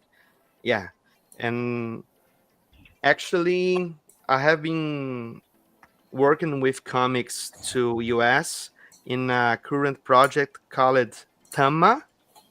Will be released in March from the Panic Entertainment. It's an indie company that they are publishing just horror comics, and my project, it's a mix about Pokemon and a slasher, a good and old slasher movie vibe, and it's a horror story illustrated for me and written by Adam Schlegman and Doug Pascal, both writers from Panic Entertainment. And I have been working with comics to US since I think 2000, when I illustrated Digimon Digital Adventures to Dark Horse. And it's always cool to talk about comics with fans and other comic book creators from other countries. And it's so good to see the indie scene creating every time something new and something fresh, because at this moment it's not so easy to work with comics in Brazil. For example, we have problems with distribution. It's a huge country, and the logistic to research other readers, it's not easy. But the US market, it's a good example to follow, and see you guys working with this project is always good. I also take a look at your company's production, and sounds really fun, really good books to take a look. And probably the distribution, it's always in comic stores, or some sales have been made in to other countries. Are you asking for us? Yeah, sure. So most of our comic book sales actually come from what's it called? The Kickstarter, or from conventions. So yeah, basically the majority, like we get together artists, we pay them to get the things created. Greg and I work on the writing and editing of the comics. And then once the works are created, we run Kickstarter campaigns that over the years we've slowly built followings on social media, Instagram, Twitter, Facebook. And from that, we've gathered emails so we can build our email list. And then essentially, we launch Kickstarters to fund the printing of the comics and creation of new works, like the arts, like the single prints, merchandise, T-shirts, like that. And that's like the first source of sales. The second source is after we print all those comics through the Kickstarter, because we'll print more than we actually sell for the Kickstarter. We then take those comics and we bring them to conventions and we sell them in person. So those are the two primary ways that we sell them now. Our goal is this upcoming year to start bringing them into comic book stores. But something we mentioned on a previous panel is that most comic book stores that sell independent comics want you to have at least 3 issues in the same series before they'll take on a comic. So this year we finished our first 3-issue series, and we have 2 other 3-issue series that are actively being worked on. And next year we'll be working on a 3rd one, which is the anthology we actually just talked about. So right now we have one store that sells mittens, because mittens is our best seller and everybody loves cats. But for now, that's the only store that we're in. And then aside from reaching out online, Greg and I are both located relatively close to other comic book stores. So that'll be our goal, is to get into those local, like the actual local stores right next to us. So that'll be the goal. We're having some movement similar here in Brazil. We have a type of Kickstarter website called Catarse.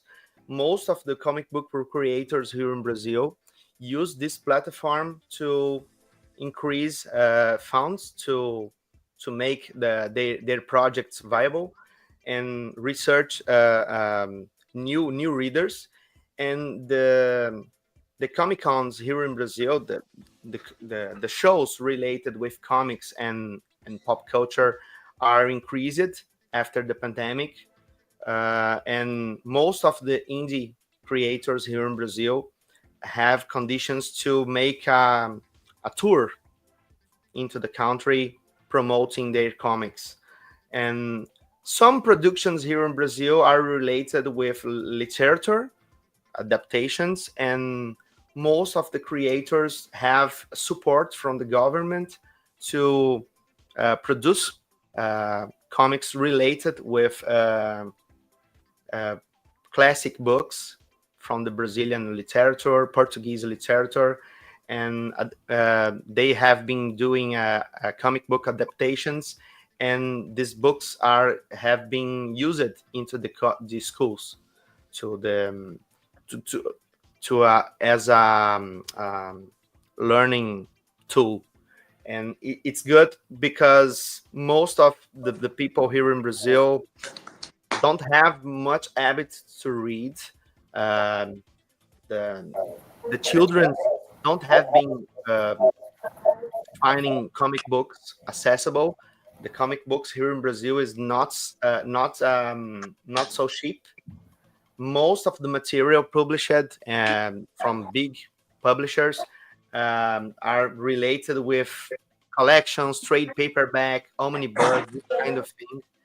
And most of the comics created for indie artists definitely are more accessible than something created to Marvel and DC published here in Brazil.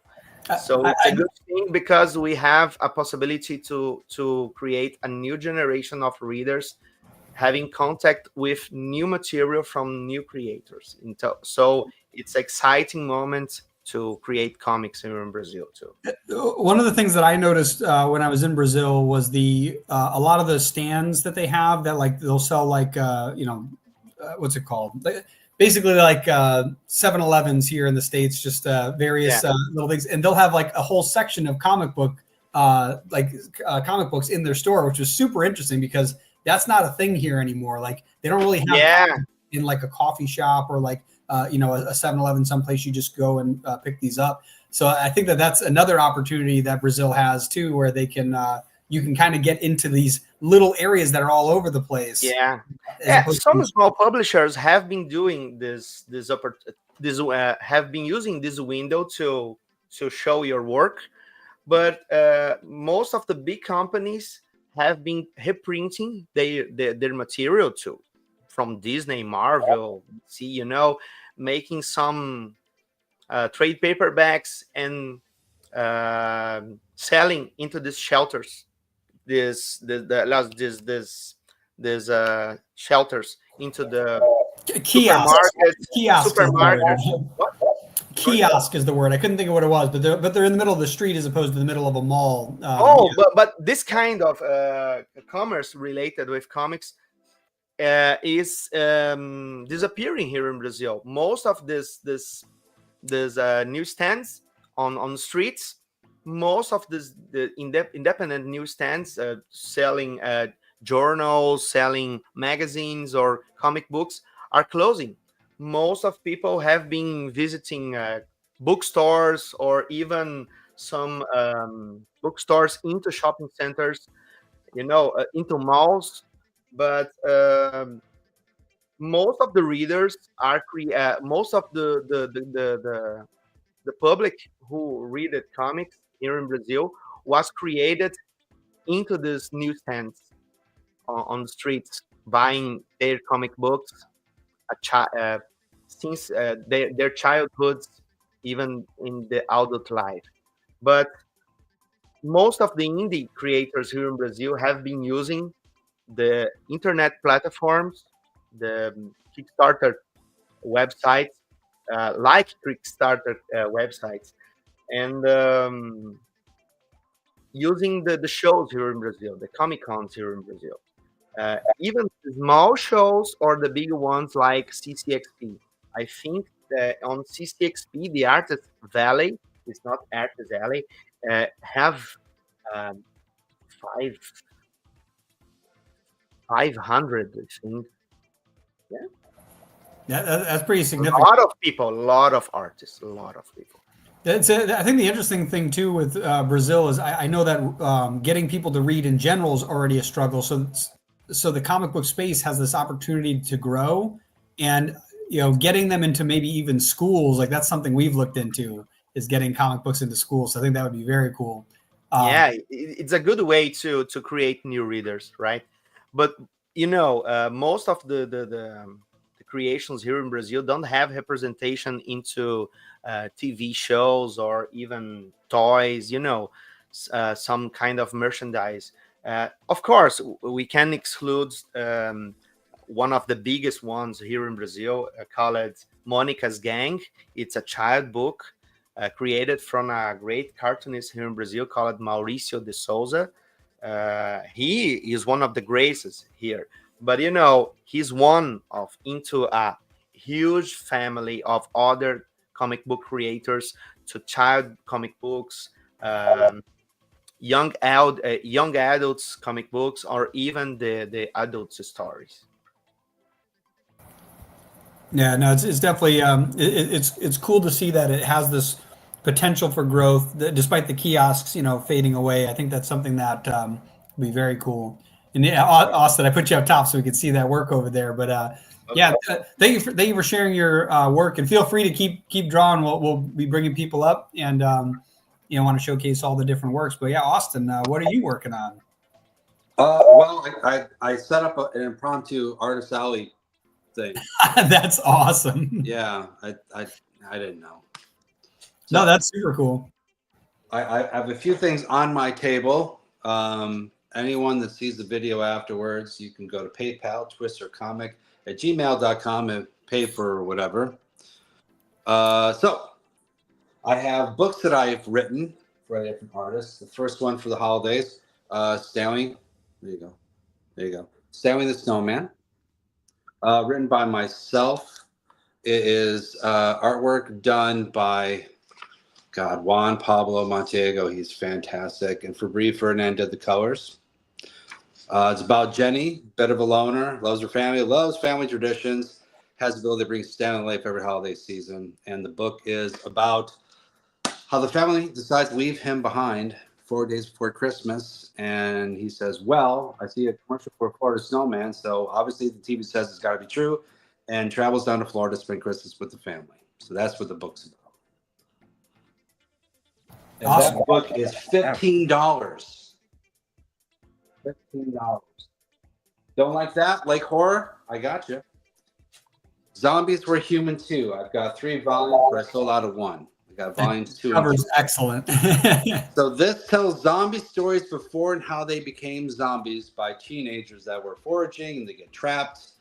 So volume 1 is they were foraging, trapped in a warehouse, and they calm themselves down. They make up stories of the zombies that they see, of who they were, how long they lasted, and how they died in a funny, crazy, ironic way. But all the zombie stories are in color, and all the main stories main stories in color, zombie stories are in black and white. And they're done by different writers and artists. The one is some collaborative effort.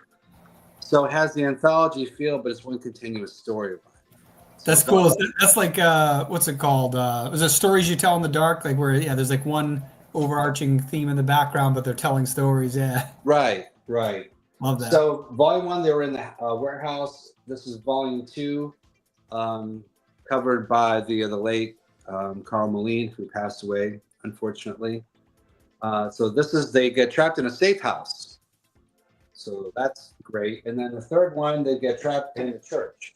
And obviously you see the clown. So graphic novels are $20 a piece. And then you have my faith-based angel series, Divine Retribution, done by the amazing Jason Metcalf, Jay Leaston, and Laura Martin. And this is a series about Christine, who's a guardian angel, who has this one hard, fast rule: no direct contact with humans. And the series talks about the consequences of breaking the rule. We got the intro by different artists. We've got a little bit on the actual, just really, really good stuff. I put out this book through Second Sight about 2019. So the comic is $5, and we have an exclusive Zombies Were Human 2. Zombie stories written by Jonathan Hedrick. If you don't know him, you should. He's an amazing writer. He did the recount for Scout. And Joe Davison, who is an actor on Stranger Things, who did the other zombie stories. Very cool. So this is also $5. What do we have up here? Why? I'm glad you asked. We have metal covers. Never tried these before, but I thought this was really cool.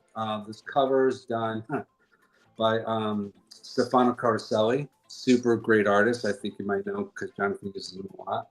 All the metal covers are $45. This is actually done by me, all me. Little zombie grease action going on here. And then for Divine, we have Jason Metcalf's cover, but reversed and colored by Ivan Nunes. So there's that. And the most recent thing that I'm working on, A Killer in the Dead. So this was my award-winning short film we're making to a feature, and we did a comic adaptation of it, done by Brazilian artist Eder Macea, and I'm probably not saying his name right, so I'm sorry, Eder, and Marcos Rocha. I think that's how I say his name right. But yeah, 28 pages of amazing goodness. I mean, it's just gorgeous stuff. That's awesome. We're selling books for $5 for that too. So I love that. That cover, it's awesome, by the way. I love the newspaper. Yeah, that looks awesome. Yeah, this was an exclusive that someone did for a show, so I thought that was really cool. But the regular covers, we have Staniak and Robert Nugent. And if you don't know Robert, he's now the main covers for Spawn. You have Francisco Tomaselli, who's doing a lot of Marvel covers now. And Stefano Renee is a really good gaming artist and God, I wish I had the images, but I don't, unfortunately. And then I have metal prints. You guys do metal prints at all? No, not yet, but they look awesome. So my wife's a crafter, right? And she bought this sublimation printer for her. And I thought, what can we use for me? She goes, they sell 8x10 metal things. We can make prints. And I said, really? So I did like a whole variety of different ones. These are 30 a piece, and there's just, oh my God, this heavy as hell. If you can't see it, let me know. I suck at this. We can see it now. You're good. Okay. Deadpool. Gummy Bear Deadpool. Yeah. Tinkerbell. Mega Man. Zero. Yeah, so this was the New York Comic Con exclusive we did. Ben Hunziker, who was the colors for Archie, did the colors on that. Awesome. And then this was a commission I did years ago, and no one picked it up. It's Ghost Rider and Gunslinger Spawn. Gunslinger Spawn. That's awesome. Yeah. Everyone knows who she is. She's just gorgeous. And then this, interestingly enough, so Joe Martino, he's an independent writer artist, and he contacted me and said, hey, Invincible, Robert, I said, I know of them. So, well, they have a space for a print. Do you want to color it? And I'm like, absolutely. So this is in issue number 14. That's awesome. I got published in Invincible. So it's then and Spider-Man. Let's see. Here's a red Sonya cover that I did. This isn't the colors for, but this is one of the few colors that I did for Pablo Marcos. I actually was able to ink over him, which was extremely intimidating. This is my cover I did for She 10th Muse with Alias back in the day. Another Tinkerbell. My Batman. Oh, this is a cool Robin. That is a cool Robin. I like that. Let's see. There's that. This is another cover. This is Pascali did this one, and then Ross Campbell did the colors, and then what else do I got?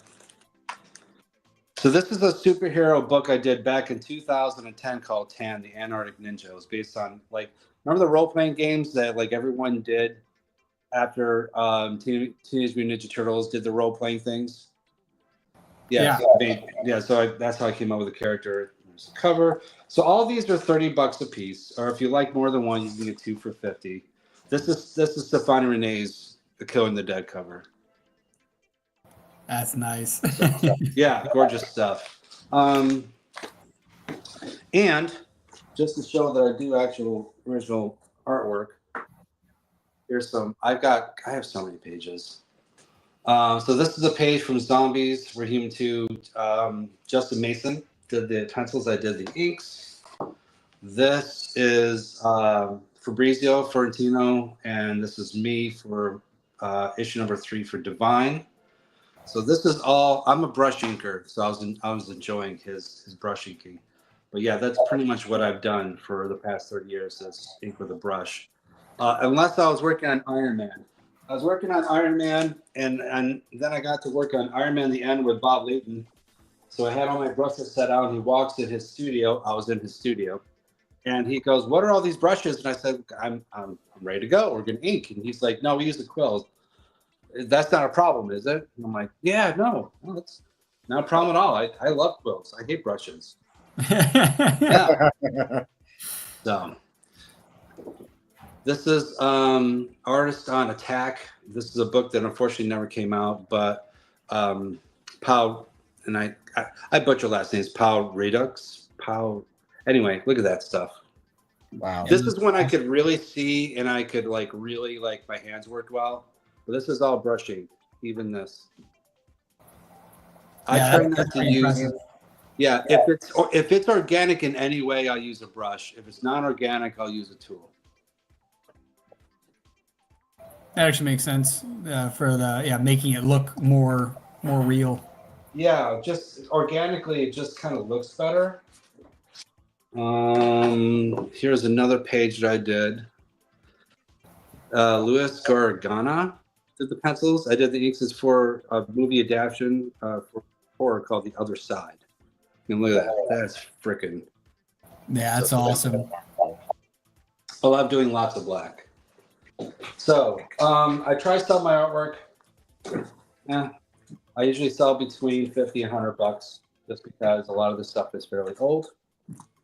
But yeah, that's me. So if you see anything that you like in the video, or you go through the video, you go, oh, that's kind of cool. There's prices. PayPal, twistercomic@gmail.com. Goods and services, shipping will be, a little bit more, but just, you can message me and ask. So happy to be here. What was that email again? What's up? What's the email, the PayPal email again? Twister, TWISTERCOMIC, twistercomic@gmail.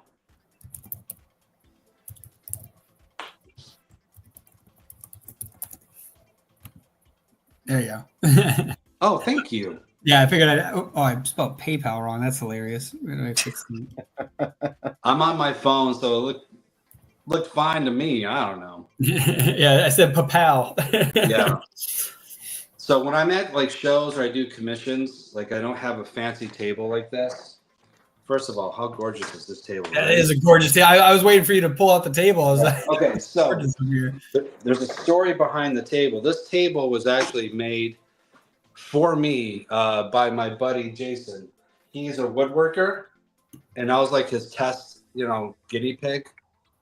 Like, hey man, I want to make something for you. So he made me this table. It's glass.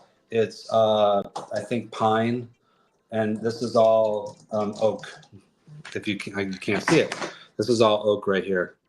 It's all stained. This isn't painted. It's all stained dark. That's gorgeous. So there you go. And I don't know if you want to watch. So when I do shows and do convention, I usually do headshots because I don't have the time. I'm slow. Unless people want to do Stanley. Now, if I want Stanley, I can do the whole thing. Stanley is just super fun. He's kind of easy. And a lot of people ask me when I'm doing Stanley, like, why does he have all the things? Like, why does the snowman have a scarf? I go, because scarves are cool for one. But there's a reason why he has a scarf. It's because previous generations knitted the scarf for him. That's how he's brought to life. That's how Jenny brings him to life. Everyone in a generation is able to bring Stanley to life by adding something to him. Like the scarf, the hands, the wooden horn, carrot nose.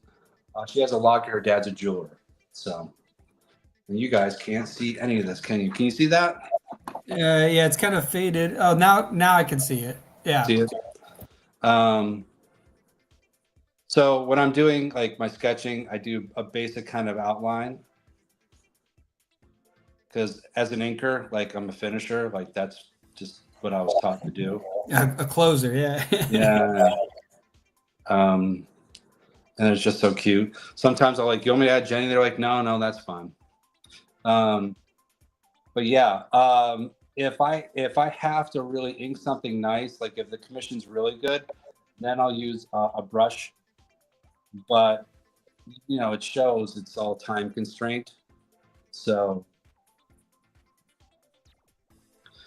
I like cartoon, like my books and everything are really horror related, but I love the cartoony stuff. So if I have a chance to like draw, like even horror, I'll draw in that style. And people at shows like give me looks like, oh, okay. I'm like, I could try to draw a different way, but this is kind of like what I do. This is like my style. Yeah, that's awesome. Yeah. And then I'll get the thing and I'll just finish up. If I do color, I'll do color first, and then I do the inks over. It seems to stand out a little bit better. That's interesting, especially with the digital. I've noticed it's mostly pencil, inks, then colors. At least that's the order we've worked in, but that's interesting to work in that order. Yeah, well, I mean, again, when I was really doing this stuff, there wasn't a lot of color. I mean, that was like a secondary thing. as things progressed, color got really, really big, and that became the forefront. I personally believe that black lines, dark lines can accentuate the color palettes and color as a whole. And it really finishes the page. If you have artwork, right, really great line arts, and then the inking itself doesn't stand up, like you get the lines are the same line weight, so you get the X's. So the perspective kind of squishes on different parts and doesn't pop out. You're not fooling your eye. Your brain doesn't really like that sort of thing. So for me, putting the line works in to make specifically to go with the color and the shading and everything just makes it pop off the page even more. That makes sense. Yeah. That's very cool. Thank you. Nice. So yeah, if you want, feel free to keep drawing away. We got Daniel over here drawing, and Ian. You showed off some of the works that you have, but just kind of like Austin was showing off his comics and his artwork. Do you have stuff you'd like to show off? Yes, I do. Yes, I do. So people probably want to know, where can I buy Codename Hunter? Well, let me show you.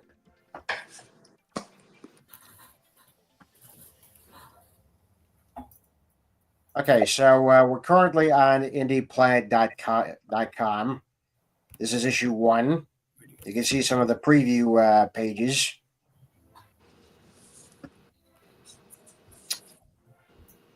This was all done on pencil, ink, and paper. So as you saw earlier, the artwork has actually gotten better as I've gone along with the series. So that's very exciting. And it's very reasonably priced, $4.50.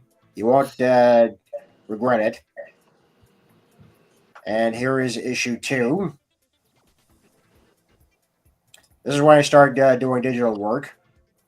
See the massive difference? Yeah, you can see it.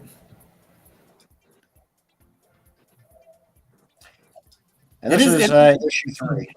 Probably because even the way that you draw would be different using digital, so like it'll affect the visuals a little differently. Yeah.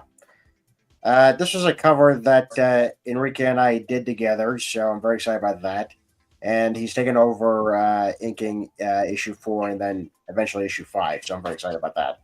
So all 3 issues are available at indieplanet.com. And if you want to see my other merchandise, go to tpublic.com, type in Little Ian merch, and you can find these designs. As you notice, some of them are Codename Hunter designs, but this character is another character I created called Little Ian, who goes off on these crazy adventures. This is actually our best-selling design, which is When Blu-rays Attack. That's awesome. I love that. Yeah. Now you get this on T-shirts, coffee mugs, cell phone covers, pillows, wall art, hoodies, and so on. And of course, I have a podcast of my own, so if you guys like to see my podcast, it is actually on YouTube. It's called Triple Threat Comics YouTube channel, where I interview a number of creators, both in comics and in movies. I've even, interviewed a couple of these people on this program. Like Greg, for example. Greg's been on my show many times. He's a recurring guest. Yes. We've talked about mittens many times, as well as ink.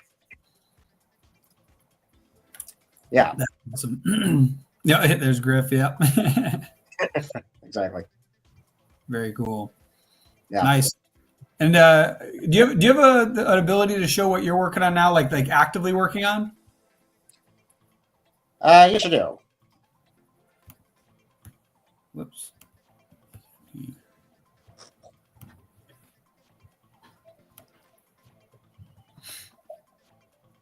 All right.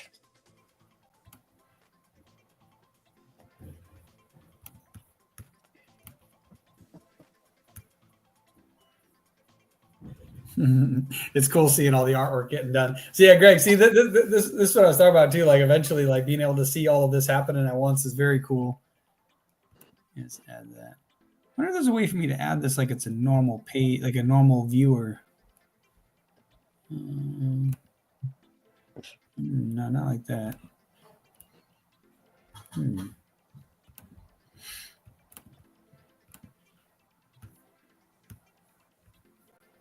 What the heck?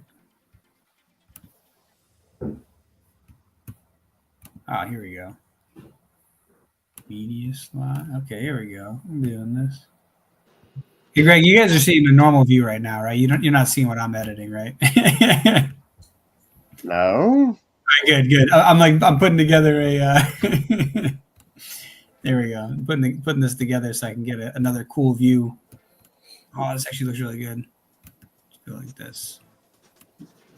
Nice. Put this here. Take this here. And save. We'll call this one Artist Alley. Save new layout. Here we go. Look at that. Yeah, Greg, you like this layout? Look at this. It's actually cool. So I got him over there just showing his panels. This is cool. Can Daniel and Austin see how I got it laid out now? Yeah, I see it. That's very cool. Wow.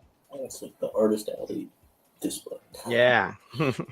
Yeah, see, that's what I'm saying. Eventually, like if we have more artists in here, filling up this side over here, and then we can have one focus artist over here. I like this. Yeah. Very cool. Let's see. Yeah, you can only have like one person like trying to sell stuff at a time, so it's like kind of hard. Yeah, but that's the whole thing. Is like Artist Alley. You kind of got to walk through the crowd and yeah. That's why it's like you only have so many people on at one time. And stuff. Yeah, well, we max out at what's it called? We max out at 10 anyways. Actually, I think it's 14 now because I have like the. No, I think it said that 10 can be live, 14 can be in the background. So like. If I might have read it incorrectly, but I think 14 people can be in the backstage collectively, but only 10 people can be on stage. I might, but that's only if I read that correctly. No, this is very cool though. I love this. See, Greg, now we got to learn how to draw a little better. Well, you got to learn how to draw, and I got to learn how to draw better. Draw a cube. Because then I can go like this, and then just be drawing right here. Yeah, I'll just be like Chris Saloff and just start learning to draw. Actually, that'd be interesting. I probably could if I bet there's like a thing I could do where I could flip my camera and then draw, like have it upside down and then have it draw here. That'd be cool.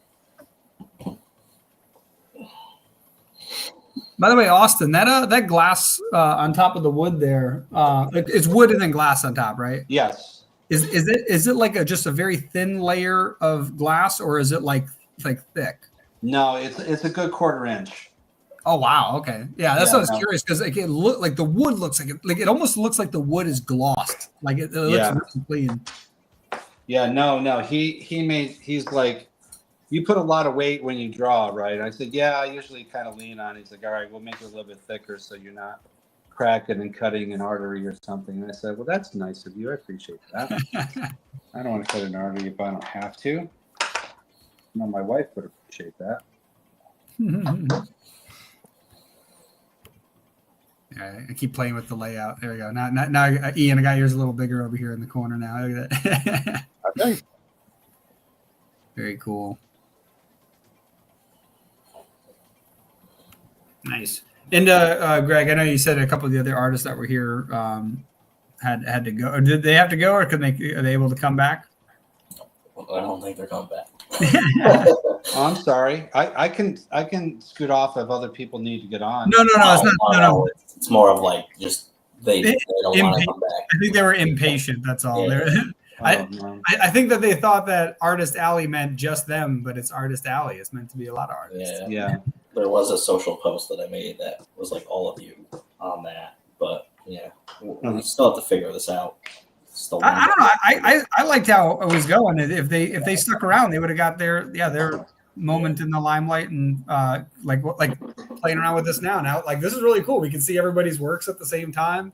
I even figured out how to get the digital one to show without it taking up the whole screen. So now we can see everybody's work. That's awesome. I like the So do you do if you're going to color with the inks? You mentioned that earlier, Austin, that you do coloring then the inking. Do you do any amount of inking beforehand to like just to solidify the lines before you start filling them in? With what? Just the blacks themselves? Yeah, like because if you're penciling, like because I'm not sure if you use like because I'm kind of thinking about it myself now. Like if I was to do colors first, I can almost use the ink to repair any overlap, of colors. So it kind of helps with that. But I'm curious if you set any thin black lines on top of the pencils before you color. No, I mean, unfortunately, I've been doing it for so long. I've kind of gotten used to doing it the certain way. What I used to do was I would ink, especially with a brush, right? And I would do colors afterwards. Some of the ink, depending on like what I had, would bleed. Yeah. And then it's just like, oh, that's just gross. So now, once the colors are all in, I don't have to worry about the ink, bleeding or doing whatever it's doing. So, yeah, there is some holding lines that you can kind of do, especially for backgrounds. Like if it's really busy, then yeah, I'll try to do that. But for the most part, no. Inking's now just kind of it's muscle memory at this point. It's really just second nature.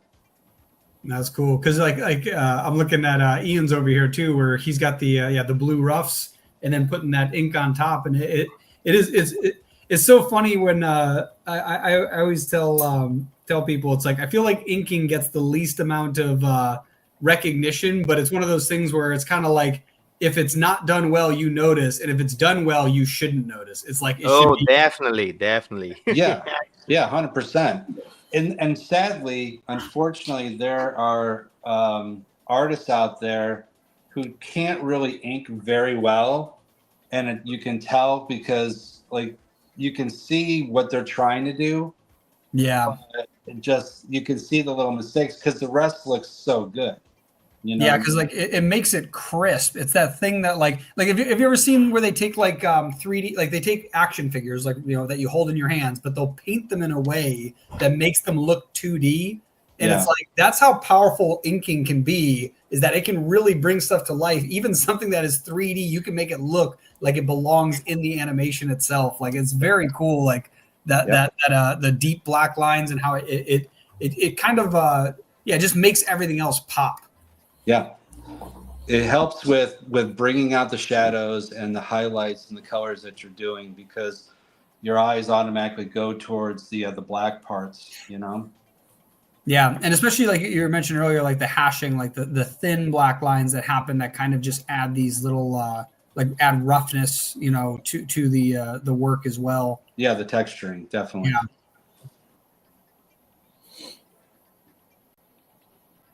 And Daniel, the work that you're doing right now, what was it for again? This one? Yep. Yeah, it's a commission. It's let me see, 11, 14 inches. Are those fleur-de-lis on the chest? What? The symbol. Yeah, fleur-de-lis. Yeah. It's a kind of symbol that Azrael have on the chest. Yeah, very cool. But of course, it's different this too because the material on the it's like folded, is in movement in trying to distort a little to have some kind of perspective effect. But most of my material to comics, I actually work on digital. Just commissions I have been doing using traditional artwork because the time, the deadlines. Well, it's the collectability of it too, isn't it? I mean, if they're paying the $4 or however many hundreds of dollars, you want to put the quality of the work in, and brush inking really makes things stand out. Is that correct? Oh, sorry. Can you replay the answer? The question. Other person talked to me here. No, sorry. no problem. So I know with commissions like with me, like if they want a really nice commission, they're paying about $400 or $500 for or a cover. Then yeah, you're going to use the really nice ink. Traditionally, you're going to really kind of like working on a book, like for Marvel or something, because they're collecting it. It's value to them, and it's only going to increase in value. Whereas sorry. No, it's okay. The speed aspect of digital really helps when roughing. Yeah, helped me a lot on the deadlines. You know, when I have chance, some pages I actually interior pages I actually work using paper, inks, black inks, brush. You know, traditional way. But most of my projects I have this opportunity just at the covers on even some promotional art. The interior pages, it's hard to work in a traditional way if you're not if not it's your own project. You know, most of my works to us are related with Marvel, DC, and other franchises. But when I produce my work here in Brazil, publish it myself publishing here in Brazil, all my material I have been working in traditional way, on artboards, using half tones, traditional half tones, sometimes ink wash. It's awesome. It's so good to make this kind of thing in pages. It's so we can reconnect with our work. You know, all of us, I think, start to work using paper, brushes, crayons. You know, when we are childs, but when we start to work as professional artists, some a part of our creativity process sometimes be lost in the process. Yeah, I think it's good too, like honestly, to draw by hand first. It's kind of like when you're storytelling, it's better to know the formula for a good story first, and then you can alter it to match your stuff. But eventually, these digital tools, like one of the things that Ian's doing over here that like you don't think about when it comes to drawing, is he's able to rotate the screen effortlessly. Where if you have to do that with a piece of paper and it's balancing on a corner and you're trying to draw and not smudge anything, like that is so much more difficult to do without the ability to just rotate it. And then the obvious one that is so easy is the undo button. The fact that if you make a mistake, it's okay, which allows a little more freedom to move faster too. Like you're able to just go real quick. And I almost wonder if it helps build more dynamic artwork because you're more comfortable taking a chance on that brush rather than it having to be calculated. And so you can kind of get this organic motion, and then you can go, oh, actually that wasn't too good. Let me undo it, as opposed to having to make sure that it's perfect every time. Well, it's true. I'm old school. To me, it's not called cheating. It's a tool and everything like that. However, as a traditional artist doing lineups and everything on the page, you're really thinking about what you're doing. The energy of your creativity is going to each stroke that you're doing, to me, as an inker. So, you know, you get to the point where you know what you want to do before you're drawing and inking it in your head before you start the page. You can visualize what you're doing, so this way you're not making so many mistakes. Digitally, it's great that, you can kind of backtrack and whatnot too. But if you have all the time in the world, I would suggest doing it traditionally, because you will feel that much more accomplished doing something that are, complex. Whereas doing it digitally, you can blow it way up, you can blow it back, you can do different things.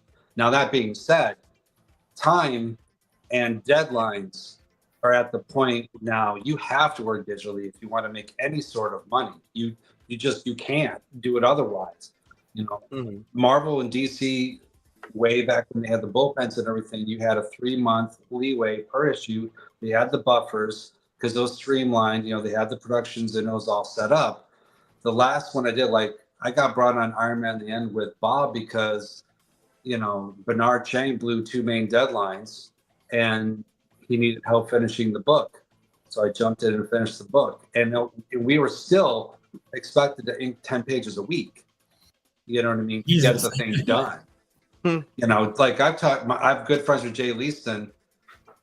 It's not uncommon for him to have to ink 2 to 3 pages a day, traditionally. You know what I mean? But that's how things are. And that's how it's set up now. You know what I mean? And I was talking with a couple of Marvel editors like CB and everything, I think about 4 years ago. And I was like, yeah, no. One, you're not paying me enough. And 2, physically, I cannot do that. I was going to say, that's like a massage therapist. Like you only get so many times you can do this in a day before eventually you're done for life. Like you can't give massages anymore. It's like if you're an artist who's pumping out 2-3 pages a day, every day, week on week, it's like eventually you're gonna have some negative impact. Well, I don't know about the other artists, but like there was one time I was literally 4 inches out of alignment over my entire back. It took 6 months of chiropractic just to get me back where it was, because you're bent so long and you're doing all this stuff on the, you know what I mean? At least digitally, you can lean back a little if you need to. You can kind of pick it up if you need to. You don't have to be hunched over if you don't want to, I would think. Not only that, like when you're doing it physically, you also have to look at it the same way all the time, because from one angle it needs to look this way. Where digitally, yeah, it's like it's a little bit different because it's the work of making it look the same is because it's digital, so it will look the same. Right. Ian, were you about to say something? Well, there are ways that you could actually still able to work. You know, if you had one of those. Lifting tables. Standing desk. Yeah, standing desk. Treadmill. Yeah, so you're not always constantly leaning down. But again, some people really need to lean down and sit down, to do this, But that's understandable. But what I try to do is I do try to draw while I'm either standing or on a smaller tablet, like Austin had just said. Just to keep the lower back problems to a minimum. Yeah. Okay, cool. All right. Hey, guys, I would love to hang around some more, but I got to scoot out soon. So is that allowed? Oh, yeah, no, absolutely. Yeah, you're good. You're not allowed. Not allowed? Okay, cool. Thank you for coming on like all the panels and everything. Yeah. This was a fun weekend. I'm glad I had time to do it. Next weekend, I'm going to be at a film festival, so it all fell exactly how it needed to, which was great. So that's awesome. We're doing our film festival virtual cut now. But no, that's kind of why we picked this weekend. It seems to be a weekend where, like, there's like one other person doing something this weekend, but like other than that, it's like, it's a pretty relaxed weekend because everyone's got the itis from all the turkey, so they're all taking naps. Why not just have them hop onto a panel or two? Exactly. All right, so I'm gonna do. Hey everyone, there's my thing. Let me get you. There we go. There you go. Nice. In case you come back earlier in the video, but here you can kind of see what's what. So there you go. Yeah, I just noticed that title on the banner, 30 Years of Obscurity. That's right, man. That's right. Anyway, thanks, guys. Great art. You guys' artwork looks great. Like watching it. So thank you. Chad, more time. But yeah, thanks, man. Appreciate the weekend. We'll see y'all later, okay? Ciao. All right. Ciao. Sweet. Oh, and I gotta swap you guys out. There you go. Okay, in a few minutes I'm gonna head off too because I got a lot to do. No worries. Yeah. No, this is cool though. Like this is cool. It's so funny because every year we get this slightly closer to what I'm looking to get eventually. Like this time we got both you guys drawn. We had 3 drawn at once. Like that's awesome. Like that's what I want. I'd love it where we fill out the whole 10 slots. Everybody's drawing, and then one at a time we kind of bring people up. They get a chance. Like someone walked up to their table in Artist Alley and they're showcasing their work, and they get to get a sales pitch in. Like here's where you can buy it. Here's how to buy it. So I definitely love this. Like this like Greg was saying, we got to figure it out. I'm like, we're getting real close. Like this is definitely closer to what I would like to see. Well, it's a work in progress, and when you do it this next year, it'll just be better. Oh yeah, every year we get slightly better at least one thing. So that's why that's why I've been liking this. I think this year my favorite thing was that we were able to get so many more panelists on. Where like Greg and I actually, do you know what's funny, Greg? I noticed that like today is like the one day I don't get a break all day until like the very end. But all the other days, like we got breaks throughout, which was awesome. Yeah, I ordered food to prepare for that. You ordered food? Is that what you said? I was like sick of Thanksgiving food. Even though there's like so much in my fridge. You gotta look up like the different recipes. Like one of the, I saw one that's like, what the hell is it? It's stuffing or dressing waffles. And then you put the cranberry sauce on top of it. It's like, yeah. So it's like there's something you can definitely have fun with the turkey sandwiches. There's so much turkey left. You gotta get the Hawaiian rolls though to make little turkey sliders. You know, talk about those Hawaiian rolls. That's what we had for the. Yeah, I know. Yeah, okay. See, I saw you looking. I'm like, you better not be confused about those Hawaiian rolls. During Thanksgiving dinner, like years ago, my little brother would like steal one of them before dinner started and keep it under the table at his chair. So like when it started, he just pulled that out and Yeah. And then Ian, like January is when we're gonna like start doing like the art portion of Lovejoy. So okay, I'd be very excited for that. So it gives me a month to finish a couple of things I need to finish. So yeah, I'm very excited about that. Me too. So cool. So where can people find you one last time before you leave? Well, people can find me either on, Facebook, which is, whoops. There you go. If they can find me on Facebook, just type in Triple Threat Comics, can find our Facebook page. They can also find me on YouTube, Triple Threat Comics YouTube channel. Just type that in. Or Instagram. All one word, Triple Threat Comics. Cool. Take one more time. Triple Threat Comics. Awesome. Well, thanks very much, guys. I had a lot of fun doing this. Yeah. Definitely. Thanks for coming. Of course. Have a good day. You too. Ciao. Bye. Nice. Now we got Daniel back up here. I see that you've been getting more details on the glove. It's looking great. Yeah. And definitely I need to finish this one today because I have more 4 pages to be sketched from the next issue of Tama. We are really anticipated in our schedule. The first issue will be released in March. The first issue was finished, but I intend to finish. I think more 3 issues until February. It's been more or like issues 2 and 3? No, 2 and 3, 3 and 3 and 4. I think it will be. Yes, and 4. That's what I mean. So 3. It will be a 6 issues miniseries published on Panic Entertainment, and they make it. I don't remember the website. I think it's Zoop. It's a Kickstarter. Okay, yeah, I was gonna say that's not familiar. They made it a project, a page to make the fonts to issue 2, 3, issue 1. I think issue 1 and issue 2 and 3 will be released. I think after other campaign. I don't know. Definitely will be a busy year until June, because after the Tama I had other projects here in Brazil related with let me see, how can I say, it's a band here in Brazil, electronic band, electronic music band, and they have a multimedia project. Probably I made a comic book accessible to the fans, Very cool.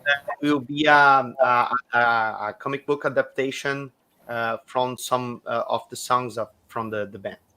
And I don't know after this. I really don't know. But you both guys are from New York, right? I'm originally from upstate New York, but I'm in Tennessee now. Oh, okay. And you, Greg? Yeah, upstate New York. Okay. Hope see you both probably in person next year. I intend to be at New York Comic Con. I think this year was impossible to meet because I think I commented on email about the situation with the floods in my state. Even right now, I'm making this broadcasting in my studio.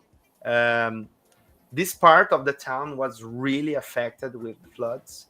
Thank God we are reconstructing right now, but it's a waiting moment because all this changing with the ambient, all this weather here in Brazil. It's very, very, very hot, and I don't know what will be in a few months if we will have more rain and the floods will affect again. I hope not. I really hope not. But okay. Thank you so much, guys, for the invitation. I really appreciated your support, and I hope the show. I intend to show a big success in the initiative, and I don't know if it's the first issue or the second issue from the show. The third issue. It's the first one. This is our 5th year doing the show. 50. Yeah. No. Yeah. Oh, but with this format on internet. Yeah. Yeah. Yeah. We started in 2020. So that was 2020 with the pandemic, right? Yeah. So we wanted to go out. So we've been making comics since technically 2018 is when we released our first comic. Greg and I started our business in 2017. So by 2020, we had a couple of comics and we're like, we should start going to conventions. And then because of the pandemic, it shut all of them down. It came to the end of the year and they're like, I can't believe there's no conventions we can go to. Why not host our own? And we're like, well, when are we going to do it? We have to find a time that everyone would be free. So we picked Black Friday weekend because Thanksgiving will end. And then Friday, Saturday, Sunday, nobody's doing anything. Yeah. So relaxing at home. And so we figured, why not host a convention? And that first year, we kind of just threw it together. The next year, we broadcasted a little more. We're like, hey, who wants to join? The third year, we even got Comics Wellsprings, which is our printer, to sponsor the show. They ended up paying for us to buy a banner to put behind us at shows, which is awesome. And then, Greg, damn it, I just realized we were supposed to do that. I remember you were talking about putting it behind you for this, and I totally forgot about that. Yeah, I didn't do that. But yeah, so we were gonna do that, but we bring them to in-person conventions now. And then last year we ended up just getting more people of higher stature, which was very cool. And then this year, I think the biggest accomplishment we had was taking all of our panels, which normally was ranging between 2 to 4 people, and now we had like 5-6 people on almost every panel that required more than 2 people. So yeah, it was very, very cool to have so many people involved. And I think next year, the biggest thing we're going to do is I started putting together, because we don't really know how to ask for sponsors. So I started thinking about like, how can we get sponsors? Because the biggest thing we need now is money to broadcast. So meaning like, first off, to pay for the software we're using. But the second one is to run advertisements. So in order to do that, we need capital, but we can't just spend money because no one's paying us to put this on. So it's like 24 hours of us live streaming with no pay. So it's like, if we have somebody that can give money towards advertising, I would broadcast this like crazy. It would be very cool to have a press release about it, do various things like that. So I started coming up with some sponsorship ideas for next year, where this year we had a panel where this happens every year, where there's one panel we don't have anything for, so we have to make something up. And this year, I don't know why we've never done it before, but now we have a permanent panel, which was a trivia panel. So now we're going to have a time slot where we ask the audience, like, hey, here's some questions, and here's some trivia questions. This is the best way to make the engagement. Yeah. From the public. Yeah, the best way. Yeah, and like I said, I can't believe we never thought about it before. So yeah, we did that. It worked out. It worked out great. There was a few people involved in that, and we did some giveaways based on that. So that was cool. But I think that if we broadcast that earlier, that we could definitely get way more people to join. Doing that on the first day is great because then it gets people to come here. Hopefully, they see the next couple of panels. And the idea would be that if they like it, they'll stick around. And so I'm hoping that that if we can get a sponsor for like a trivia sponsor or a giveaway sponsor or the main show's sponsor or Artist Alley sponsor, like these are all ideas I've been coming up with. Like I take notes during every time we do these. I always take notes of like what we can do to make it better. And so that's definitely something. Yeah. In the better use of the internet is when you create something and make the upload, it's always there. So when you have a long time exposition, it's always good to make some investment with Google AdSense or some kind of advertisement on Meta, but definitely when you make something live after the broadcasting, somebody will always see and always have a possibility to have a new reader, a new fan, a new people engaged with the upcoming projects. So it's a great movement, and it's so good to see this kind of show still happening after the pandemic. It's a good thing after all that nightmare. Have something like this integrating other creators from the entire world. And what can I say? Thank you so much again. I really appreciate it. Have you guys have a great week. You all have a great new year. Okay. Same to you. A great Merry Christmas. Merry Christmas to you as well. And bye-bye. Thanks again. Have a good one. Thanks for coming.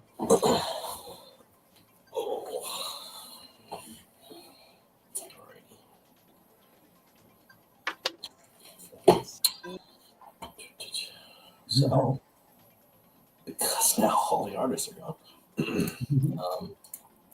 Tim's gonna come at like 5:30. So cool. Yeah, I asked him. I was like, "Hey." Yeah, I think he said he would be. Yeah, he would come early too. So that's cool. His thing's like 2 hours, so I was like, "Yeah." Yeah. All right. And honestly, what time is it? We got all the way to. That's cool. No, that's still good though. We did an hour and a half. That's good. Right? So, yeah, we've been sitting here not selling our stuff at all. Yeah, so now it's time to promote our stuff. Yeah. So we have a brand new website. Well, there's actually two, but first we'll talk about our main website. So our Dylan. So like summertime, we stripped away. We said this on our podcast earlier this weekend. So we stripped away our old platform that had other creators on there and everything, and then we completely rebuilt it from scratch. Well, Dylan did. I watched him. So he gave me some good inputs like cool, awesome. That's awesome. Yeah, as I'm saying. That's so, nice. A couple things. We changed the logo. So the logo is like how you're supposed to say the name because it's not spaced anymore or stacked or whatever you want to call it. It just features our comics, and you can actually buy our comics under the comics tab. It brings you to a web store. There's an events page that'll show you. I don't know if we even put this event on the events page, but oh my god, I don't think I did that. I just realized that. But yeah, it has all the comics that we've done so far. Even Ink 3, which kind of not a big fan that's out there before sending the stuff out, but that stuff's being sent out this week. So either way, you can still buy it. So we got all 3 issues of Ink. You can buy the first 2 issues of Mittens, first issue of Scales, 2 issues of Seer Chronicles. That's the first Comic-Con that we are going to be a part of March of next year. unless something else comes up beforehand. But yeah, for now, that's definitely right now that's the first one. So go to Connecticut. I think it's some college in Connecticut and previous events. How do you see the previous events? Yeah, and you can see other events we've gone to in the past if you ever want to try to connect with us while you're going around. So yeah, you can see we were just at Saratoga Comic Con last weekend. We were at the Toying Around in June. Why is that out of order? Why is that out of order? Yeah, it is. Oh, wait, this is May. There we go. There's the November one. This is the one that was last week. This is the Do You Believe 2 Con in October, the Toying Around in June, and then in May we were at Saratoga Comic Con. So yeah, we wanted to get at least one convention per quarter, and although we didn't land them in every quarter, we were able to pull off 4 conventions, which is awesome, plus our virtual convention, which we're hosting today, which was great. Also on the website, because I'll go back to the shop and showcase the comics a little more in depth, but figured might as well show off the rest of the website too. We have our about page. You can learn about our story, what our mission is really to build this company, what we're looking to grow, learn about Greg and myself. And you can see what we do and who we attract. I love these are all my friends that live in New York that come to support us at conventions when I'm up there. But yeah, definitely love that. And then we got a blog. I'm actually taking some of our old blogs to bring them on here, but for the meantime, I've been putting on some new blogs because why not? I want people to read new stuff, and we've got some good works on here. So definitely come check this out. And we have stuff for fans and for creators. I might even have to create categories for that, but definitely worth checking out. And then feel free to contact us if you're ever interested in our participating in conventions like this. If you want to work with us, whether you're an artist or a writer, or if you're a printer or a distributor or a local comic shop that's looking to get our comics or to get our business, if you're in any of those spaces, definitely feel free to reach out. We'll drop down, tell us what you're looking to get. But back to our actually, I think on the homepage too, I can show that off first. So you can see here we have our featured comics. These are some of our most recent comics, best-selling comics, things like that. You got a little about the company. You can see we have different genres. We got the superhero genre. We have science fiction. We have horror. We're definitely looking to build out on these genres as well as eventually add additional genres to our collection. This is a quick little, recent blogs if you want to check them out. And then these are obviously Greg and myself as the owners of the company, but we work with some amazing artists and illustrators and writers. And so here's, the team that has been with us the longest, that have, worked with us on multiple projects.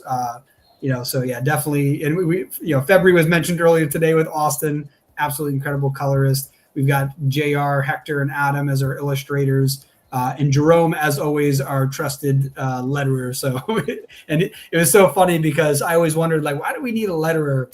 And I was the one that lettered our very, very first comic. And after getting it printed, I was like, and then I was like, that looks all right. And then we had reviewed by my friend. Yeah, we found Jerome. We had him do some lettering, and I was like, "Oh, that's why they pay letterers."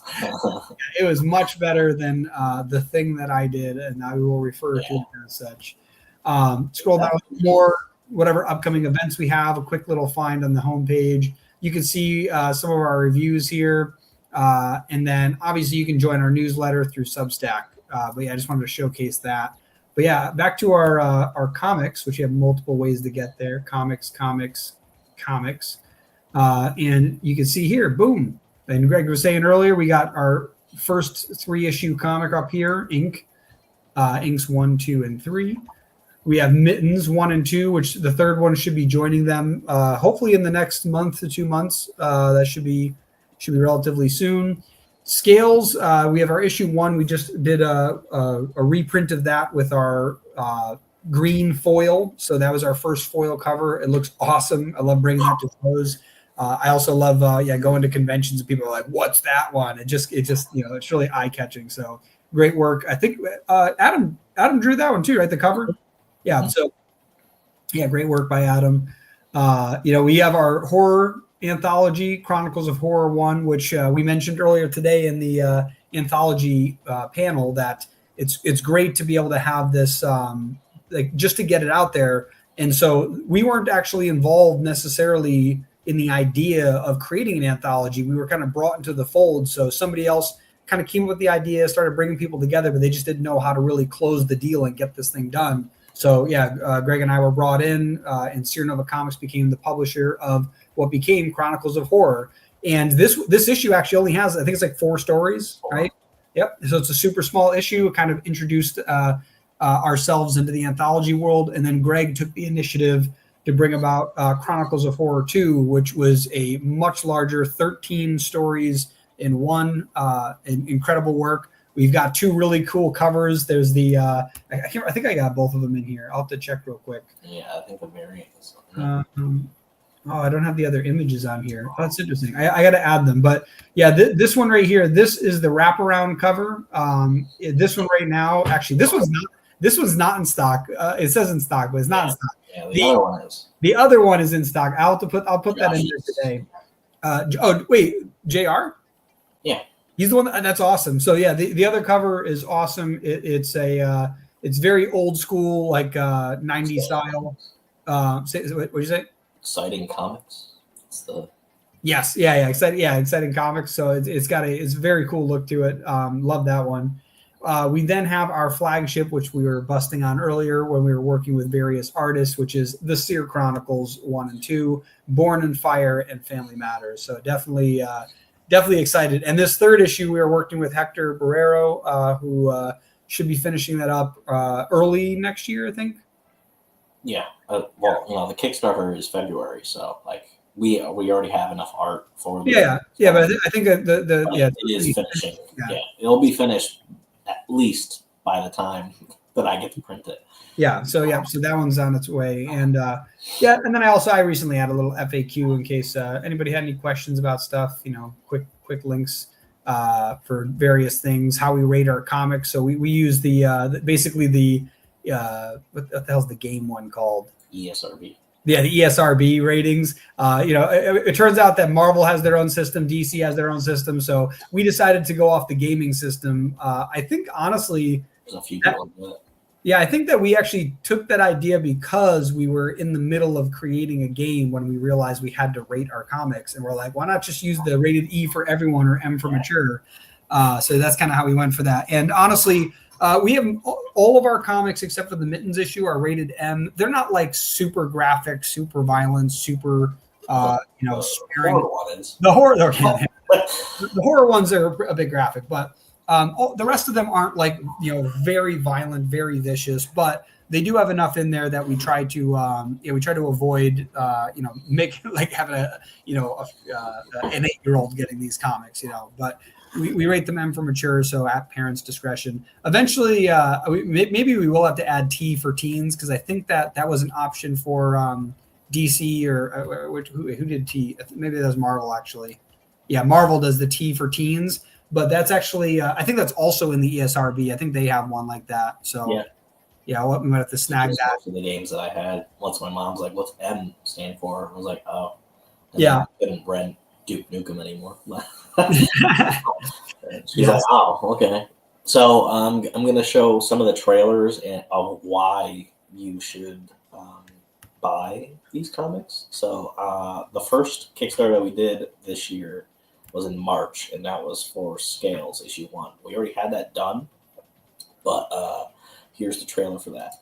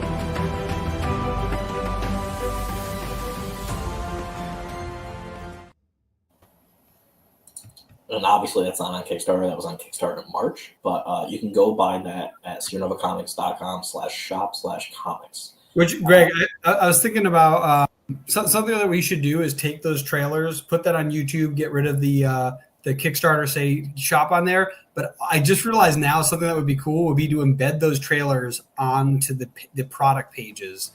Yeah, that'd be cool. Yeah, I think I'm going to do that for Ink 3 and Ink 2. Yeah, so what Scale's about? So it's a Indiana. I said indie. What is indie? Indiana Jones meets superhero story. So Aaron Dallon's fiance or girlfriend, whatever they are, it's like her favorite comic story, which is crazy that's a thing. So she's actually one of the people that like said that. She's like, "This is awesome," and then she didn't see the twist, which the twist was in the trailer. One of the twists.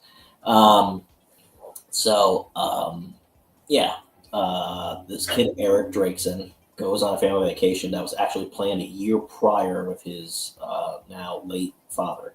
I thought it was like 3 years prior. The 3-year thing. No, it was just a year. I don't know why it was 3 years. I kept thinking it was 3 years. I think it's just because of the fact that like the dad died and the mom got married so quick. Maybe that's why. It is kind of weird, but like and then there's like you think the stepdad is like a nice guy and everything, but things change pretty quick. But so they go on that vacation to Gali, which is our Greece, because we have our own Earth and everything. It's called Venetia, which I can go all into that. I'm not going to. So then they get there, and it turns pretty quick from like just being on the beach. So there's a comic that Eric is reading, and his stepbrother, he's a piece of shit. He's like, "Hey, why don't we go to that cave? Because that looks just like the cave that's over there." And the comic that Eric is holding was actually made and given to him by his dead father. That's where the Indiana Jones kind of part comes in. So he was kind of like a Tony Stark type, like adventurer kind of thing. So that'll be in like future issues is that, but not the first plot arc. So so they end up going to that cave that's from the comic, and then there's this whole destiny thing. Rocks fall. Eric is split up between his stepbrother. His stepbrother just is like, fuck you, and he goes and gets sushi. He's trapped in a cave, and then there's an orb of light that he starts following, and it brings him to this temple that's down in the cave. And then that's kind of like what sets up this whole like superhero side of that story. So, yeah. I don't remember why we came up with sushi either. I just remember it was like we got to make him sound like a jerk, and we're like, yeah, like they're rich, so yeah. Oh, and the whole rich side is like his dad owned a company, and then in the beginning of the story, his stepfather is kind of like getting papers signed to. Yeah, he's doing something at the business before they go on vacation. Yeah, that's like the only foreshadowing like that you can get is like, that's weird. Yeah. So that's Scales in a nutshell. The next Kickstarter that we did was in June. Do you have Ink 2? The trailer to show off Ink 2's first, and then we could do. No. No. Oh, yes, I do. Okay, cool. I was gonna say we could showcase Ink 2 first, and then wait, because June was Ink, right? Am I crazy? Yeah. All right, yeah. So we can show Ink 2 first, because we're just showing all our comics now. So we can show Ink 2, describe that, and then show Ink 3 and describe that.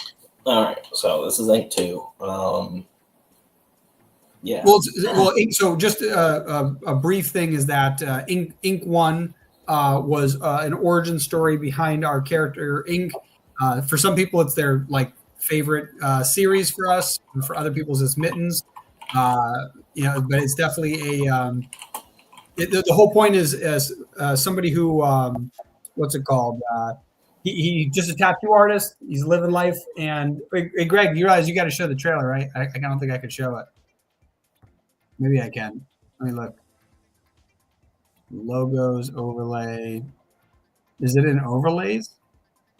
Video clips. I found video clips. Let me see.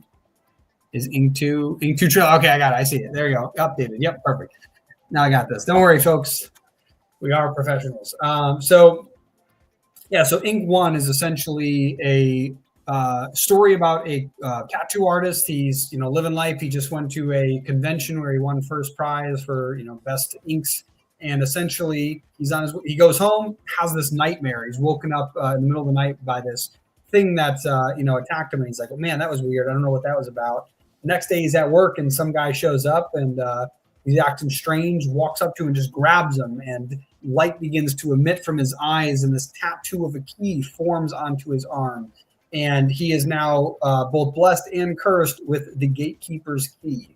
And this is what begins the journey. The man who grabs his arm says, you have 72 hours to get to this mountain top. And if you're not there, you'll die. And right when he releases him, he just turns into dust, finger snap by Thanos kind of thing. And so that's when this whole journey begins. This guy freaks out. He heads over there. And then that's the end of issue 1. And now I'm going to play for you the trailer for issue 2, which I just lost. There it is. Got it.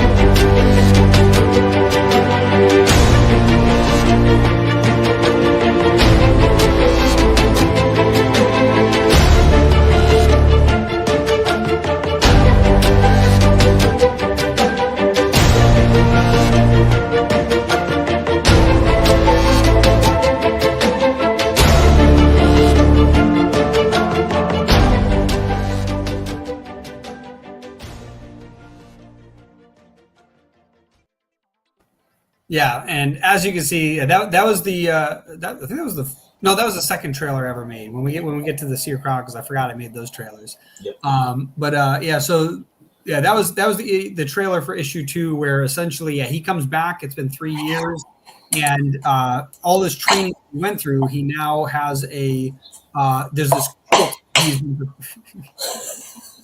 Mute yourself, you spaz. I muted you. There you go. But what's it called? So he's been training to fight this cult over the last 3 years. He's gotten powers. He's now back in his hometown. It turns out the cult is already there, and they've kidnapped a neighbor and friend of his. And so the comic is about him going to find that neighbor and learning how to, using it, not learning, but using his powers in order to help save her and basically infiltrate this cult. And from that, you then learn about this drug that he knows that they're involved in, but he doesn't know who makes it. And that's basically where the second issue ends and the third issue begins. He's now going after the manufacturer of this drug because he knows that this drug is meant to manipulate and control people in the long run. And so now we have, where is it? Greg, you'll find it faster than I'm going to find it. The Ink 3 trailer.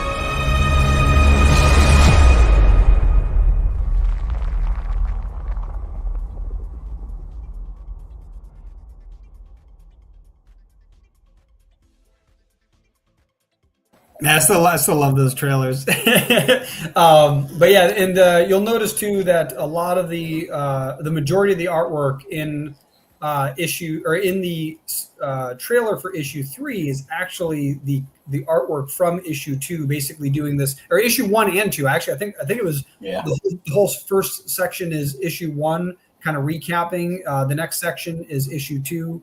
Recapping, and then that final last couple of cutscenes is like the first few pages of Ink 3, because we wanted to get this trailer out while we were still working on the project. So it's very cool to kind of assemble this like story. So when the trade comes out, I hope to do that same type of trailer, but extend it even further and include the additional artwork from Ink 3. So I'm definitely excited about that.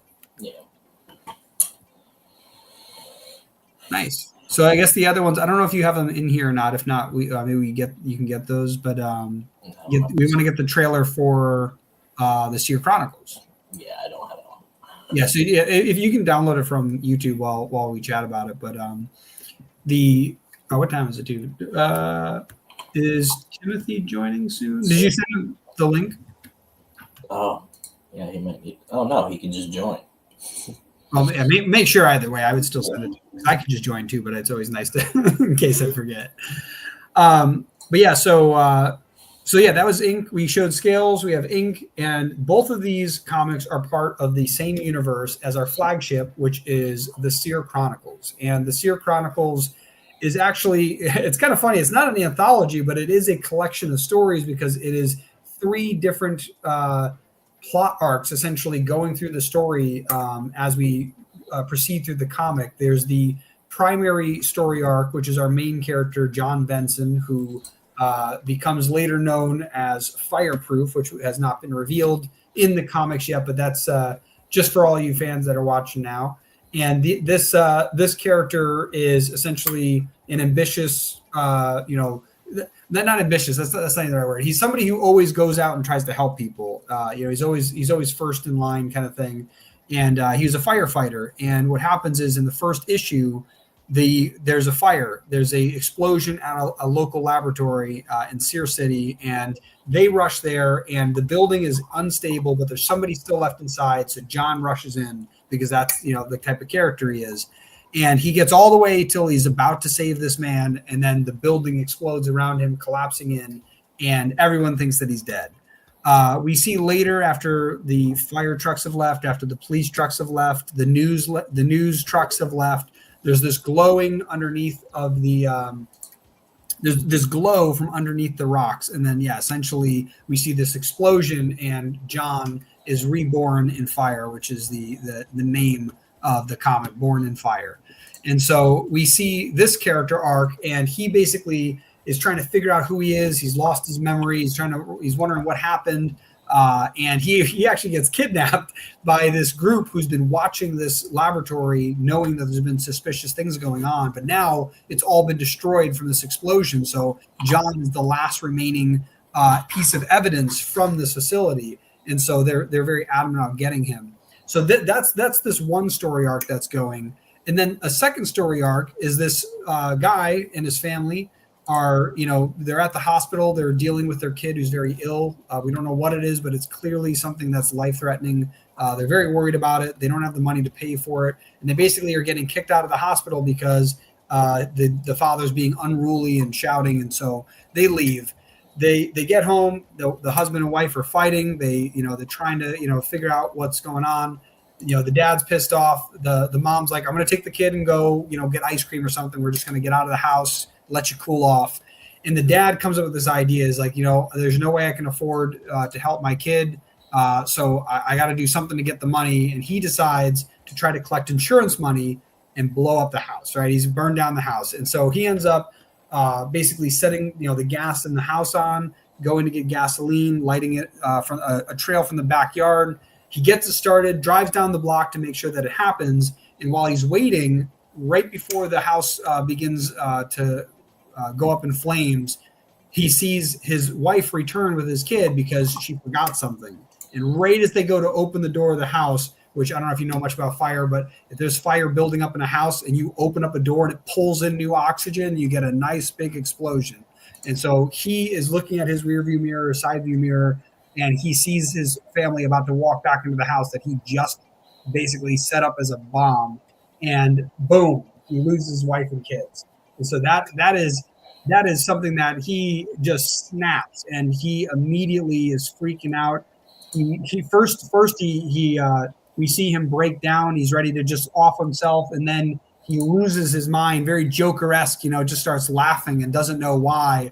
And so he goes and finds that nurse that was yelling at them when they first were at the hospital, and he just takes her hostage, and just stuff gets out of hand. It goes crazy, and this guy is now maneuvering through life, just going what his name will eventually be revealed as bonkers, right? He's just gone completely loco. He has no care in the world because he's lost everything dear to him, and it's his own fault, right? Like he is just completely loose cannon, and we just see this character slowly progress from that into what happens in the second issue, where he accidentally gets involved in gun trades, and in the third issue where he just loses his mind entirely.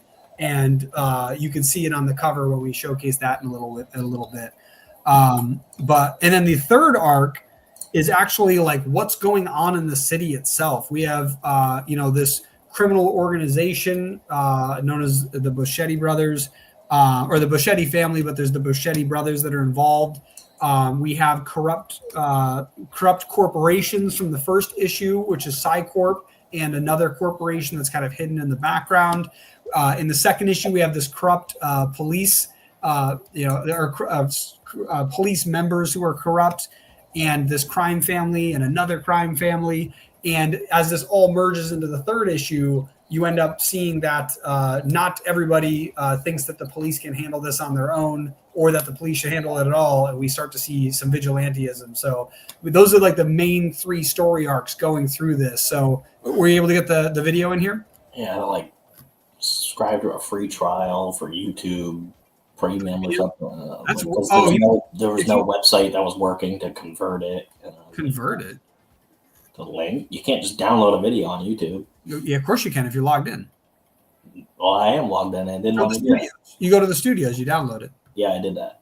It didn't work. If you go to the content, I'll have to show you in a little bit. But if you go to the content in the back end of the studio, there's three dots. You click on it. One of the options is download. Tried doing that before, like the other day. Anyway, the trailer's here. All right, let's play that trailer. This is the trailer for issue 2.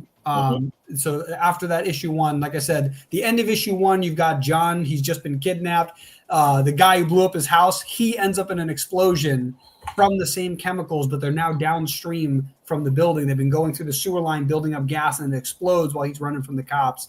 So that's how the first issue of that ends. And like I said, we know that there's this corruption going on in the corporate world. And then issue 2, we start seeing that in the police and in the what's it called, the underground, like the mafia. So yes, press play.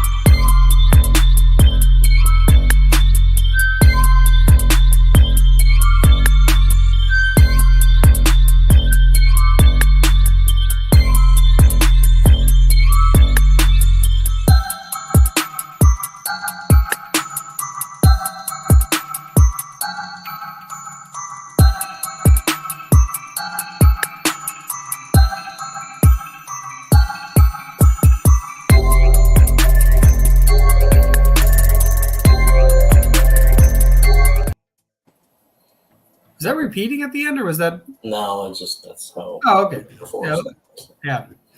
But yeah, so that was the trailer for issue 2, which we mentioned earlier in this week. I think it was yesterday that we're gonna have trailers. We're gonna have multiple trailers for issue 3, kind of summarizing these arcs that are going on. Like I mentioned, there's these 3 arcs that are going throughout this whole journey that we're on. And as these arcs all merge together, we also will see our solo series enter these spaces. So Ink, we showed earlier at the end of Ink 3. So this isn't like really a spoiler. It's more like what we're getting into is like the end of Ink 3, he is headed to Seer City. So that's kind of the cool thing, which is like all of these things will be coming together. And while he's heading there, if you ever come to a convention, I'll mention it, but I'm not going to mention now, but somebody is another stowaway who is also coming to Seer City. So very cool, very exciting. But yeah, we definitely wanted to show off a lot of those comics. And Greg, do we have a trailer for the Chronicles of Horror, the originals? I have this. I have to get the second one, but yeah. You have the first one on here? Dude, I don't think. No. No, we didn't have one for the first one, right? We only have one for the second one, right? I don't even know what they did for that. But oh my god, that's so long. I'm not playing that entire video. Wait, which one? The Chronicles of Horror one. It's because there's talking, but I'm not going to play Hector talking. So. No, but you could play the beginning of it and then just end it when Hector talks. Yeah. Oh, okay, yeah. Yeah, Tim, we figured out what to do to waste some time. So. No, not waste time. No, we it's kind of funny, actually. I don't know why we didn't think about it before. Is we had a bunch of artists on to show off their work. Some of the artists left early, but what we did was we showed off our work. Like it's funny we didn't think to kind of include that, but that's a good way to broadcast. Like I see the message from John. Thank you, John. I'm looking forward to seeing you. He and I are going to get together and do something. I forget what it is exactly right now at the moment, but I know he's on the calendar. Cool. And before we show the horror thing, the third character that's in the 3rd issue of the Seer Chronicles, that vigilante character, there's a solo series that's coming out next year that connects to it's the beginning of that. So Dylan made a trailer the other day for that. Yesterday. Yeah, yesterday. It all blends together. And it's only 45 seconds, and it's pretty cool. It's the best 45 seconds of your life. Yeah, so I'm going to show that first.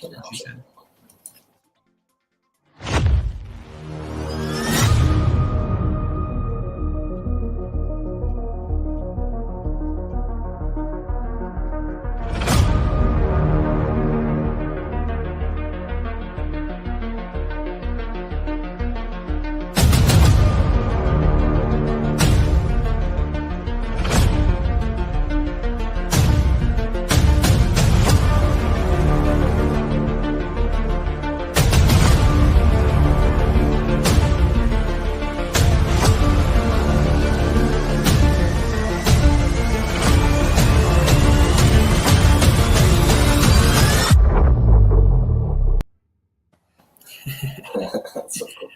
Epic. Okay. Now here's Chronicles of Horror 2. So. I would say Timothy is like, that's the greatest trailer I've seen in my whole life. He's just like, I want to do my thing. We're getting to that.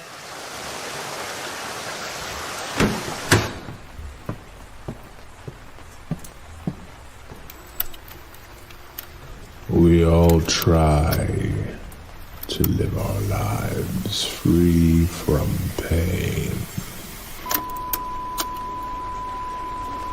But true terror, my friends, comes from places we least expect. It could be hiding down your safe little street, or even in your own garage. Do you feel the fear bubbling up from your own imagination, corrupting all the things we hold dear? Will you be able to handle the silence when the horror has begun? Tune in to Chronicles of Horror to find out.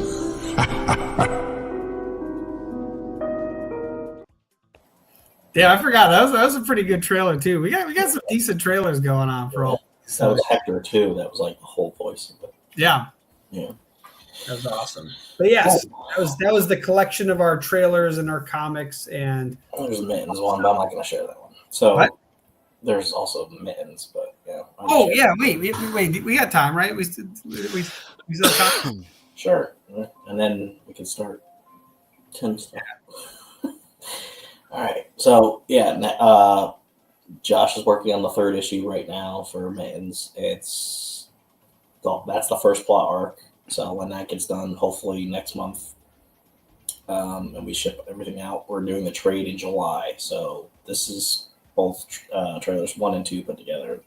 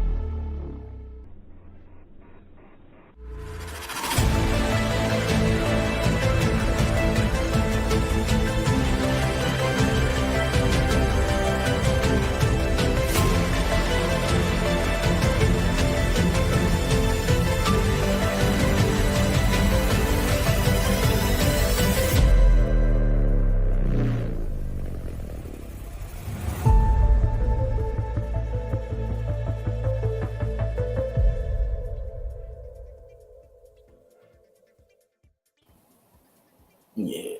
Nice.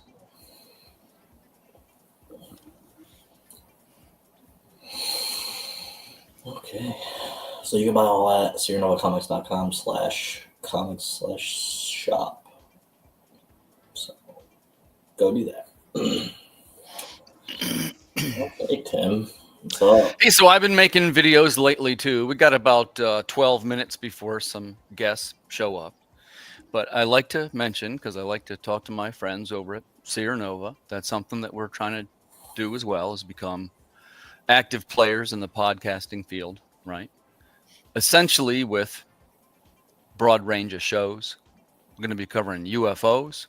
We're going to be covering ghost sightings, and we're also going to be doing the Creative Cranium show, which typically interviews creators about what they're making, and it has some practical answers. Sometimes the honest truth is I try to find a subject of something that I don't know how to do it really, and I just ask people. And some of it is the group you get too. Like if you got a group that are really good at marketing, you ask them marketing questions. If you got a really successful couple of con rigs around you, you ask them convention questions. I'm amazed that I only just now crashed my computer. I've had Photoshop open while live streaming, while having a bunch of tabs open with the notes of the shows and everything, and it just now finally I crashed it. I was like, that's impressive. I've been doing that for 2 days, and somehow this computer has lasted. So I am not in the least upset that it finally happened. Well, I'll show you a quick thing. We'll welcome to the air Mr. Rodney Fike. Welcome, Rodney. Okay. While you're getting situated, get your audio, and I'm going to show you guys a quick template. Welcome aboard. Awesome.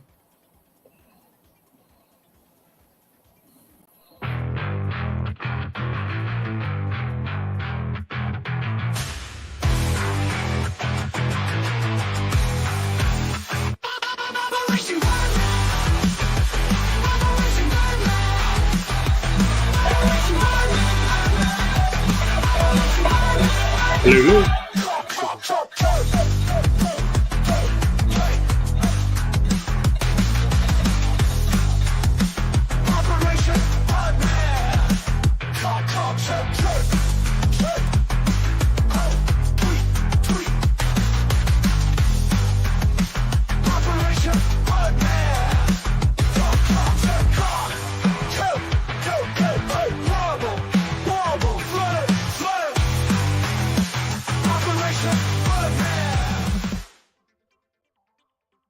Here's your first peek at Operation Birdman. You'll be seeing that coming to Kickstarter, likely about in March.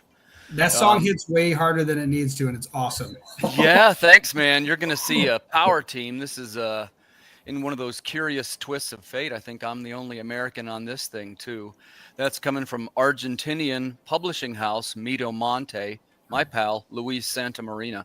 And in this case, I will be the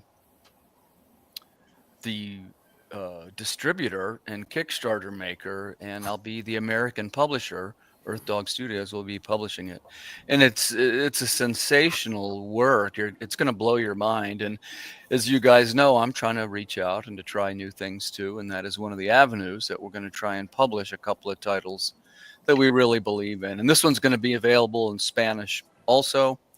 And as you know, lately all these books, I'm trying to park them on the library tour. One of the ways we're accomplishing that, like I was saying, is we're doing these podcasts, right? Creators can come to me and I'll swap advertising. Generally, I'll swap an advertising spot for if you got a print run that's around 200 copies, I'm just picking something, right? And it would be a house ad would go in there of usually something that I'm making. And I would trade you for a bumper, of course, that we use when we advertise one of the shows. And the most common ones, it's an 8-second spot running once a week for 2 months. That's 16 spots. Usually that's what I switch for an ad for, if anybody was so inclined. And they tend to be paired with little video bumpers, which I do have another one to show you. You guys are going to see it right at 6 on the dot anyway, but I want to show you the type of video product that we're talking about. I sense that you guys liked videos a little bit from seeing the last template. Here's our latest one.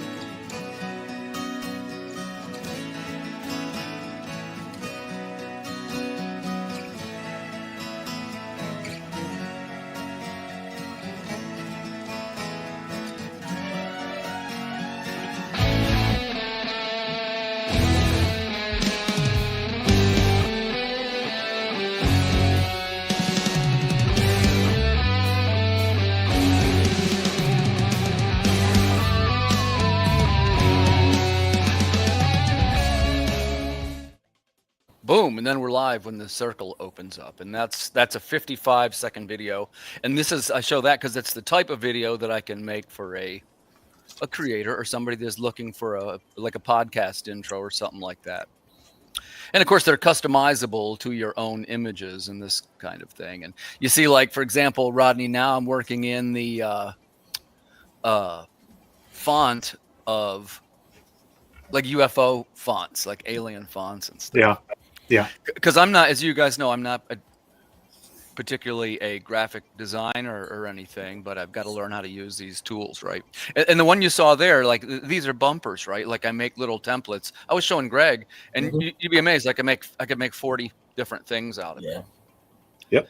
And my percentage is good for YouTube life because the theme songs, we make our own theme songs. You know, even if you use like the free ones, they'll beef with it. And it's happened to me a bunch of times. Yeah, we've used what's it called? They were like my brother and I used the template once. It was through Render Forest, and we actually got flagged for like stealing somebody's work because they also used the template from Render Forest. But they flagged us and we're like, hey, here's the company that has it. These guys are using the same thing, and our video came out first. So I don't know what these guys are talking about. So we were able to get it unflagged. But yeah, that was funny that yeah, you kind of got to be careful. But yeah, if it's your own works, it really helps avoid that issue. Please welcome to the show, Tom Hutchison. Tom's done this before. So are you guys, just so I know, are you SeerNova guys? Are you going to stay in, or are you jumping back and coming back? I thought you might say that. Yeah, that's you guys fine, can take over. That's cool, actually. And if Craig's we like, nope. need, because listen, I actually knew this. I got Tom to fill in. See, Michael Lanning has some kind of family emergency going, just so you know. And I saw Chris Hall's in the comment. If we get too short, I'll shoot one out to him. But tonight's going to be easy. It's basically going to be like a get to know the person a little bit. And I'm going to be asking about what your exposure was to UFO related media, and if you're a believer or not, and why. Like, the questions are mostly about you. It's not trivia about Roswell. It's like, how did you hear about it? When did you hear about it? What kind of movies did you see? Because like some of us are believers and some are not. So I'll see if I can get a little tension going. I mean, I only watched like 8 hours of Roswell footage like last night to get ready for this. So, you know. Oh, well, I do have a couple of questions. You know, I will tell you, without C. Michael Lanning, he's like a heavy research guy, right? Like, what he's going to want to talk about is this fireman report, which is some people say it was misinformation. And the question that I'm going to ask the group, if it is misinformation, why? Why would they do that? Are they trying to distract attention away from one thing toward the other? This type of. They live in the oceans anyway, so yeah. But I don't want to give up my questions. I don't want to give up my questions right now. We got 4 minutes. Yeah, they're actually in center. What's it called? Hollow Earth or the Donut Earth? Pick a Earth. But Dylan and Greg, you got any love for swapping a video bumper or something like that for exchange in the back page ad of a book? Like, for example, I'm in John Westhoff's book. There's a couple, and what I do is I swap them for ad time. I would definitely put your ads in our book, so I'd be cool with that. I cut those videos tighter, man. Those are 2-second clips you're seeing there for people at home. I like the fast. Like a 20-second video clip is enough to sometimes sell 40 pages. You know. Oh yeah. Like just enough of a glimpse of art to want to see more, but like not even really spoiling the page, if you know what I mean. Just enough to wet their whistle. Right.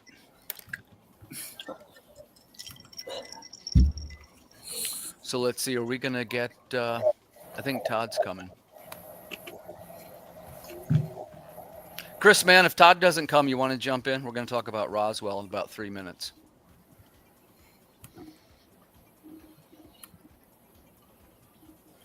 So exciting. It is, right? I'm so excited. It was just a weather balloon. It was just a weather balloon. Just a weather balloon. All it was. Yeah, this was last night. We did the top N64 games here. Oh, and the sci-fi writing workshop. Yeah. And I alternately streamed them toward my YouTube, and there's 40 or 50 views on that already on my side. Not even including whatever this was. Yeah, people like you more. All right, I'm gonna shoot Chris. That's the real reason we bring Timothy on. He's bringing the whole audience for us. Well, look, he's got lizard dudes right behind him. I mean, he's all about the aliens. You know. Yeah, he's in with the lizard people. Honestly, I would love if somebody would ask me. You notice I asked the questions. I'm just trying to keep it. I thought the lizard people were the politicians. The one you see with sort of the lizard claw, I love talking about. That's sort of my failed series, although I hate to use that word, but it's the one that never. It's the one that I was sure was going to be the next big thing, and I'm the writer of Socket, and I got all these animation deals, and I'm such a big shot, and nothing ever happened with it. And in the meanwhile, I'm printing Water Wars as fast as I can sell it, which was the other one, and never even had, like, that first one didn't even have a Kickstarter or anything. Well, there was no Kickstarter in those days. I'm just saying, sometimes whatever becomes popular is the other thing that you were trying to do, you know? Way back in 2018 before Kickstarter. Or 17, sometime around there. Yeah, this is my 5-year. We're doing this Indiegogo campaign. It'll be 5 years alive, and it's because we took the first issue of Water Wars to the 2019 Baltimore Comic-Con. That's crazy. Now I see Dylan, I'm on the admin panel. I see over here on the right-hand side of the chat, you got a recording button and its red light is on. Are you recording this broadcast? That's weird. Actually, I don't know. It does record while it's live, so yeah. All right, cool. Oh, I wonder if that it's all good with me. I just making sure you knew. I wonder if that popped up for me specifically because I know it's supposed to grab it locally, but I crashed out, so I wonder if maybe that's why. I wonder if that's why it's showing it.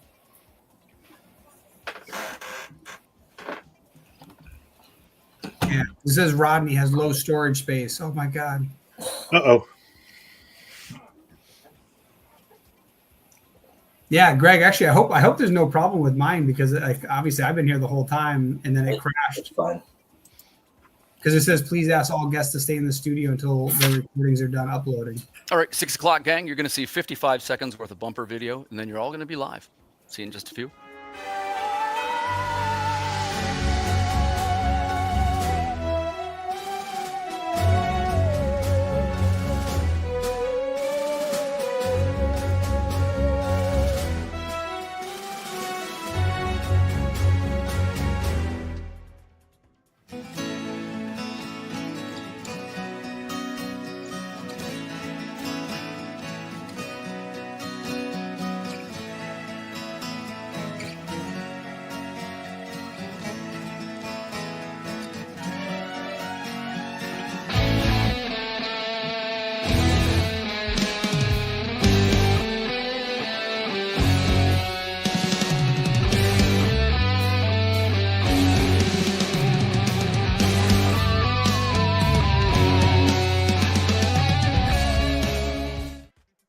Hey guys, welcome back. This is a special episode of Watch the Skies. We're actually on the SeerNova virtual comic convention this weekend and having a terrific time. Thanks for having us, guys.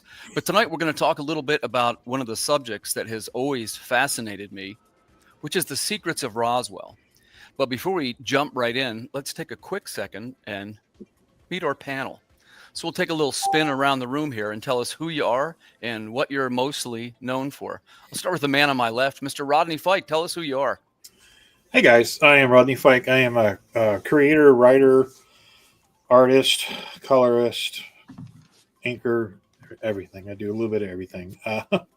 Been in and out of the indie comics game since probably 1990. And currently with Hasm Productions, that's our company, and doing books for Roadkill Rampage. And right now, that's it. So I like that book. Yeah, thank you very much.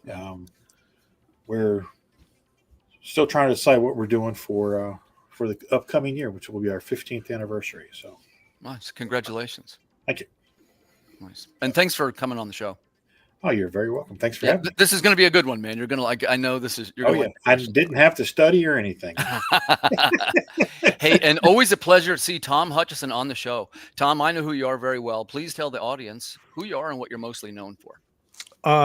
Mostly known for Big Dog Inc. That is it. That is what I do. We've been doing this now. It'll be 15 years next year. I'm the writer of 99% of the books that we do. I'm the art director for the company. I do all the Kickstarters and the shipping. I do all of the things at Big Dog Inc. Outside of the art, but I do go and find the cool artists to do all the fun stuff. I just do all the words. Nice. Well, thanks for coming on tonight. Yeah. Tom was generous enough to fill in for our pal C. Michael Lanning, who's got a little bit of a family illness thing going on. So we send him our best wishes. Yeah, absolutely. So I figured a good place to start out. We've all talked on a couple of episodes now about, are these things real or aren't they? And we didn't always reach a decision either. So I think a good place to start is let's get a baseline of whether or not we are believers or not in this room. So, Rodney, out of all the evidence you've seen, would you describe yourself as a UFO believer? Yes or no, and a little bit why? Yes, I am a believer. Whether it is advanced technology that they're trying to keep secret or extraterrestrials, I believe that there's something there, and I don't believe that we are the only intelligent life in the universe, or other dimensions. So there is so much out there that we don't know, and we live in this bubble that's been created for us of our reality, and it's what we're fed. And things, if you're courageous enough to stick your head outside of that bubble and look for answers elsewhere and alternative possibilities or truths, yeah, I definitely think it's something other than the ordinary. Okay, so you'd say you're a believer. Let's move this over to Tom. Tom, would you say that when it comes to specifically UFOs in this case, okay, alien spacecraft, whatever you want to call it, would you say you lean toward being a believer or not, and why? It's I have a prepared statement from the government before I start here. This is going to be great. This is going to be great. No, I have always been a paranormal enthusiast, whether it's ghosts or UFOs or the Loch Ness monster or whatever it is. That's my childhood. I grew up with all that stuff. Obviously, love all the movies that came of it, and then along the way, of course, you keep finding more and more evidence, pro or con, which is always interesting to find the people that are that'll debunk this stuff, either legitimately or just to do it for the sake of doing it. I've had 2 UFO experiences that were both not UFO experiences, but at the time I was like, what am I looking at? This is crazy. But I know some other folks that are actually artists of ours and stuff. They've actually had some UFO experiences, specifically some of the stuff that's been going on in Arizona over the last, couple of decades. They've seen that stuff, the triangle ships and all that kind of thing. So, no kidding. Yeah. So we just did an article about that one. Yeah. So I like we talked about with ghosts not long ago. I am open to the possibility. Number one. Number two, we now live in a time where the government is actively telling us, yeah, this stuff is real. Right. The rules are changing a little bit. The rules are changing. So, and you're going to see these conversations this is going to come up a lot. And I know that Chris will be interested in hearing this too. I'm a little bit of a skeptical government guy, not because I'm a kook, but because when you get a little older, we realize that the government has lied a bunch of times. Oh, 100%. I mean, the X-Files told us that for a decade, that the government was, withholding all of these things. But yeah, no, I have, I'm Gen X, so I have a deep-seated distrust of government, anything, whether they believe it's for our benefit or not, I don't care. Like they're still withholding whatever information it is. And so, so I lean into the believer, but I'm still waiting for my experience outside of just seeing, all the videos and the photographs and stuff that come up online. But I'm open and I'm waiting for my time to see something unique. But until then, my mind is wide open. Okay, gotcha. Todd, hey man, I'm so glad you're here. Sorry, I'm admin. I didn't see the bottom panel there, so I didn't get everybody in right at the buzzer. But tell us who you are and what you're known for, and then are you a believer or not? Hey everyone, glad to see everyone here. This is awesome. My name is Todd Tochioka. I'm currently the letterer and editorial guy for the Sabaton magazine. And also do work with Jim Valentino at Shadow Line as a letterer. Sometimes I color for him. Sometimes I help him out with editing. Then also work with a few other people that you might have heard of. Mally Simpson and his Elite Warriors. I've just been working with him doing lettering and editing. And also Carlos Rafael, I do some lettering for him as well. So pretty busy these days. Hey, listen, Todd, welcome. Thanks so much for coming. So we're starting with, are you a believer or not? Sure. This is a little bit of a baseline for the panel, okay? Sure. So would you say you're a believer from the start? You got to see evidence. Where are you on this scale? Man, I've always been a believer. I kind of went back and forth. I was a believer because of my granddad getting me into a program back when I was like 4 or 5 years old called Project UFO. Oh yeah, sure. You remember that show? I sure do. Yeah. Ezekiel saw the wheel. But yeah, and I've seen some things, man. I've seen some things that I can't explain, and I've seen some things that possibly can be explained. So it goes back and forth. But geez, I'm a true believer. Okay, good. We established that. Hey, Chris, man, thanks so much for joining us. Tell us real quick who you are, and also I want to hear if you're a believer or not. Hey, thanks for having me, Tim. Yeah, Chris Hall. I've been a colorist in the indie circuit for probably about 18 years now. I started out my career working with Zen. Oh yeah. At Good guy. yeah, at HCMP Productions, and on his Pink Power. And I also worked with Ivan Press back in the day, and we did like splatterpunk horror stuff. Nice. A lot of movie adaptations. And I just currently joined a studio with Travis Smith and John Holland, Exile Studios. Oh yeah.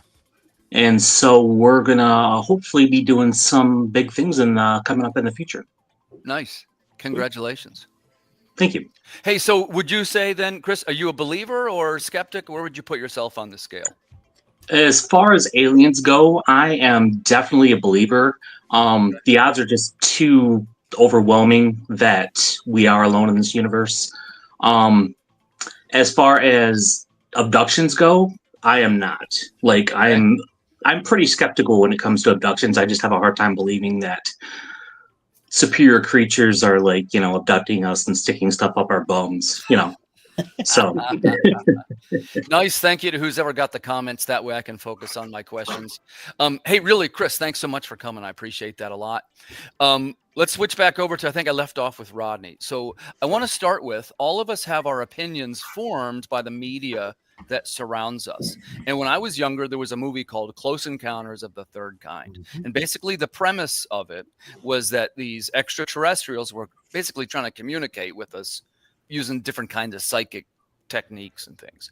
So my question is really, do you have a media event that forms your opinions of what UFOs are? Rodney, you go first. I would probably have to agree with you. I think Close Encounters was pretty early on for me. Yeah. It just me being the creative type of kid that I was and always looking for out of the ordinary things. But, back in the day, if you were lucky enough to go to the movies maybe once or twice a month, that was your exposure. That was pre-internet. I'm talking the 70s, so, and there were no comic shops where I lived. So if they had a spinner rack at the grocery store, I got There lucky. was a black and white version of Close Encounters graphic novel, like a pencil. Yeah. Like a Curtis. Yeah.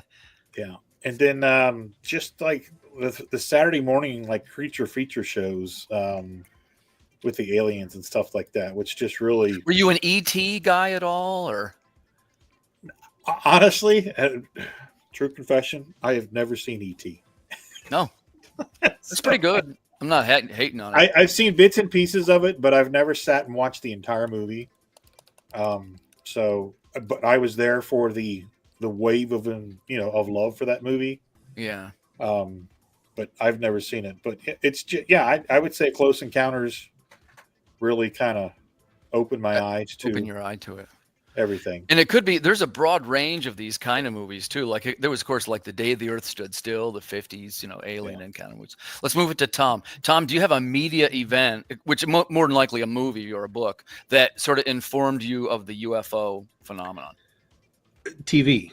I remember specifically that and again, this is all paranormal stuff, but back in the 70s, there was a show called In Search Of that would talk about everything from UFOs to the Loch Ness Monster to the Headless Horseman. Like that was much watched TV for me, even though I was too stupid to realize what I was seeing was reenactments of this stuff on the show. I was like watching this, like, yo, they have footage of the Headless Horseman. Like, what is going on right now? So, but I do remember that they did like UFO shows and stuff like that. And then, of course, that would lead into Close Encounters, of course, mixed with Star Wars at that same period of time, too. So you had Star Wars, which is like space adventures, but then you had Close Encounters, which is like, oh, they're like picking up kids out of their house and taking them into the sky. Like those are different types of aliens. So, you know, and then of course that just led into science fiction in general. What are aliens? Who are aliens? E.T. is one of the great, truly, it's one of the greatest movies ever made. It is a fantastic, you know, adventure story, science fiction story. It's one of the rare alien movies where the alien is the good guy, basically, as opposed to, you know, I'm coming to get you, alien. Right, right. It's a fantastic, you know, different sort of film.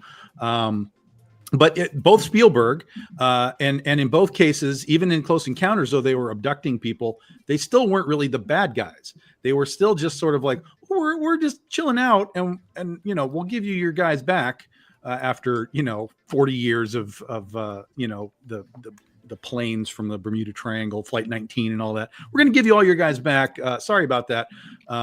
So it's Close Encounters is still a weird movie for me because I don't think I really understand what the hell's going on yet.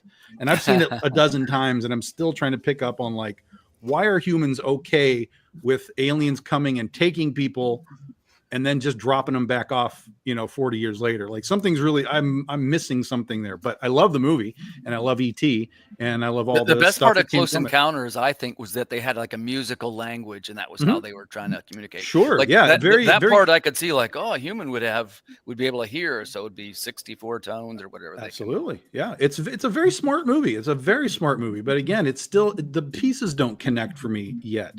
And I think it's just like what happens with Richard Dreyfuss in the movie. This means something, but I don't know that I know what it is yet. It's also one of the cases of the rare where the director's cut is not necessarily better than the original. Oh, there's like 4 director's cuts of this thing. It's crazy. Yeah, I don't like the one where he, you know, they talked him into shooting extra scenes so he could walk around inside the craft. Right. It just seems really fake and tacked on.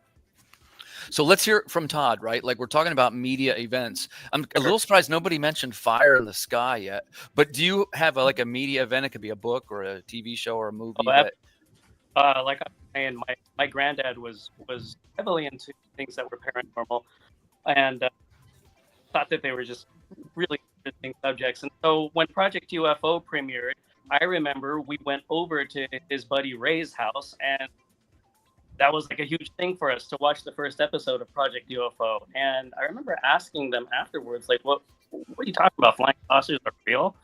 And they kind of sat me down and told me, yeah, there's a lot of things out there that you don't know about. Like, there's things that sometimes can come from other planets or possibly other dimensions. We have no explanation for these things, and people are seeing these things. And so that kind of became my granddad's thing, and we would watch Project UFO, you know. And correct me if I'm wrong, that's when it's like 2 Air Force colonels, right? Yeah, two Air Force colonels are traveling around the country, and they're talking to eyewitnesses about these things that they're seeing. Fascinating, completely fascinating. And then, like Tom had mentioned, Leonard Nimoy's In Search Of was really big in the 70s, and you know, I mean, we all watched that and couldn't help but to watch that. Fascinating.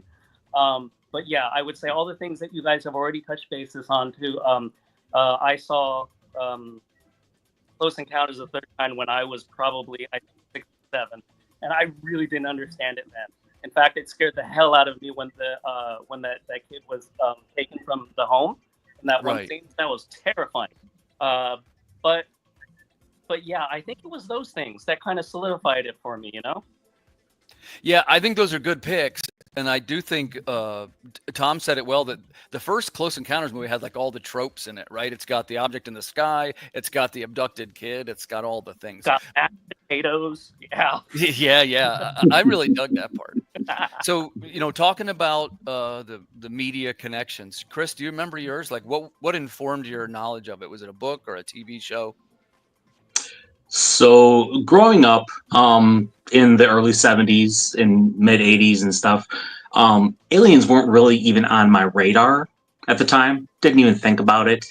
The first thing I can really remember was the X-Files that put it on my radar.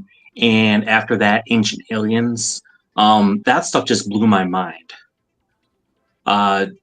and just really opened me up to the concept that we probably are not alone in this universe. So, yeah, I would definitely buy that, and I guess we all answered that. It seems like we're all at least open-minded to believe. I don't think we have a hardcore skeptic here. Maybe Tom is the most skeptical. I'm going to ask a slightly connected question, right? This is still about UFOs, but like I was saying, sometimes these two things are linked, right? If you believe in ghost sightings, do you believe in UFOs and vice versa? So real quick, Rodney, sounds like you potentially believe in UFOs. What's your stance on ghosts or ghost sightings? Yes or no?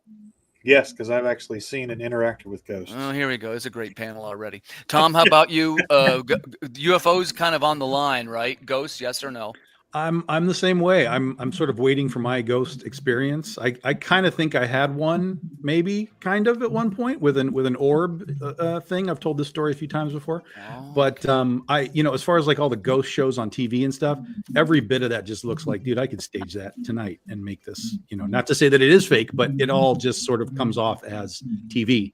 So I'm open to the experience, but I haven't had one yet. Okay, fair enough.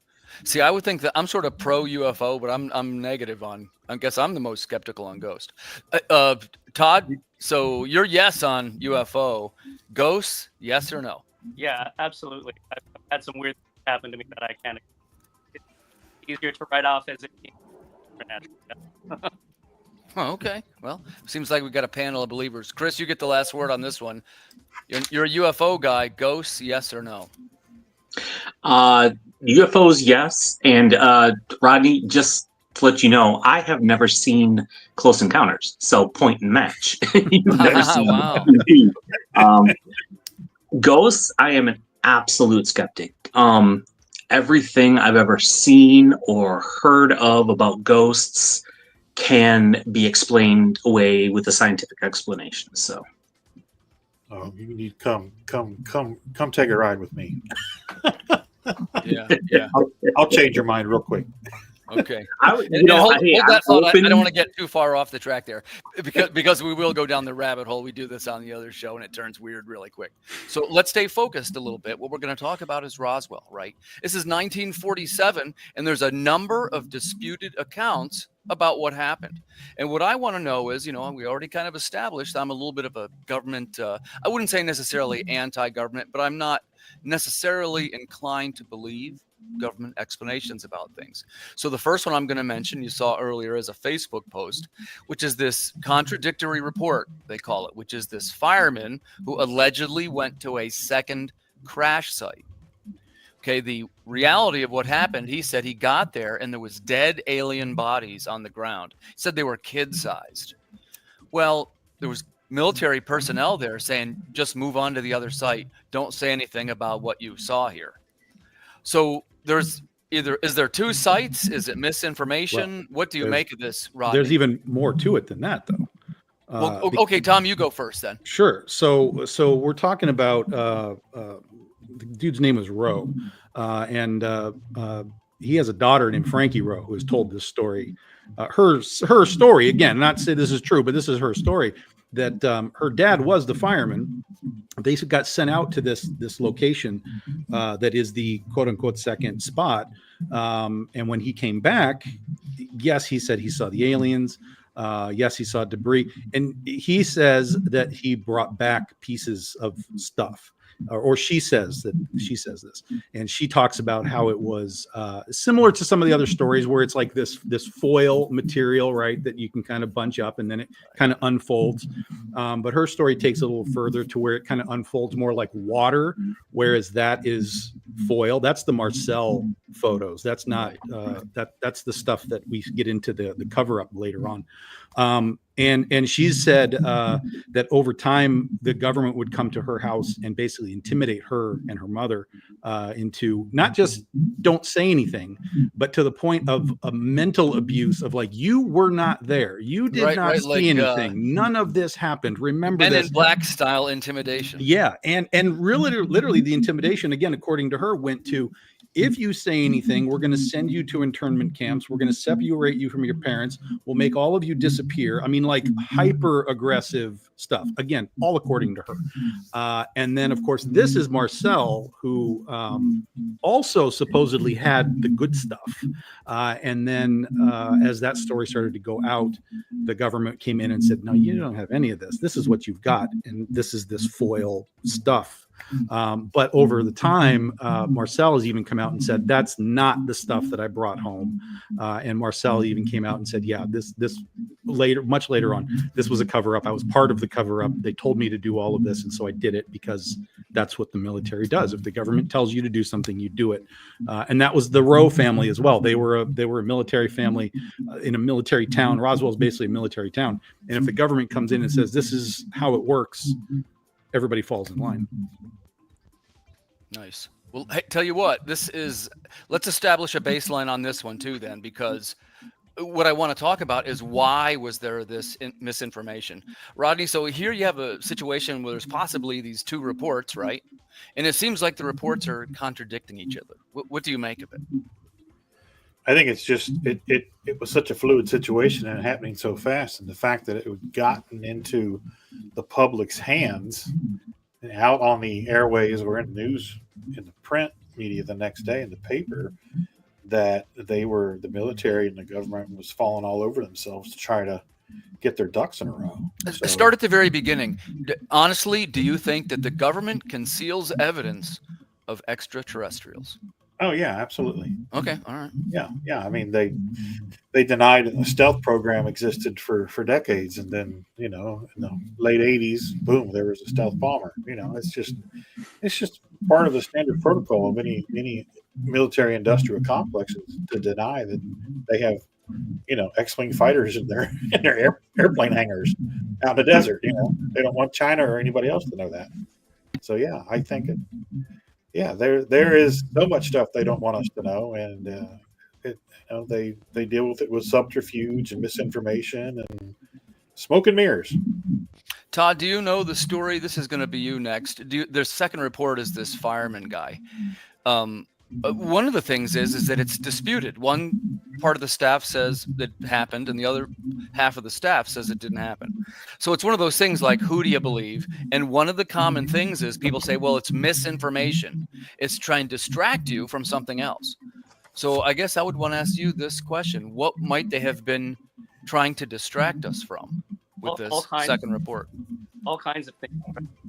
And then you hear stories about how they found bodies at this second site, even though they thought maybe, well, hey, they could be extraterrestrial or alien. I had heard stories that it was a cover up because they were actually smaller children in there that they were trying to train to fly these things. Whether or not that's true, hey, that's some more misinformation that I picked up from somewhere. But gosh, like something like this, like Rodney was saying, the situation is so fluid, and especially during the time, you don't want to have some kind of public meltdown. Yeah. People looting in the streets because aliens are coming from Mars and it's the end of the world.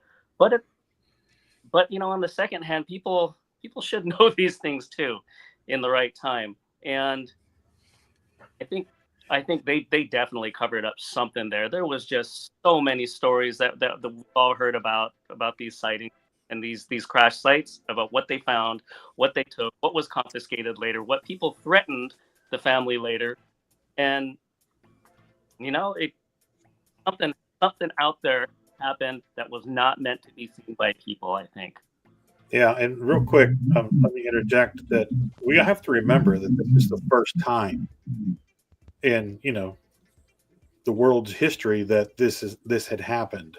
So there was not really any protocol in place. Or recovering a crash site. So. Yeah, so the fact that they did fumble and they had multiple stories out there and it got to the newspapers is indicative of the fact that the protocol wasn't in place.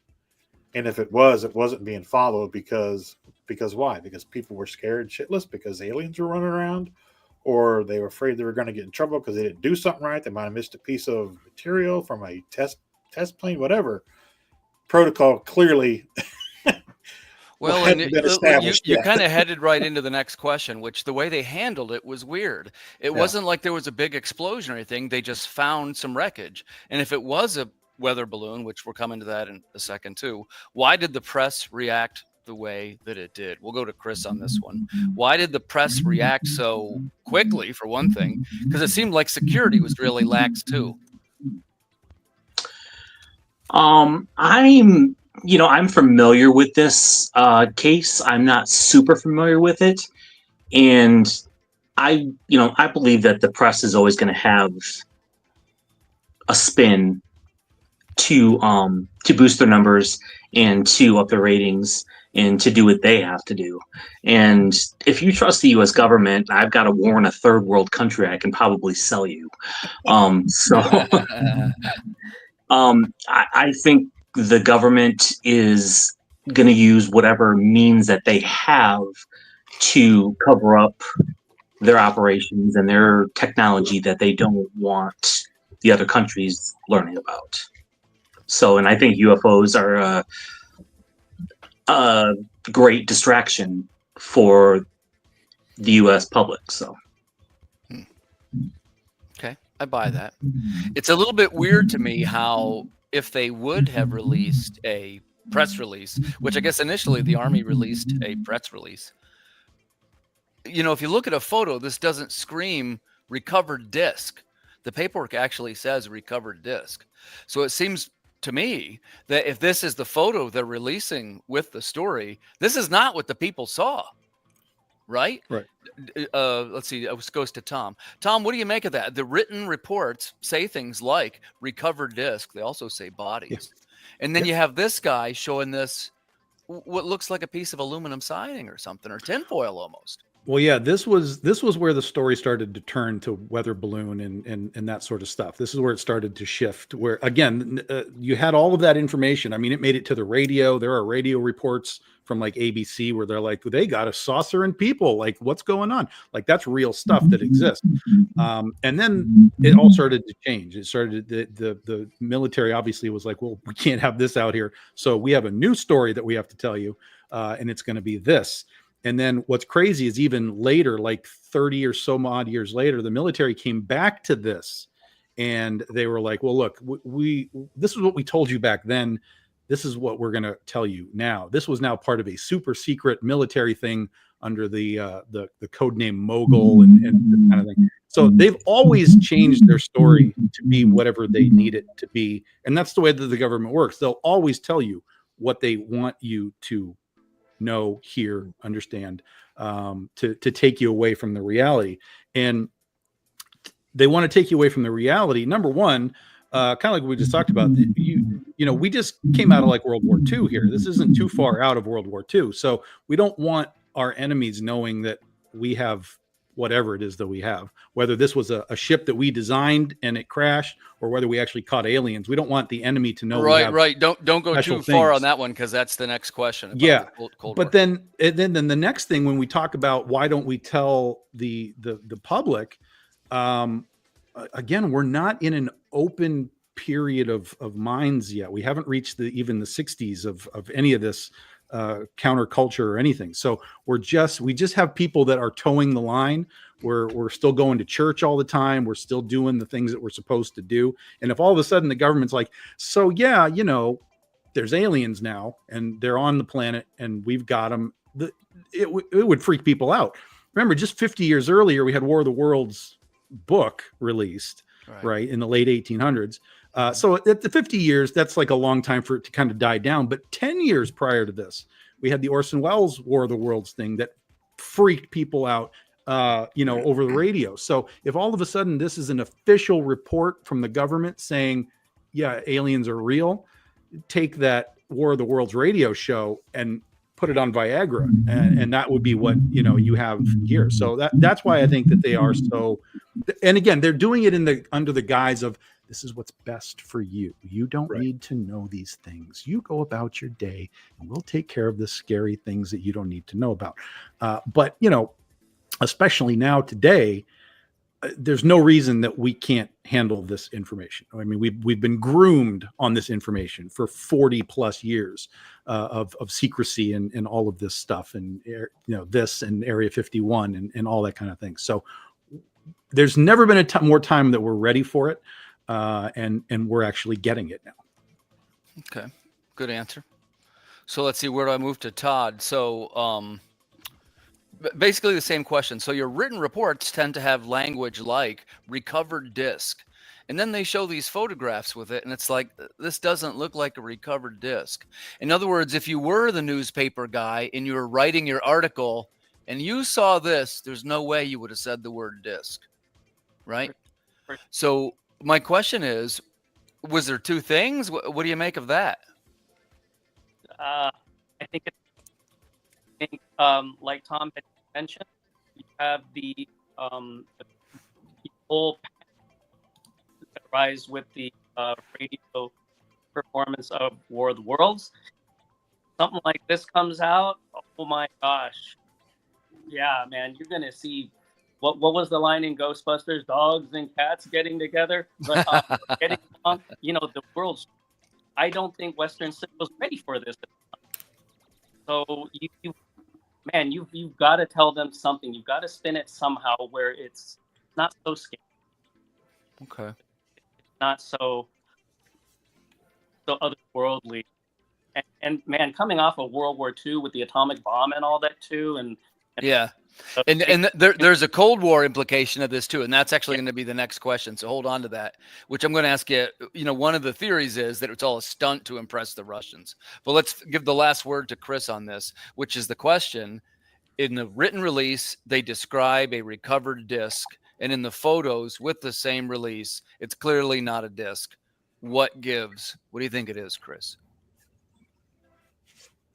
I'm not entirely sure. I think there's obviously a discrepancy between what people may have seen and people just trying to get a photo op, trying to get their 15 minutes of fame, and so they pulled something off that which obviously looks like tinfoil, and right. That's so, to me yeah, one of the main discrepancies. I think that there is no element that says disc in any of this, and it has to be two, or at least two, whatever the incidents were. There's no way that any part of that is a disc, even put together. Absolutely. Yeah. So one of the theories is that, sometimes we find things and they were a hoax, right? And then the question becomes, why is it a hoax? Like, let's say, for example, that this was something that the military is going to impress the Soviet Union, or maybe even it's a kind of test to see how people respond when they think they have seen a flying saucer. Tom, what do you make of this? Do you think there's any value to that theory, that it has Cold War implications? We're trying to either imply to the Russians that we got something? I've never thought about that aspect in this particular case. Certainly possible, because we know the government has done psychological tests on the public for decades. How do they respond to this? How do they respond to that? There's even that even goes further into the idea that the government has some aspect of control on Hollywood, where they drop things into Hollywood. How do they react if this happens in a film? Like, what's the audience reaction to this and that and so on? So I like that. I think that's a great sort of counterpoint to all of this. There's nothing that says that that's not a possible thing. I've never considered it. It's certainly there, but I think the only thing that sort of counters it potentially is just the witnesses that decide that they want to keep telling their story, because as a lot of these people have said, there's no advantage to us telling our story. Like, we're not making money off of this. We're not, there's no advantage other than we want to tell the story.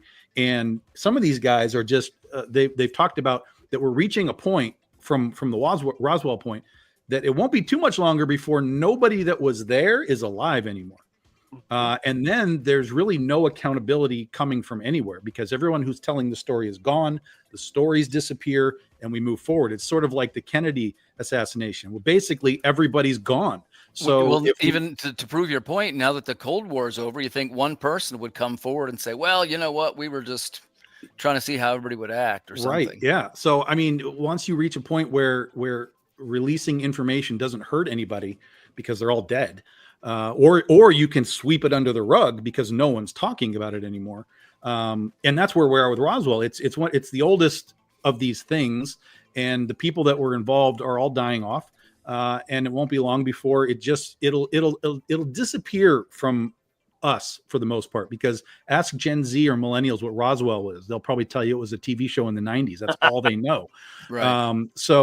I love that theory. I love that thought process, but I think there's too many people that are still talking about it with like highly detailed specifics about these things for it to be just that. Maybe a combination of things, but not just that. Well, and we did talk about this on the other podcast, which we sometimes call it the Oz factor, right? Which is the way that when people are witnessing something that they can't quite comprehend, they go into, it's almost like a mild shock. Mhm. Like they stand there like, what am I seeing? They like try and work it out. And there's been some of the studies. Matter of fact, I think Rodney was there. It was the Bentwater show. We're saying maybe it was something where, because remember the American colonels were out and they were taking notes on people's reactions. And it's like, who does that? Right. So you didn't answer this one, Rodney. What do you make? Is this potentially a Cold War stunt, or does it have implications of trying to, I don't know, intimidate the Russians in some way? Yeah, I mean, it could definitely be that.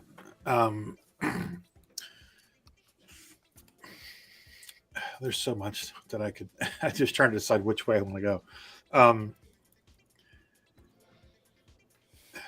Are you guys familiar with the supposed UFO that was retrieved, the Germans retrieved in Italy? It crashed into Mount Vesuvius. I've heard that.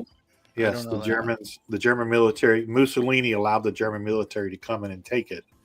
And that's how they became so far advanced in World War II. They were back engineering it. Oh, I have heard this story. Yeah. And then the U.S. government took those scientists and brought them over and formed NASA.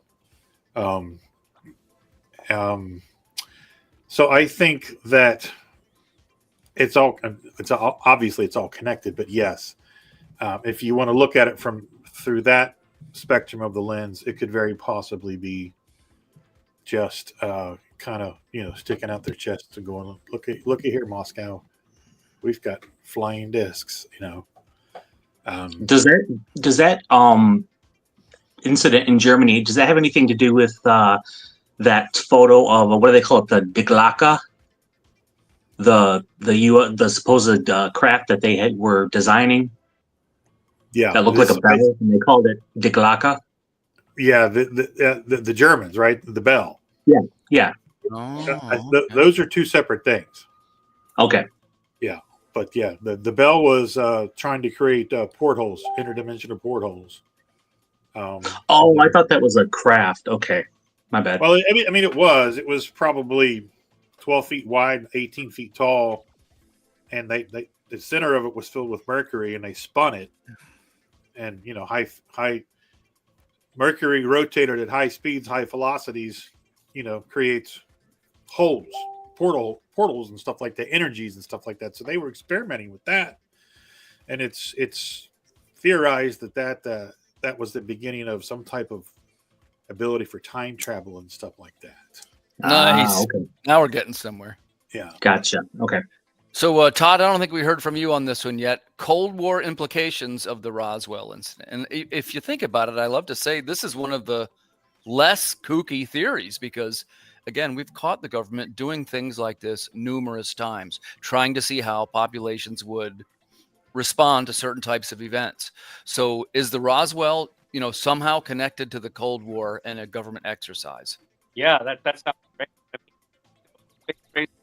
What kind of came into next. So when was Sputnik? When did they send that up? 59. 59. So maybe we're entering the space race here, and this is sort of like the, hey, look what we're thinking of doing, you guys. I don't know, but it is interesting to think that after the atomic age and after World War II, came to an end, we we started our scientists started going in the direction of space travel and trying to. All of a sudden, we decided we're going to go to the moon. So space was the place, definitely after World War II. So I could see where this was some kind of promo that they're cutting for the rest of the world, you know? Right, right. And that was during the heat of when they Sure. were doing stuff like this, right? You Yeah. figured 2 years after the bomb. Yeah. Sputnik was actually 57. My bad. Oh, okay, good. I had to good. fact check myself. Jeez, come on. So, man. Chris, Come you're on. going to get the last word.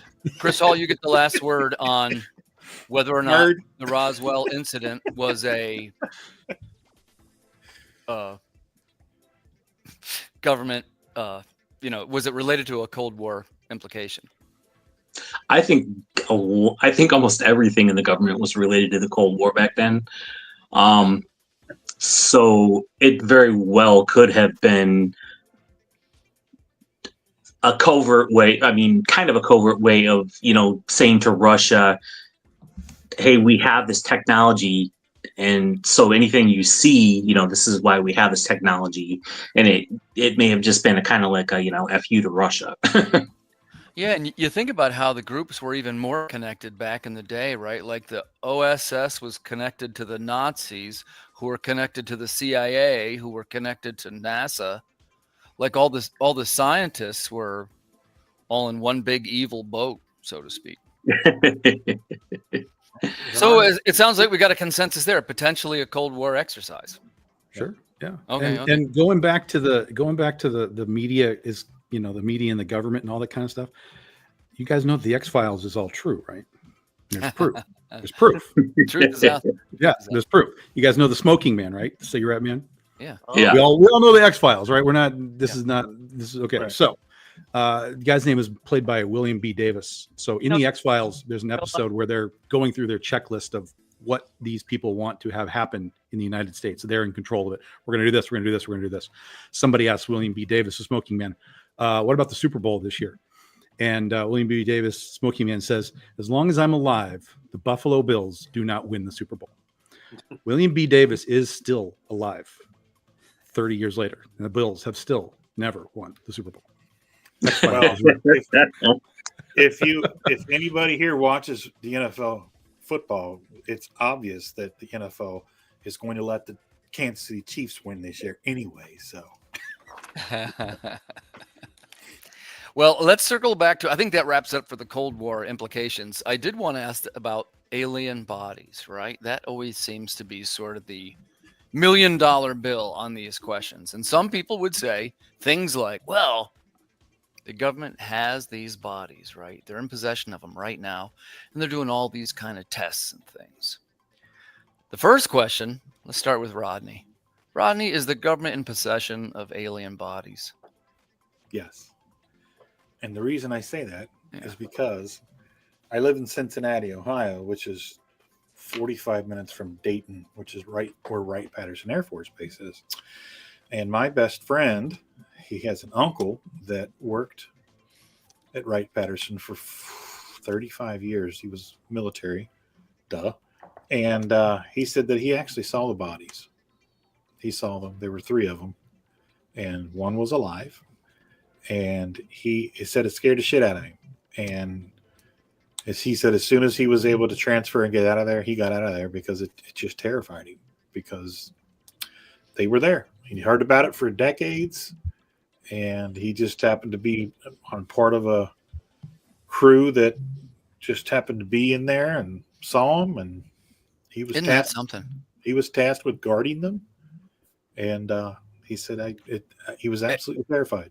Amen. That's a pretty good anecdote. It's that's exactly what I'm looking for. I know the Jackie Gleason story. Do you guys know that one? Yeah, Richard Nixon, Jackie Gleason. Yeah, it's in the presidential memoir. He showed it to me, meaning the actual body of an alien.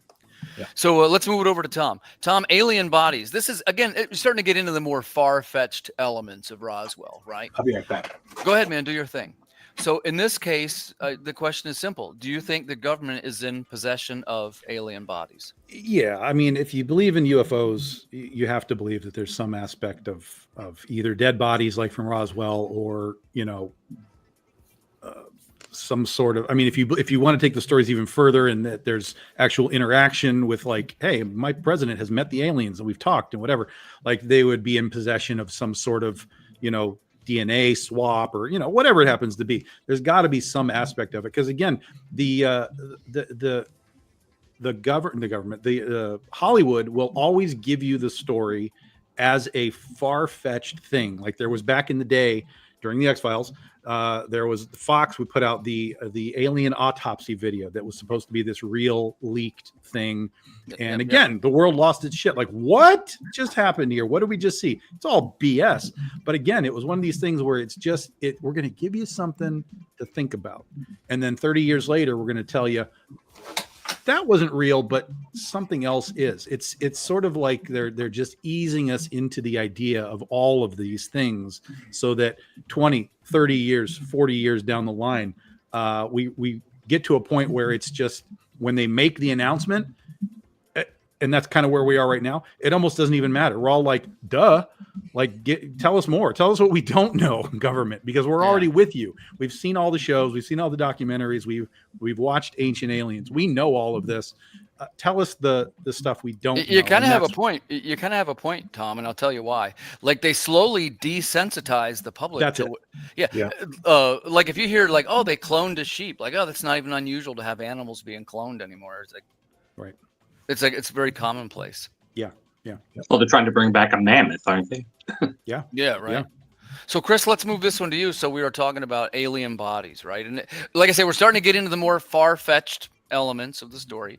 But some people are very firm on that the government actually has these bodies. Do you think it's true, and why? I believe that it's entirely possible that the government could have bodies. But then my mind goes to, do you honestly think that if, presidential full disclosure, like if they told Trump that we had alien bodies, that he would be able to keep his big damn mouth shut about it? Well, allegedly Nixon couldn't. That's how Jackie Gleason found out. Well, but Trump did say, if I told you what they told me, you wouldn't even believe it. He said that. Yeah. So he's kind of pseudo gone on the record about this some fucked up stuff. Ronald Reagan was like that a little bit too, and also wasn't Jimmy Carter was the president who thought he saw a UFO. Yeah. So did we hear from Todd on this one? Todd, we're talking about alien bodies. Realistically, is that something that the government has in their possession, and why do you think that? Yeah, why not? I mean, the government probably has the original recipe for Twinkies and ding dongs somewhere. So I feel like if they can do that, man, and they can, hold our money from us and hold it over our head, yes, they definitely got alien bodies. They probably got all that stuff. Nice. They probably. Well, I wanted to sort of take a left turn on some of these and get into some heavier answers. Specifically, let's tackle this one. So the government potentially has these crashed spacecraft and dead alien bodies. Does it upend human civilization and undermine religion? Like, what is the next step if all this is true, Rodney? Well, it depends on how the religious organizations plan to tackle that situation. The Catholic Church has actually, in the last couple of years, come out and said that if we have brothers and sisters out amongst the cosmos, that they are all God's creatures. So we will welcome them when we come in, and it's just part of the indoctrination of come to the tribe and be part of the clan. Whether you're from Africa or Jupiter. So they're getting out in front of it, and which to me is kind of a precursor of things to come, because they know things. Yeah, they've been right a couple of times before. The Catholic archives, man. There's stuff in there. Yeah, are you going to talk about, Tom, the third secret? Yeah, that's hell. The Catholic Church probably has alien bodies in its archives. Exactly. Yeah, so let's go around in a circle. So really what I want to know is, what are the religious and civilization implications if there is this second species, let's say it is, that is either extraterrestrial or possibly extra dimensional, which we've talked about before. What does religion do? How do they respond? Chris, go ahead. This one's for you. I think religion is, the religions of the world. Of course, I'm pretty sure we're probably in a consensus here that aliens and gods and angels are all kind of like interchangeable. Maybe connected somehow. Yeah, they're interconnected and interchangeable throughout history. I think the church would absolutely deny it, because I think it would lead to a leaving of the church and a big question for modern religions. Yeah. I think you might be closer to the truth. I think Rodney's answer is the more loving answer, and I think yours is probably closer to the truth. Let's see, Todd, how do you feel about this? Religion, would it be upended by the presence of an alien creature? I think maybe or maybe they'll have to completely adapt. But what we might see are new religions that come, right? I mean, we already had something like the Angels Gate, who believed in Haley's Comet. They also talked about traveling on the stars. There's Hey, I think your battery might be going dead, buddy. In your mic. Is he cutting out on you guys? Yeah, he was cutting out. Yeah, he's cutting out. So are we all going to start believing in Xenu now, or? Hey, maybe. It's funny when you listen to all the. Hold on, before we move on, I don't think we heard from Tom on this round. What does the presence of an alien civilization, does it upend religion? And more specifically, Tom, Rodney was saying, hey, it would maybe be kind of inclusive of everybody. Maybe it all still kind of works out. Yeah. Chris suggested maybe something more apocalyptic. What is Tom's take on this? I think that the church will do when we say the church, we're talking about the Catholic Church, because obviously there's Islam and there's all kinds of other things. But as far as like America, sort of the Catholic Church is kind of what I feel like we're talking about. I feel like they'll do whatever they have to do to survive within the eyeballs of their their followers. If they look at it and they say, look, there's aliens on this planet, we need to say that God created them and try and bring them in, they'll do that. If they need to deny it in some capacity, then they'll do that. But I think that I think it'll really depend on how it all breaks down. I mean, you can't really deny it if something like Independence Day happens and there's ships floating over our cities. You can't really deny that. But if it's still consistently, oh, there's some footage, oh, there's some pictures, oh, there's some some stories, then you can deny it forever. But as soon as there's a lizard man that walks into the hall of the Senate and says we're here, anyone can deny it. So it's just a matter of how they decide they want to play it, and / what do they already know through all of their history of everything. We talked about the archives and stuff, but I and then the other side of that is regardless of what the heads of the states do, heads of the religions do, there's still the people that are going to be like, well, there's no aliens in the Bible. So why is my Pope saying there's aliens when the Bible doesn't say there's aliens? Because they just stick to what is in that book and absolutely nothing else. And so that's where you'll have people that will sort of, in my mind, sort of hunker down within the Bible. Like, this is it. We don't believe anything else that's out here. But the part that Todd brought up about new religions, I believe that is 100% accurate. Like, we even saw that like in Independence Day. There's people up on the top of the buildings like, hey, come say hi to us. And then they shoot them with lasers and we're dead. So I fully believe that there would be people that would be like, oh, look, these are the gods. We've been told about gods, Zeus and Apollo and whoever throughout human history. These are the real gods. These are the people that we should be bowing down to or worshiping or whatever. I think that would happen very, very quickly. If even just to be cynic of mankind, even just to sort of try and hopefully spare their lives as, look, we'll do whatever you want, man. Just, let us maintain ourselves on this planet. Good answer. Can I add something to that real quick before we switch to the next topic? Tom said that when a lizard walks on the floor of the Congress, it actually happened. Are you guys familiar with Valiant Thor? No. The day the Earth stood still. Oh yeah. The movie, craft comes in, lands, and 2 police officers come, and a guy in a business suit gets out. He says, "Take me to your leaders." They take him to Washington D.C. and he stands on the floor of Congress and says that his name is Valiant Thor and he's from Jupiter or Venus. He's from Venus, and Eisenhower met with him, and he said that I have been sitting here by my people to convince you people to discontinue your nuclear weapons programs. Oh, interesting.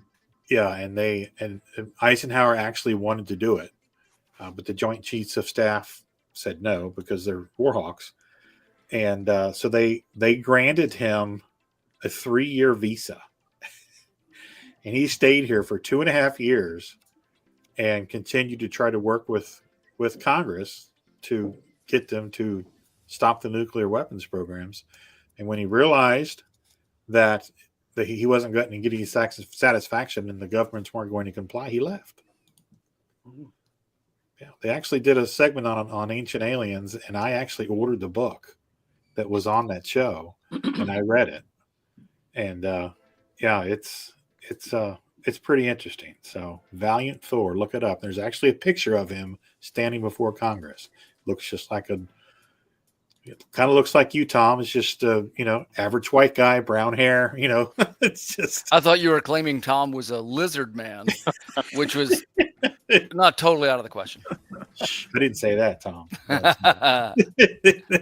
Hey, so I wanted to talk a little bit about alien technology, right? And we've talked to, some people take guesstimates on technology advancing in sort of little bursts, right? And they tend to be things like the ones that are commonly mentioned around that time period are Velcro is one, and the other one is the microwave oven, which are both, if you think about it, fairly advanced technology. They come from some of them much more innocent sources than that. But what I'm getting at is if we were to reverse engineer some technology out of a captured alien craft, what do you think the next technology would be? Don't say AI, say something other than that. Tom, you go first. What do you think would be the next recovered alien technology? I mean, to me, everything technology right now is moving towards, I don't know how you would describe it, physical insertion, right? Like chips in your brain and things that, they're implanting little things that you can like just swipe to pay your credit cards. And, this internal technology is where I see this is all kind of going right now. In the guise of simplicity and ease of use and so on. But, we also know that it'll all be used for tracking and, whether tracking you or tracking everything that you are buying with your little swiper thing. I think it's all going towards, because the world has gotten a lot bigger now that we have the internet and we can connect everywhere. But they don't like that. Oh, Dylan, that's a good one. They don't like that. So, the more that they can sort of kind of try and rein us in a control sense with technology. I mean, I literally have a phone right here. And while I'm doing this, so we're always connected somehow. And all of that is now, they're pulling all of that data for whatever use they're going to do. They're pulling that data. They're watching us right now. I see you, FBI. And what they do with all of that is up to them. But at the end, the government is all about control of whatever it is they're trying to control: people, places, things. And I think that all of that sort of inserted technology and we got some we got some like minds tonight. One time I was on a trip, Tom, to Japan, and they took us on like a little tour of the Sony factory there. And it was like a tour bus type thing where it was a lot of American tourists and whatnot. And the guy was explaining how they were working on this project that instead of having a view a screen, you would have a little optic nerve attached to a piece of your skull. and that the signal would come from the machine like a gameplay or something, and you'd be able to play it without looking at anything. And everybody on the bus kind of laughed like, ha ha, that's so far-fetched, you know. And he's like, well, it's like I was telling the truth. It was really what they were working on.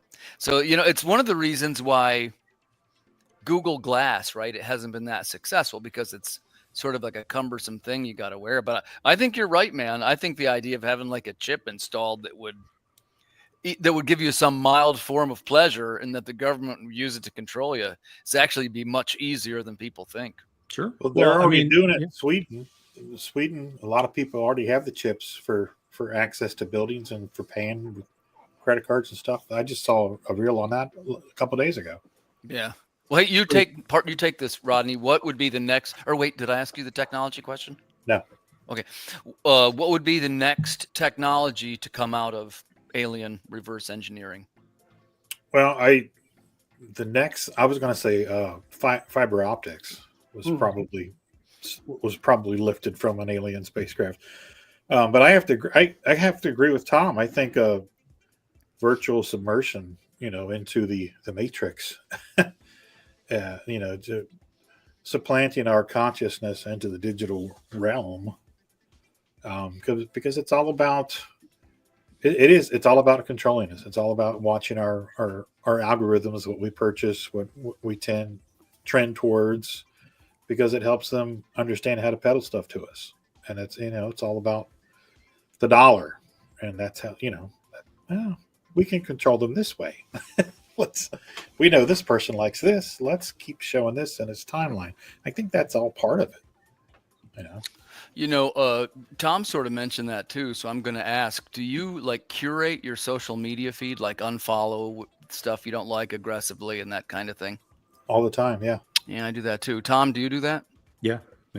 I drop people off. I mean, everybody gets a chance, but somebody told me one time, and this is the way that they did it. They were like, if all I see on your feed, when you come on my feed, if all I see is you're posting about like one thing, particularly if it's like politics or, any of that kind of stuff, it's like, if this is all I see, if this is all you are, and that's not what I am, I'm not talking about your opinion or anything, but just the fact that that's all you exist in is that one space. Yeah. I don't really have an interest in that. And so 9 times out of 10, I'll see enough and I'll be like, look, we're not connecting. Go do your thing. I won't block them or anything, we're bombarded with these forms of media. So you have to do it just to survive your mental health. Yeah, so let's see. Let's move to Chris. Hey, so we're talking about technology, right? And we're talking about the weird things that have come forward that some people say might have been engineered by aliens. But if it was a craft that was being reverse engineered, what would you like to see? What form of technology would you like to see, Chris? I would think that if the government had superior technology from an alien species, I would think that the first thing that they would be working on would be the problem of interstellar travel and the problem with the speed of light and just the vast distances between us and even our nearest neighbors. So I would think they would be working on interstellar travel. Yeah, that's a good one. Chris is an optimist. It's really hard for me in my head anyway, to explain the jump in technology. Like for 200,000 years, we were like chased after animals and living in caves and whatnot, and then all of a sudden, now we have microprocessors and just all this amazing technology. So it has to have, in my mind, come from somewhere. That's actually a pretty good answer. Chris, do you know this thing, Moore's Law, about how technology will double every 2 years? Yes. And it's been true every year since 1940, whatever. Oh, well, roughly about the time of Roswell, right? But according to Moore's Law, that 2030 is when immortality will be solved. It's been every other time. Yeah, somebody, I think it might have been Elon Musk, has said that already someone has been born on this planet that will live essentially forever because of technology and healthcare and whatever. Yeah. That's crazy. Well, we're going to work that in. That will make. What's that again? I said, I don't know if I'd want to. Yeah, we'll tackle immortality on the next one. Let's finish. Todd, you're going to get the last word on the technology segment, which, by the way, we got some pretty good one. 3D printing organic matter. That'd be if you like needed a heart. The Neuralink, that's kind of what Tom and Rodney mentioned. Yeah. What do we got here? The CRISPR, the DNA editor.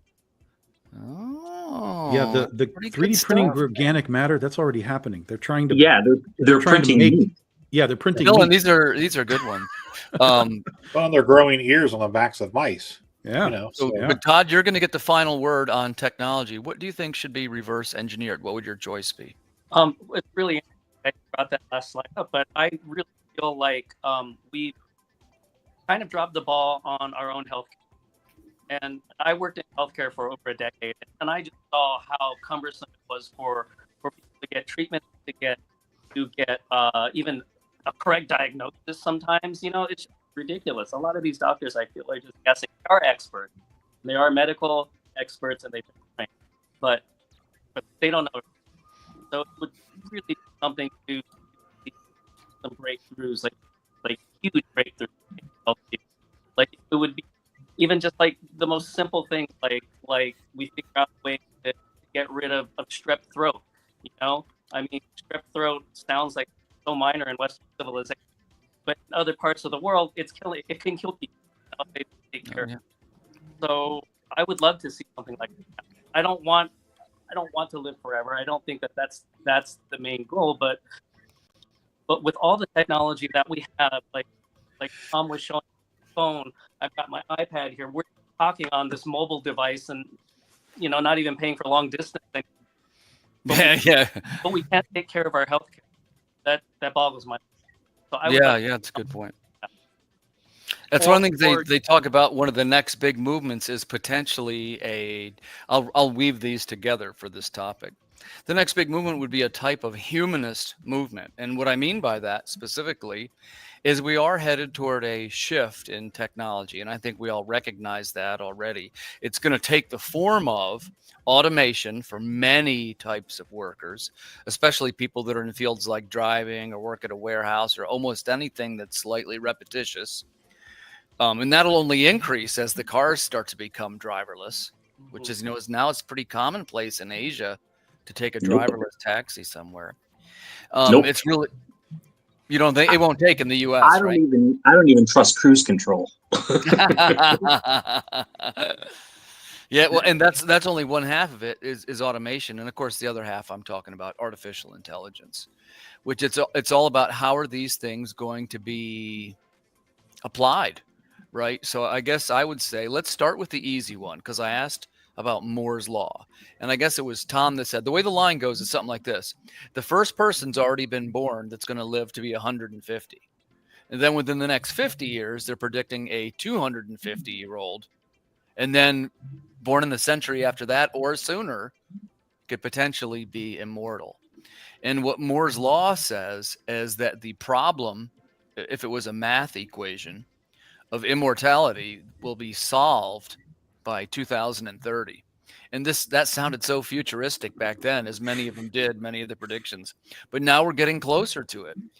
And it'll be things like, there's different types of consciousness. Like you could have your brain waves stretched over a silicon web that's microscopic and it's printed on a drop of water, stuff like that. Like you'd technically be alive if you follow. And these are the kind of things that an artificial intelligence will say, well, I think I can help you. Let me think about it thousands and thousands of times per second. It's just like thinking like crazy, right? So, I guess let's start with this one. I don't think I would necessarily be too interested in an immortality like that. What do you make of it, Rodney? Is immortality something that you'd want to pursue? Yeah. Yeah. I mean, I don't know about immortality, but maybe an extra few decades wouldn't piss me off. Yeah. Just because I spent the last 30 years learning what I do now, and I'm almost like just over it, just because I'm just kind of worn down by it, but I feel like if I knew I had another 50 or 60 years in front of me, I can get more invigorated to just keep pushing through. I was like, okay, well, it's not over. It's not over. You still got time. So I don't know. I just kind of always am. I'm one of those people that kind of I don't want to miss out on what's going on, which is weird because I'm kind of a hermit, but I still like pulling up the old interwebs and looking to see what's going on and who's doing what to who and what's happened here. And so, yeah, it kind of appeals to me. Just, like a big movie, and I get to watch it for 60 more years. Yeah. I get what you're saying, because it takes so many years. You can develop 50 years worth of skill at something, but then you're pretty much done. Yeah. It makes you wonder, what if I had 150 years worth of skill? Right. Exactly. So, Tom, same question. Immortality, would you pursue it or would you pass? I mean, I think it would depend on what it looks like, right? Like if your body is just existing like for 150 years, I mean, are you still getting older and older and older and more decrepit, but you're still alive? I mean, to be 150 years old, I would hope I still can walk up and down the stairs and, do these things versus just like, yeah, I'm alive, but I'm in this like tank. Just like, well, in this out. case, assume that you could ask an artificial intelligence who's already figured out how to stretch your consciousness across a silicon web. And that's the other thing for a is robot body. Say, yeah, that would be the next step, right? Is like, okay, so if my body's going to fail, but we can move your brain into a cyborg, or even here's the part that would get kind of weird with stem cells and stuff. You could clone yourself, and at a certain point, take your brain and wire it into the younger self of yourself. Yeah. If that were to become a thing, again, you'd be in a new body, but you would still be the same memories, the same experiences, the same all that kind of stuff. That's kind of what Dylan was mentioning. That'd be cool. You could go back and get your younger version of your own body. Yeah, 100%. So, I mean, again, I think it would all depend on what it looks like. But I think it would also depend not on what it looks like as far as you just living, but what are you living through? Because right now, I'm not really interested in seeing what anything else. Like we're a mess right now. This is a disaster. So unless we're getting to a point where I can see some sort of a turn or some sort of like, if we know the aliens are coming and it's like, the world is like, we have to defend ourselves. Like if we have that Star Trek moment where we're suddenly like, God damn it, we're screwed unless we all come together and fight off the Borg. I feel like I'm the cynic with humanity for sure. I don't believe that we'll ever figure out a way to really work it out. I think we're pretty much destined to blow it all up in some capacity somewhere along the lines. Whether that's in my next 50 years or in the next 100 years, I don't know. But for right now, I am perfectly content to say, look, I'm 53. I've probably got maybe 40 years left on me. I'm good. Once I get to that point, if you can tell me that you can put me into a 10-year-old clone of me, we can have that discussion. But I'd kind of be more about like what is actually happening that I want to exist in versus just the I want to exist. Okay. Good answer. Good answer. I buy that. I always dig interesting historical times. They potentially might be the best ones, right? Let's move this over to Chris too. So where we left off, Chris, was immortality. I didn't ask you the immortality question, did I?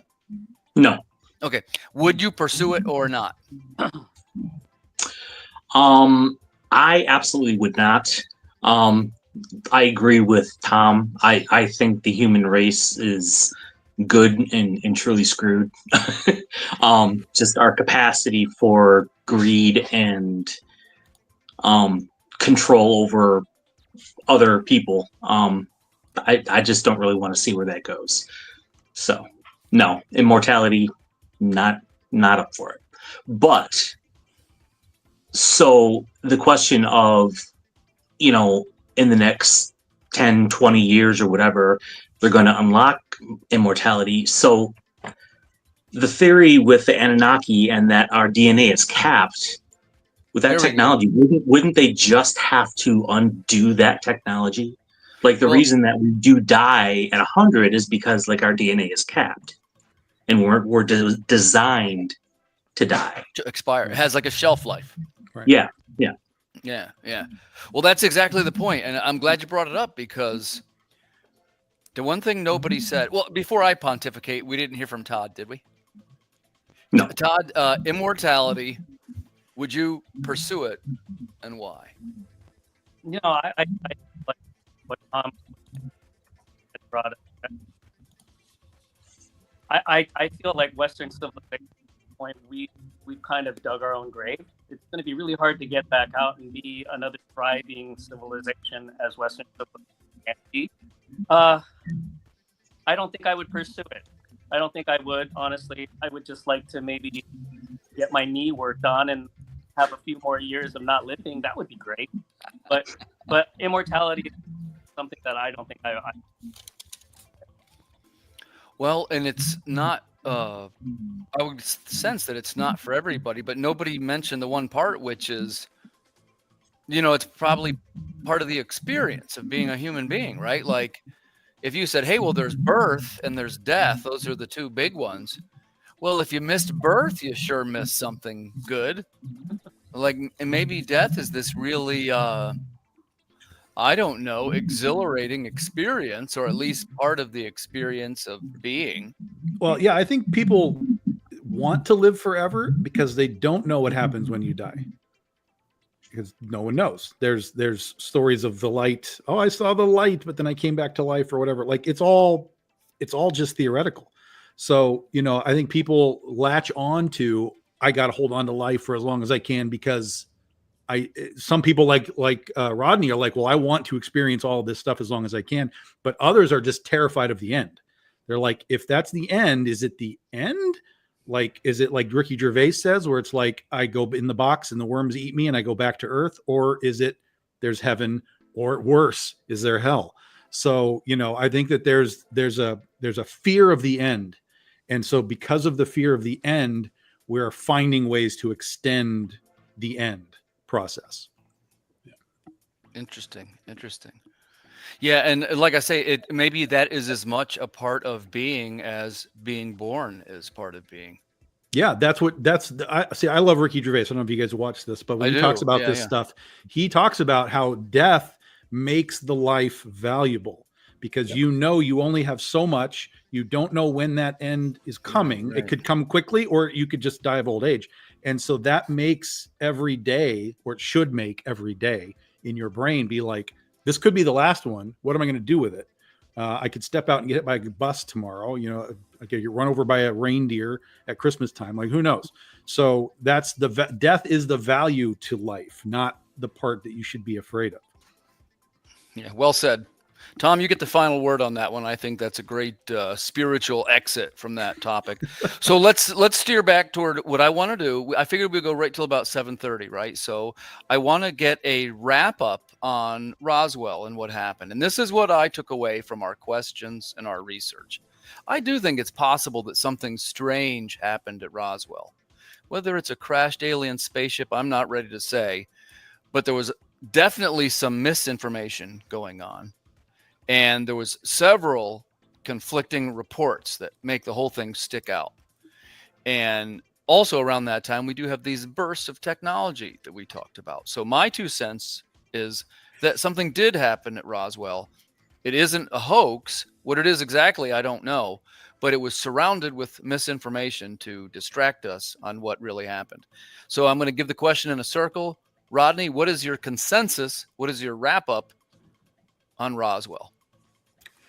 I agree with you. I think it was actually something that happened on U.S. soil for the first time. And like I said earlier, it was the first time, so they really didn't know how to handle it.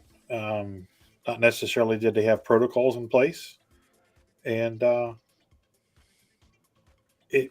believe it. I believe it was a thing. I believe it was an actual... Not a hoax. Not a hoax, no. And I think that the reason that it happened in Mexico is because people forget that the 509th Bomber Squadron, which was the only atomic bomber squadron in the world at that time, was in Los Alamos, which is right there by Roswell. So, aliens have a history of coming and checking out our technology. Military installations, exactly so right. That's probably what it was. And they got shot down or something. And Boom. Yep. Thanks for sharing your viewpoint. Let's click right down the list. We'll go to Tom. Tom, same question. Consensus. Did Same Roswell answer. happen? Is it a hoax? Yeah, expand on it a little bit. Yeah, same answer. I believe, again, something happened. Just like Rodney said, the 509th was there. That's a huge thing. There are people from the 509th that, you know, were being interviewed and were saying we saw this stuff and so on.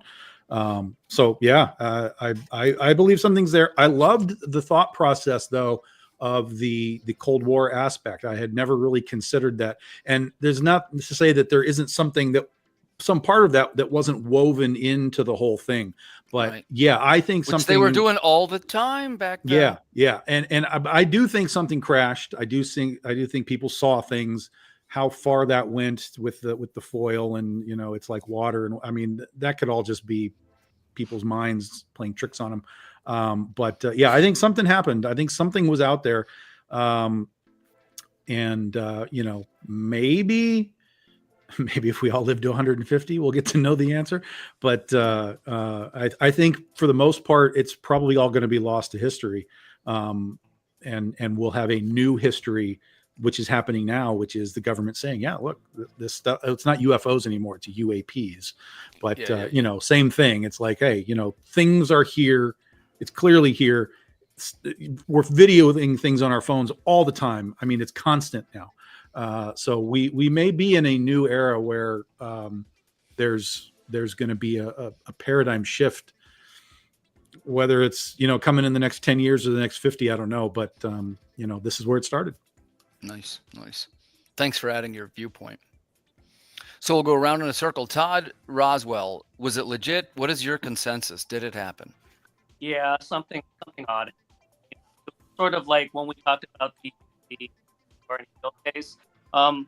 We don't know what happened, but something happened. Those people were traumatized when they were away from that. And with Roswell, a lot of people saw things. A lot of people collected things. There was a lot of information that was tossed out there. So you figure that sooner or later, or probably sooner than later, the government would be covering all that up with tons of misinformation going throughout the media.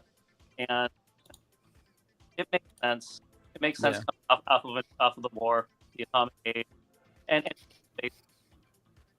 it is one of the most troubling aspects, I think, is there's so much misinformation on every part. So, Chris, you're going to get the final word tonight. The consensus of Roswell. Did it happen or didn't it? I'm pretty firmly leaning into the Roswell is just a government installation.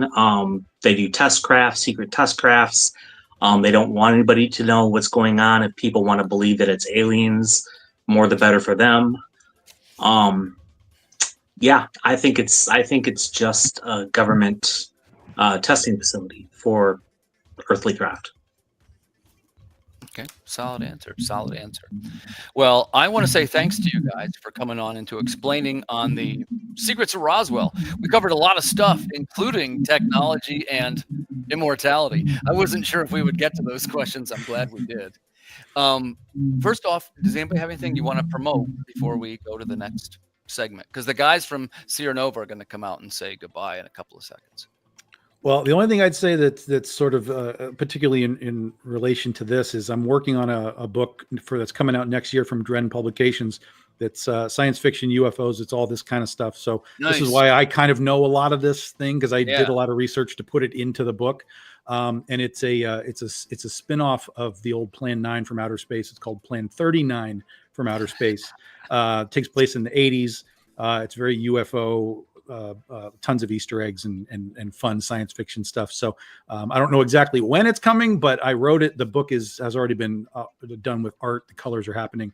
I would expect probably first quarter of 2025. Plan 39 from outer space.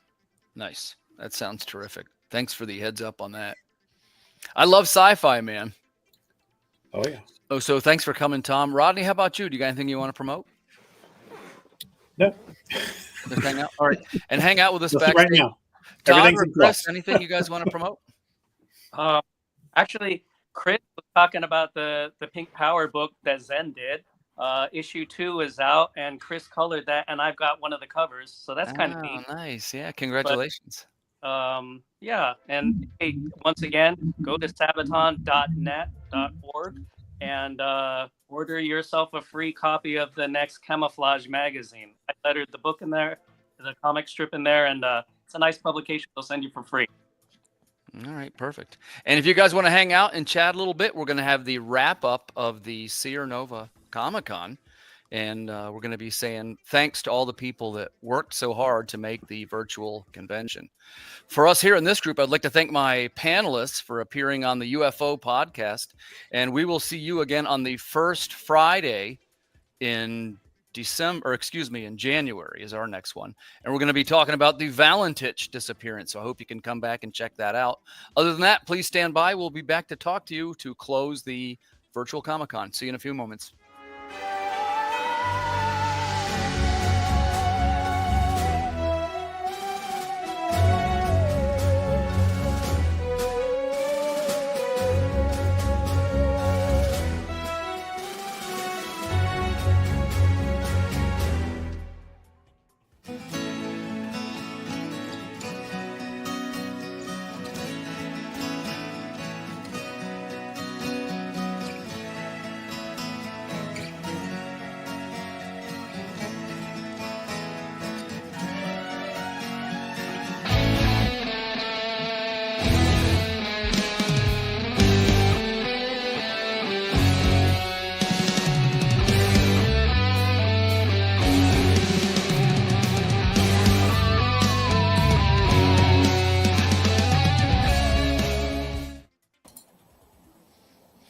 Thanks very much to the SeerNova Virtual Comic-Con for having us on your show. That was a terrific episode. We asked some pretty heavy questions, getting into some deep stuff. And thanks for the answers too, Dylan. You had some good answers. Yeah, that was fun chiming in. So, sorry. I had Chris on mute there for a little. You got a little bit of a rumbling noise in your room. Maybe it's the speaker. That is weird. Yeah, it's an echoing actually. Yeah, it's echoing. I can hear myself back. It's bouncing off the I had him turned off just to when he was speaking. I turned him on. So yeah, man. So great success on the Comic-Con, huh? Yeah. I think it did pretty good. No, and thank you for being here for giving us a break. I felt like I was going to pass out earlier. I felt like shaky because I realized I've been sitting still for like 6 hours. I was well, you guys, I saw you were doing like 8-hour shifts. I was like, oh my gosh. Yeah, it was crazy. Like, what was it? Yesterday and the day before, we had breaks like throughout the day. But what happened was one of our panels today, 2 guests didn't show up. And we never heard from them. It always happens. It always happens. If you notice tonight, I had, which thanks to Chris for filling in, and also Tom filled in because we had a couple. And by the way, that happens. But it's funny because what Greg and I did this year, which is why I think this year went really well, was that the convention we did last year, if someone didn't show up, we just didn't have anybody. So this year, I told Greg, I'm like, I want 6 analysts per event. And that way, if someone doesn't show up, we can even add like what's it called, the waiting list. Call it the wait list. I don't know, the extra list. So what happened was the panel that didn't show up, Greg and I were already on the waiting list just in case, anyways. And so it filled us in there. I'm sorry, I see what's happening here. You hear that, right? It's definitely Chris, yeah. Yeah, Chris, I'm going to put you on mute. When Dylan's talking, his voice is coming through your speaker and into your microphone. Yeah, and just yell if you want to say something. I'll turn it on. I think he can unmute himself too, when he goes to chat. But yeah, maybe do that.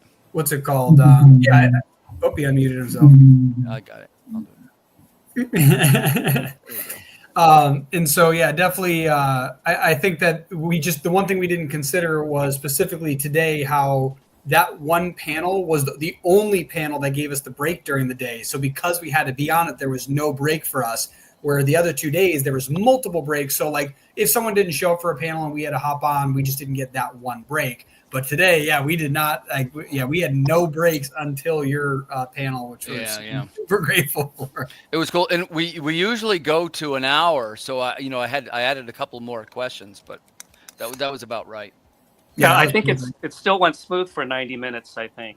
Yeah, we had enough people. So thanks, Chris, for coming too. Thanks for having the extra people, because it's one of those things. People always say to me, like, it's hard to find the right balance of people. Like right now, they're overdoing JD's show, which he has a great show, but sometimes it's like 7 or 8 people. So you're waiting almost an hour to answer your question, right? And then on top of that, it's how do I want to say this? You don't get as many questions. Yeah, I think that's 6. That's why I mentioned 6. 6 is like the perfect number. 6 is like the perfect number for people, because I think the one panel yesterday when we had what was the panel that Chris was on, a Saloff? What was that panel? The Ready Reader 1. Oh, that was day 1. Sorry, guys, Friday. that's the only one that I didn't see. I was watching it. Well, I didn't see any of Friday, but I watched most of Saturday and some of Sunday. Yeah, so that one panel had 6 people, and that's the only panel we kind of had a little talking over each other. But that's because, like, I think 6 is that cap, and it's interesting too because I picked that number because first off, it looks good on the panels. Any more than 6 to start stacking. Mm-hmm. The other reason I came up with 6 was it's actually like a management thing. Technically, if you're managing people like in a business, you should never be managing more than 6 people because you can't keep track of more than 6 people. So if you have 6 people in a room and one of them is the moderator, like that should be perfect. So like it's definitely something where I'm not too sure about the logistics of that statement, but I will say that on podcasts, if you do, what I usually do is try to book 5. Usually 1 cancels or something always happens. And then 4 gives you a sweet spot, but that's 5 questions for each person, depending on how long they talk and stuff. And then if they start, like if one person, like normally we're talking about their book. If one guy's talking too long, you start showing the next book and you segue into it. You know what I mean? I've learned that people got to be moderated a little bit because, if, for example, my buddy Tom that was just here, I love Tom, but as you notice, he sometimes gets going. You sometimes got to pull the plug on Tom. No, yeah, you definitely get guests from time to time that are like they kind of like rant on for a while, which is why it's good. I like having this little thing on the bottom, the right now where it says "Watch the Skies," the official Earthcon. Having that and being able to change that because it kind of grabs some people's attention, or putting up the banner is good. Our UFO group is good. It's one of the best groups. People always have good answers. You know what I mean? We like tonight we were doing the immortality questions. It was heavy stuff. That was crazy. Yeah, man. That was like we kind of like. If you guys notice, we've been leveling up, right? Like we've been talking about doing this thing. So you're going to start to see a schedule of what podcasts are on when, right? So it'll be Creative Cranium, then Haunted Basement, then UFO. And we even, there's a new one, which since people had so much fun with the video game one, we're talking about doing a full-time gaming something. That'd be awesome.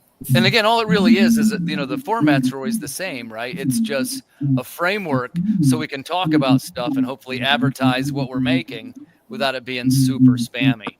I noticed you guys do that too. The video game one was a lot of fun. So, yeah. Yeah. Thanks for your help on that one too, Chris. Yeah, no problem. Yeah, I think too, one of the things that Greg and I did this time was trivia. And I think trivia works really well for like audience engagement because it's something where I think the biggest struggle we've had in the past and, we're going to continue to try to overcome is we bring a lot of creators to the event, but we want to start bringing fans to the event. And, right. Exactly. Yeah. And exactly that's why when you mentioned all these shows you're doing, all these shows are a great variety. It's not just you creating content. It's like talking about stuff that's just interesting to the fans. And that's a huge deal. Right, man. Thanks for saying that. Actually, I was talking to Todd about this. We kept saying, look, we've got to come up with some podcasting content. And actually, Chris, too, we were like, well, what kind of things do we actually like? Because the fact is, customers, when I say customers, I mean somebody that might conceivably buy one of our books. In general, there's lots of things they could do. Maybe they'll subscribe to the station. Maybe they'll follow the Substack. But at the end of the day, I'm hoping to get actual customers. So it's got to be, for me, It's got to be something other than, or something more than just me showing advertisements to come buy my book, because people are wired to skip over advertisements, you see. And I'm that way too. I'm guilty, right? So it's like a deposit withdrawal. Like I provide the free content. My Substack, it's all free. My YouTube channel, it's all free. All the music, you can listen to it free. But then 3 times a year or maybe 4, I'm going to ask for withdrawal. Hey, my new book's on sale. And I'd hope to convert in the terms of your followers. I got about Guys, I try to be really transparent about things. I think it's helpful for all creators. I don't have 10,000 followers. I've got about 550, maybe 600 followers, and I can convert them at a rate of about 35%, maybe 40%. That's really good, even for those low numbers of followers. That's a great conversion. My total follower is low and my conversion is high. Like, it's people that hopefully, allegedly, actually want to read my writing, right? Like, if you read my Substack, you'll go, oh, this is actually like written. You know what I mean? It's like they're more, the Substacks are very rarely about the comics. Which that's good. There's something, if anybody wants to check this book out, it's a book by Alan Dibb. It's called The One-Page Marketing Plan. And one of the biggest lessons you'll get from it is simply this. It's very difficult to get a brand new person to buy something immediately. So the goal should be to provide value in exchange for contact information, and then take them as a contact and nurture them until they're ready to buy. Yeah, right? Because yeah. the thing is, like, someone might love your work, but not until they trust you will they even check it out, right? Or not until they know you can they check it out. There's the know, like, and trust of marketing. So it's like they have to know who you are before they're willing to check it out. If they like who you are, they're more open to considering it. And now that they've considered it, you have a chance to convert them. But yeah, if you're just constantly, buy my stuff, sure, you'll get a couple people. Like it'll work, like the Carnival Barker gets some people to come by, but really it's the people that grow fan bases, tribes, like people that join a community. Like those are the people that will buy your stuff. And if you're at 500 people converting at 30%, that means that you're what would that be? A sixth of the way to your 1,000 true fans, right? So you're pretty close to getting to a point where, if you continue to grow the size of your audience, continue to provide value, and then you're like, hey, by the way, if you want to support me, I have this thing, like that. Yeah, you'll be able to get a lot more long-term. What is it? The point of the 1,000 true fans is that if you have 1,000 people that will buy anything you make, you can make a living off of what you sell, right? Living meaning you do not need to work another job. You can do this thing that you love and make money from it. And then the goal is, if you get to 10,000 true fans, now you can make a fortune off of something that you really enjoy doing. So that's just the baseline of being able to adapt whatever you're doing. I'm quite a ways away from some of that, but I do think that I could. And the other thing people say generally, you get your YouTube to 1,000, then you can start to monetize it. You get the 1,000 is kind of your benchmark, so I'm a little over halfway there. Yeah, and that's the thing too, is like people often look at successful companies, creators, entrepreneurs, whatever, at what they're doing now, but not what they did then, right? People were hustling then. People were handing out CDs on street corners then. You know what I mean? Like, what's the digital equivalent of doing stuff like that now? Because some people are like, nobody wants my stuff. Nobody's buying. I tell everybody. It's like, no. You go on your personal Facebook and you broadcast it, or you go into a Facebook group of other creators and broadcast it where nobody's reading it. Like, you have to do the hard stuff and get fans. And when we were on a panel earlier talking about going to conventions, the reason that's so powerful is that is a place where people are ready to spend money on new things. And you now have an opportunity because they are already at a heightened level of consideration. Like, there's awareness you exist. I want to consider buying, and now you've converted me. Like, that's like the stage, the customer journey. They're all there in consideration mode. Like, we've had plenty of people when we're at a convention. I just get their attention. I'm like, oh, cool, you've got Mjolnir and Stormbreaker. That's cool. And a guy walks over and he's like, oh, that's cool. What do you guys do? We make comics. That's awesome. What is this one? Oh, it's a horror anthology. I'll get one. That's it. Listen, you're right on the money, because that's crazy. Interacting with the person will work better every time than selling the person a product. Yeah, and that's the whole reason. It's like get their contact information, become friends with them. Like people try to treat them like it's a sale. They're your fans. Like if you want to be going to a convention where people are bringing that comic they bought 5 years ago and they want you to sign it because they finally get a chance to meet you, like you need to be that person. Like you need to be likable, and it's not the same as back in the day where like you're working with some giant company and you become famous in the background and then you finally go to conventions. Like you need to basically make yourself famous now, and you have all the tools to do it. You have social media, which is totally free, which is absurd. Like you used to have to pay money to build a website, pay money to host it. All this stuff is 100% free. It just takes work. So now you can take your afternoons, your breaks at work, your weekends, and just put a little bit of stuff into that world. And as long as it's value added and not like, you're trying to just extract from the system, yeah, you can get so much for, like that's the Gary V's book, Crush It, talks about that. It's like just give, or the jab. I read that stuff. I read that stuff a lot. Yeah. I was telling you, one of the things is, of course, we're trying to develop these podcasts and to level up. As I'm fond of saying, like you guys have a little production value with your videos and stuff, right? A lot of people don't have that. So I don't want to say it's easy, but it's to our benefit to slowly edge ahead of the pack.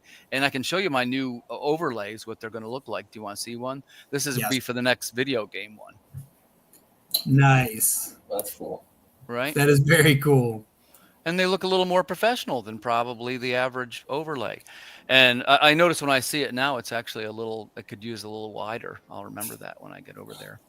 But that stuff's super helpful. Like the fact that I've mentioned this before, people are afraid of stuff like AI when it comes to comic book space, but it's like that's the stuff you could use it for. Like use Canva. They have like all these templates to make something really great. It costs $100. Well, actually, it's going to go up in price now. It's like going to be like $300 an account or something per year. But that's still $300 a year that you would have to pay some developer or some designer to make these things for you, and instead you pay that once a year, and now you have basically a graphic designer. I use them. I use Canva. I use the free one, and I have I download the music as an MP3 and I pair it to the MP4 with iMovie, and I make my own soundtrack. Hold on. AI is such a boogeyman, though, in the comic book industry. Yeah, you're right. And in the entertainment industry, I feel like you even mention the word that you use AI, and people blacklist you. It's crazy, but that's why I say, like, people need to understand use it for what's it called, business purposes. Like, for every single... Let me hit that mute button real quick. Yeah, hit that mute button. Yeah. For every single creative endeavor out there, music, comic books, novels, independent films, you don't need to use AI to create works for the actual art. You use it for everything else. Like if somebody's like, how do I run a Kickstarter? How do I run a crowdfunding campaign? Go to ChatGPT and type in, pretend you are a expert crowdfunder, and create a launch plan for a independent comic book company. Like it would be great. Like you can create the most insane like business tools for yourself that would normally cost $1,000 an hour to ask somebody.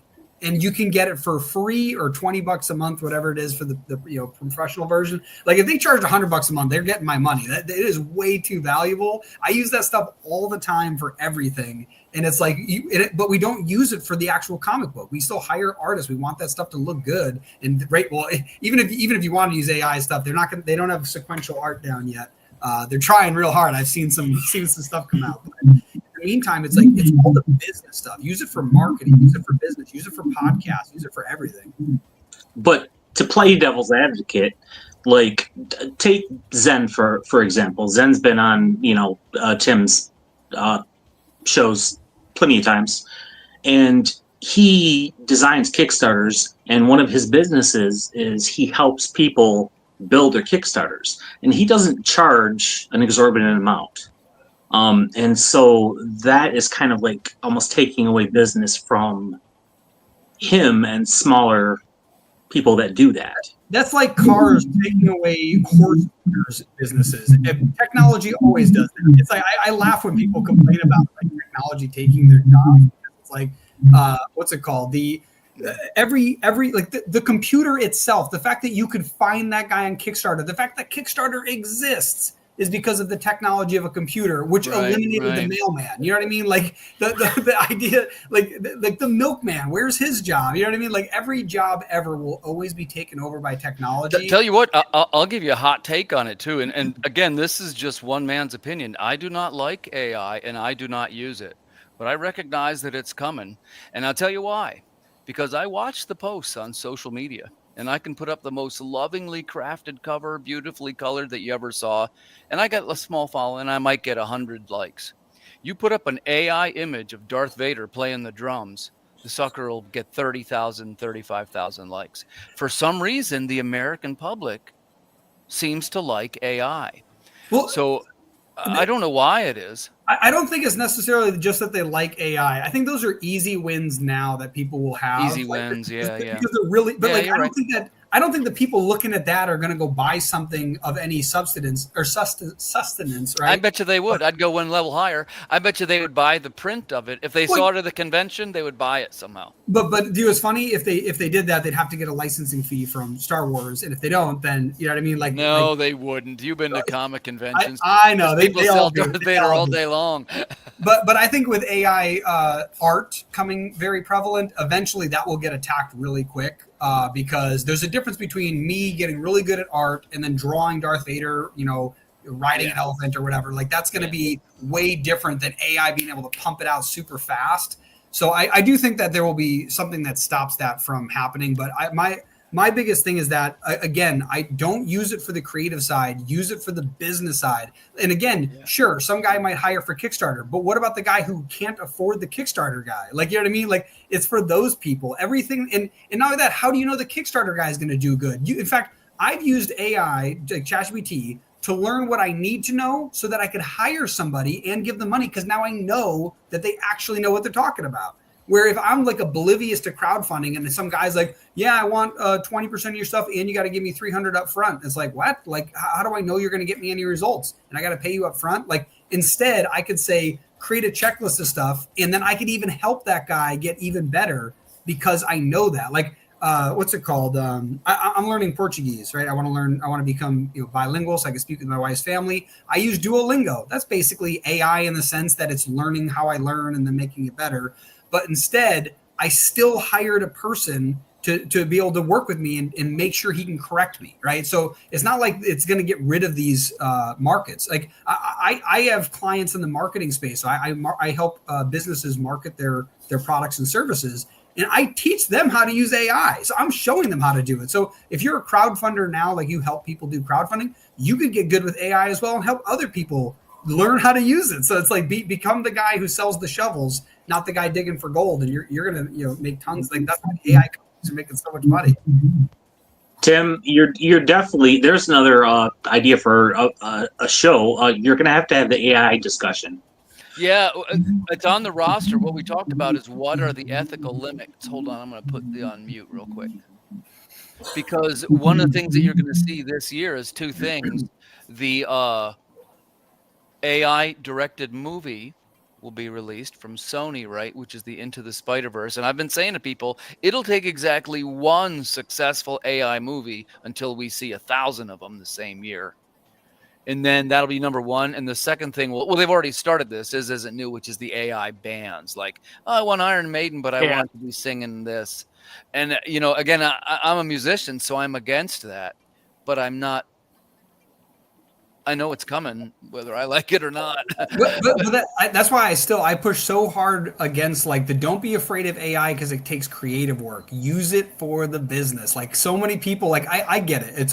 It's so funny too. I think the reason why it's going to inevitably take over the art. The funniest thing was, I don't know if anybody remembers this, but when AI truck drivers were coming out, all of the intellectuals were like, those truck drivers better learn how to code. And guess what? Those people are the first ones losing their jobs, ironically, not the truck drivers, because we still don't trust AI with people's safety, but we trust it to do stuff that you can do at a computer because it's a computer. So it's one of those things where anything that can be done at a computer, think about music now. Music production is done on a computer already. Yeah. So why couldn't a computer these new albums, the AI does the production mix.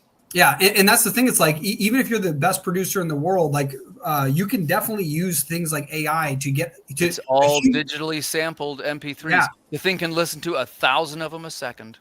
Yep, and then from that, it's like you eventually you'll have the AI that learns from you. So you could be an artist, you could be a producer, you could be a writer, and then you just have it digest your information, and it can write whatever it is in your own voice, and you could read it and go, "Holy crap, this sounds like something I would write." Like if you ask ChatGPT right now to write anything in Stephen King's voice, it is really, really good at it because he has so many works out there, right? But I think that that's the big thing is people need to understand that. If you want to have your unique voice, you still need to manually craft it. AI, again, will be a tool in the future for the creative side. But in the meantime, ignore it for the creative side, use it for the business side, because there's going to be plenty of people. Well, but the problem is no one will ignore it for the creative side, not with so much success that it's having already.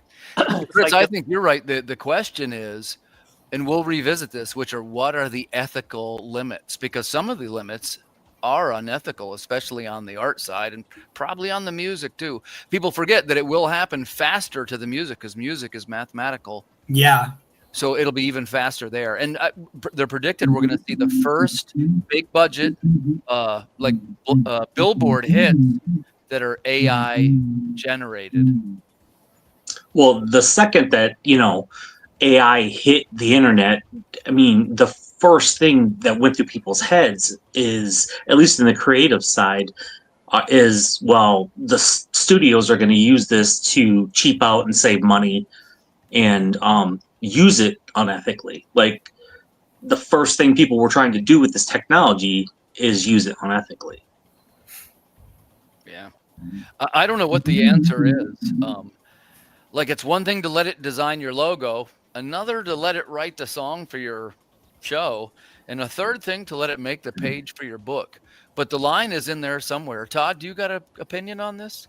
My wife Rebecca works for SurveyMonkey, and she uses AI a lot to kind of weed through all the potential clients that she has to reach out to. And then when she finds the client that's like, oh, hey, this is a good match, I think I could sell them on this, she will literally type into ChatGPT, hey, I'm going to be talking to a C-suite level staff member at this company. What do they do? What are their goals? And how does the public perceive them? And where are their pain points? And then she can craft her sales pitch based on that. And I tell you, man, like, it helps her a lot. Like, because I used to work in sales too, and then I also used to work in customer service for healthcare, and there was a ton of research I had to do on my own, like hours of research during the day. If I had something like ChatGPT at Kaiser Permanente, man, I would have been a superstar at my gig.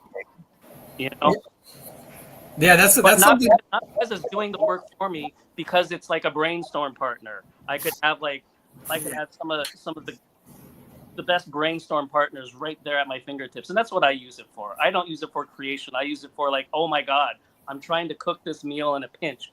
Should I use salt or should I use pepper? I love doing it for stuff like that. The ability so like 100%. I think that if you're really good at a craft, AI is a multiplier. If you're not, it's just a thing. So one thing that people don't understand how AI works, it uses a large language model, which is just all of this information. But the problem with all that information is it wasn't all written by experts in all of the expert fields. It's all of the collective information available. So when you ask it to like, write me a story about blank, it's going to write you the most likely story of blank, not the best story. So if you're a great creator, especially like, so I use that for this convention. I wanted to reach out to a ton of artists. I can't become an expert email writer for every type of artist that's out there. So do you know what I did? I had it digest a bunch of artists. I told it what my event was about. And then I'm like, hey, write me an email that's more likely to get open so that I could get someone to potentially respond to me. Not respond as a human, but I just need them to answer me one time. And then I could get them to be on our show. And there are 3 guests that came on the show that I specifically reached out to doing that. So we had 3 guests that I would not have had otherwise, only because they answered that email. Listen, I'm definitely going to take Chris's advice about this. We'll do this for a topic. What are the ethical limits? I actually do have to leave right at 8. Yeah, we have that cut off anyways in about 2.5 minutes. I didn't know if it cuts off automatic because I did add it to my channel and stuff too. Yeah, it cuts off at the 8 hour. So we got okay, 2 minutes and 15 seconds. Well, I wanted to say thanks for having us, Dylan and Greg. Thanks for letting us do this over here. And you guys know you're always welcome over at Man 2 at my place. So anytime you want to do some show. And I will see Chris and Todd. I don't have the calendar in front of me, but you guys are both coming up on the next thing pretty soon. I forget which one it is, but either ghosts or UFOs probably. But other than that, thanks so much, everybody. For Right on. I'll see you soon. Thanks. Absolutely. And Greg, close us out. Words. Pie's good. That's what I'll do. Yeah, so that's everything. That's the whole expo. Well, not really. After 8 o'clock, from 8 to 9, is Justin's last part of his Candela Obscura campaign. So that's going to be live on our Facebook and YouTube. Go watch that, and then we will see you next year. Yeah, and I just want to say one last thing too before we close it out. I'm super grateful for all of the guests that were able to show up for our event. I'm also grateful that even though there wasn't cancellations, it was very, very few. Like we've had way more cancellations in the past. This year was much more eventful because we had so many great guests that were able to make it. So great, thanks for all the guests that were able to show up. Definitely thanks for Timothy for taking a bunch of those panels from us. Man, who was the other one that held Ed? Ed had his podcast for us. That was awesome. So that definitely helped us fill in the gap.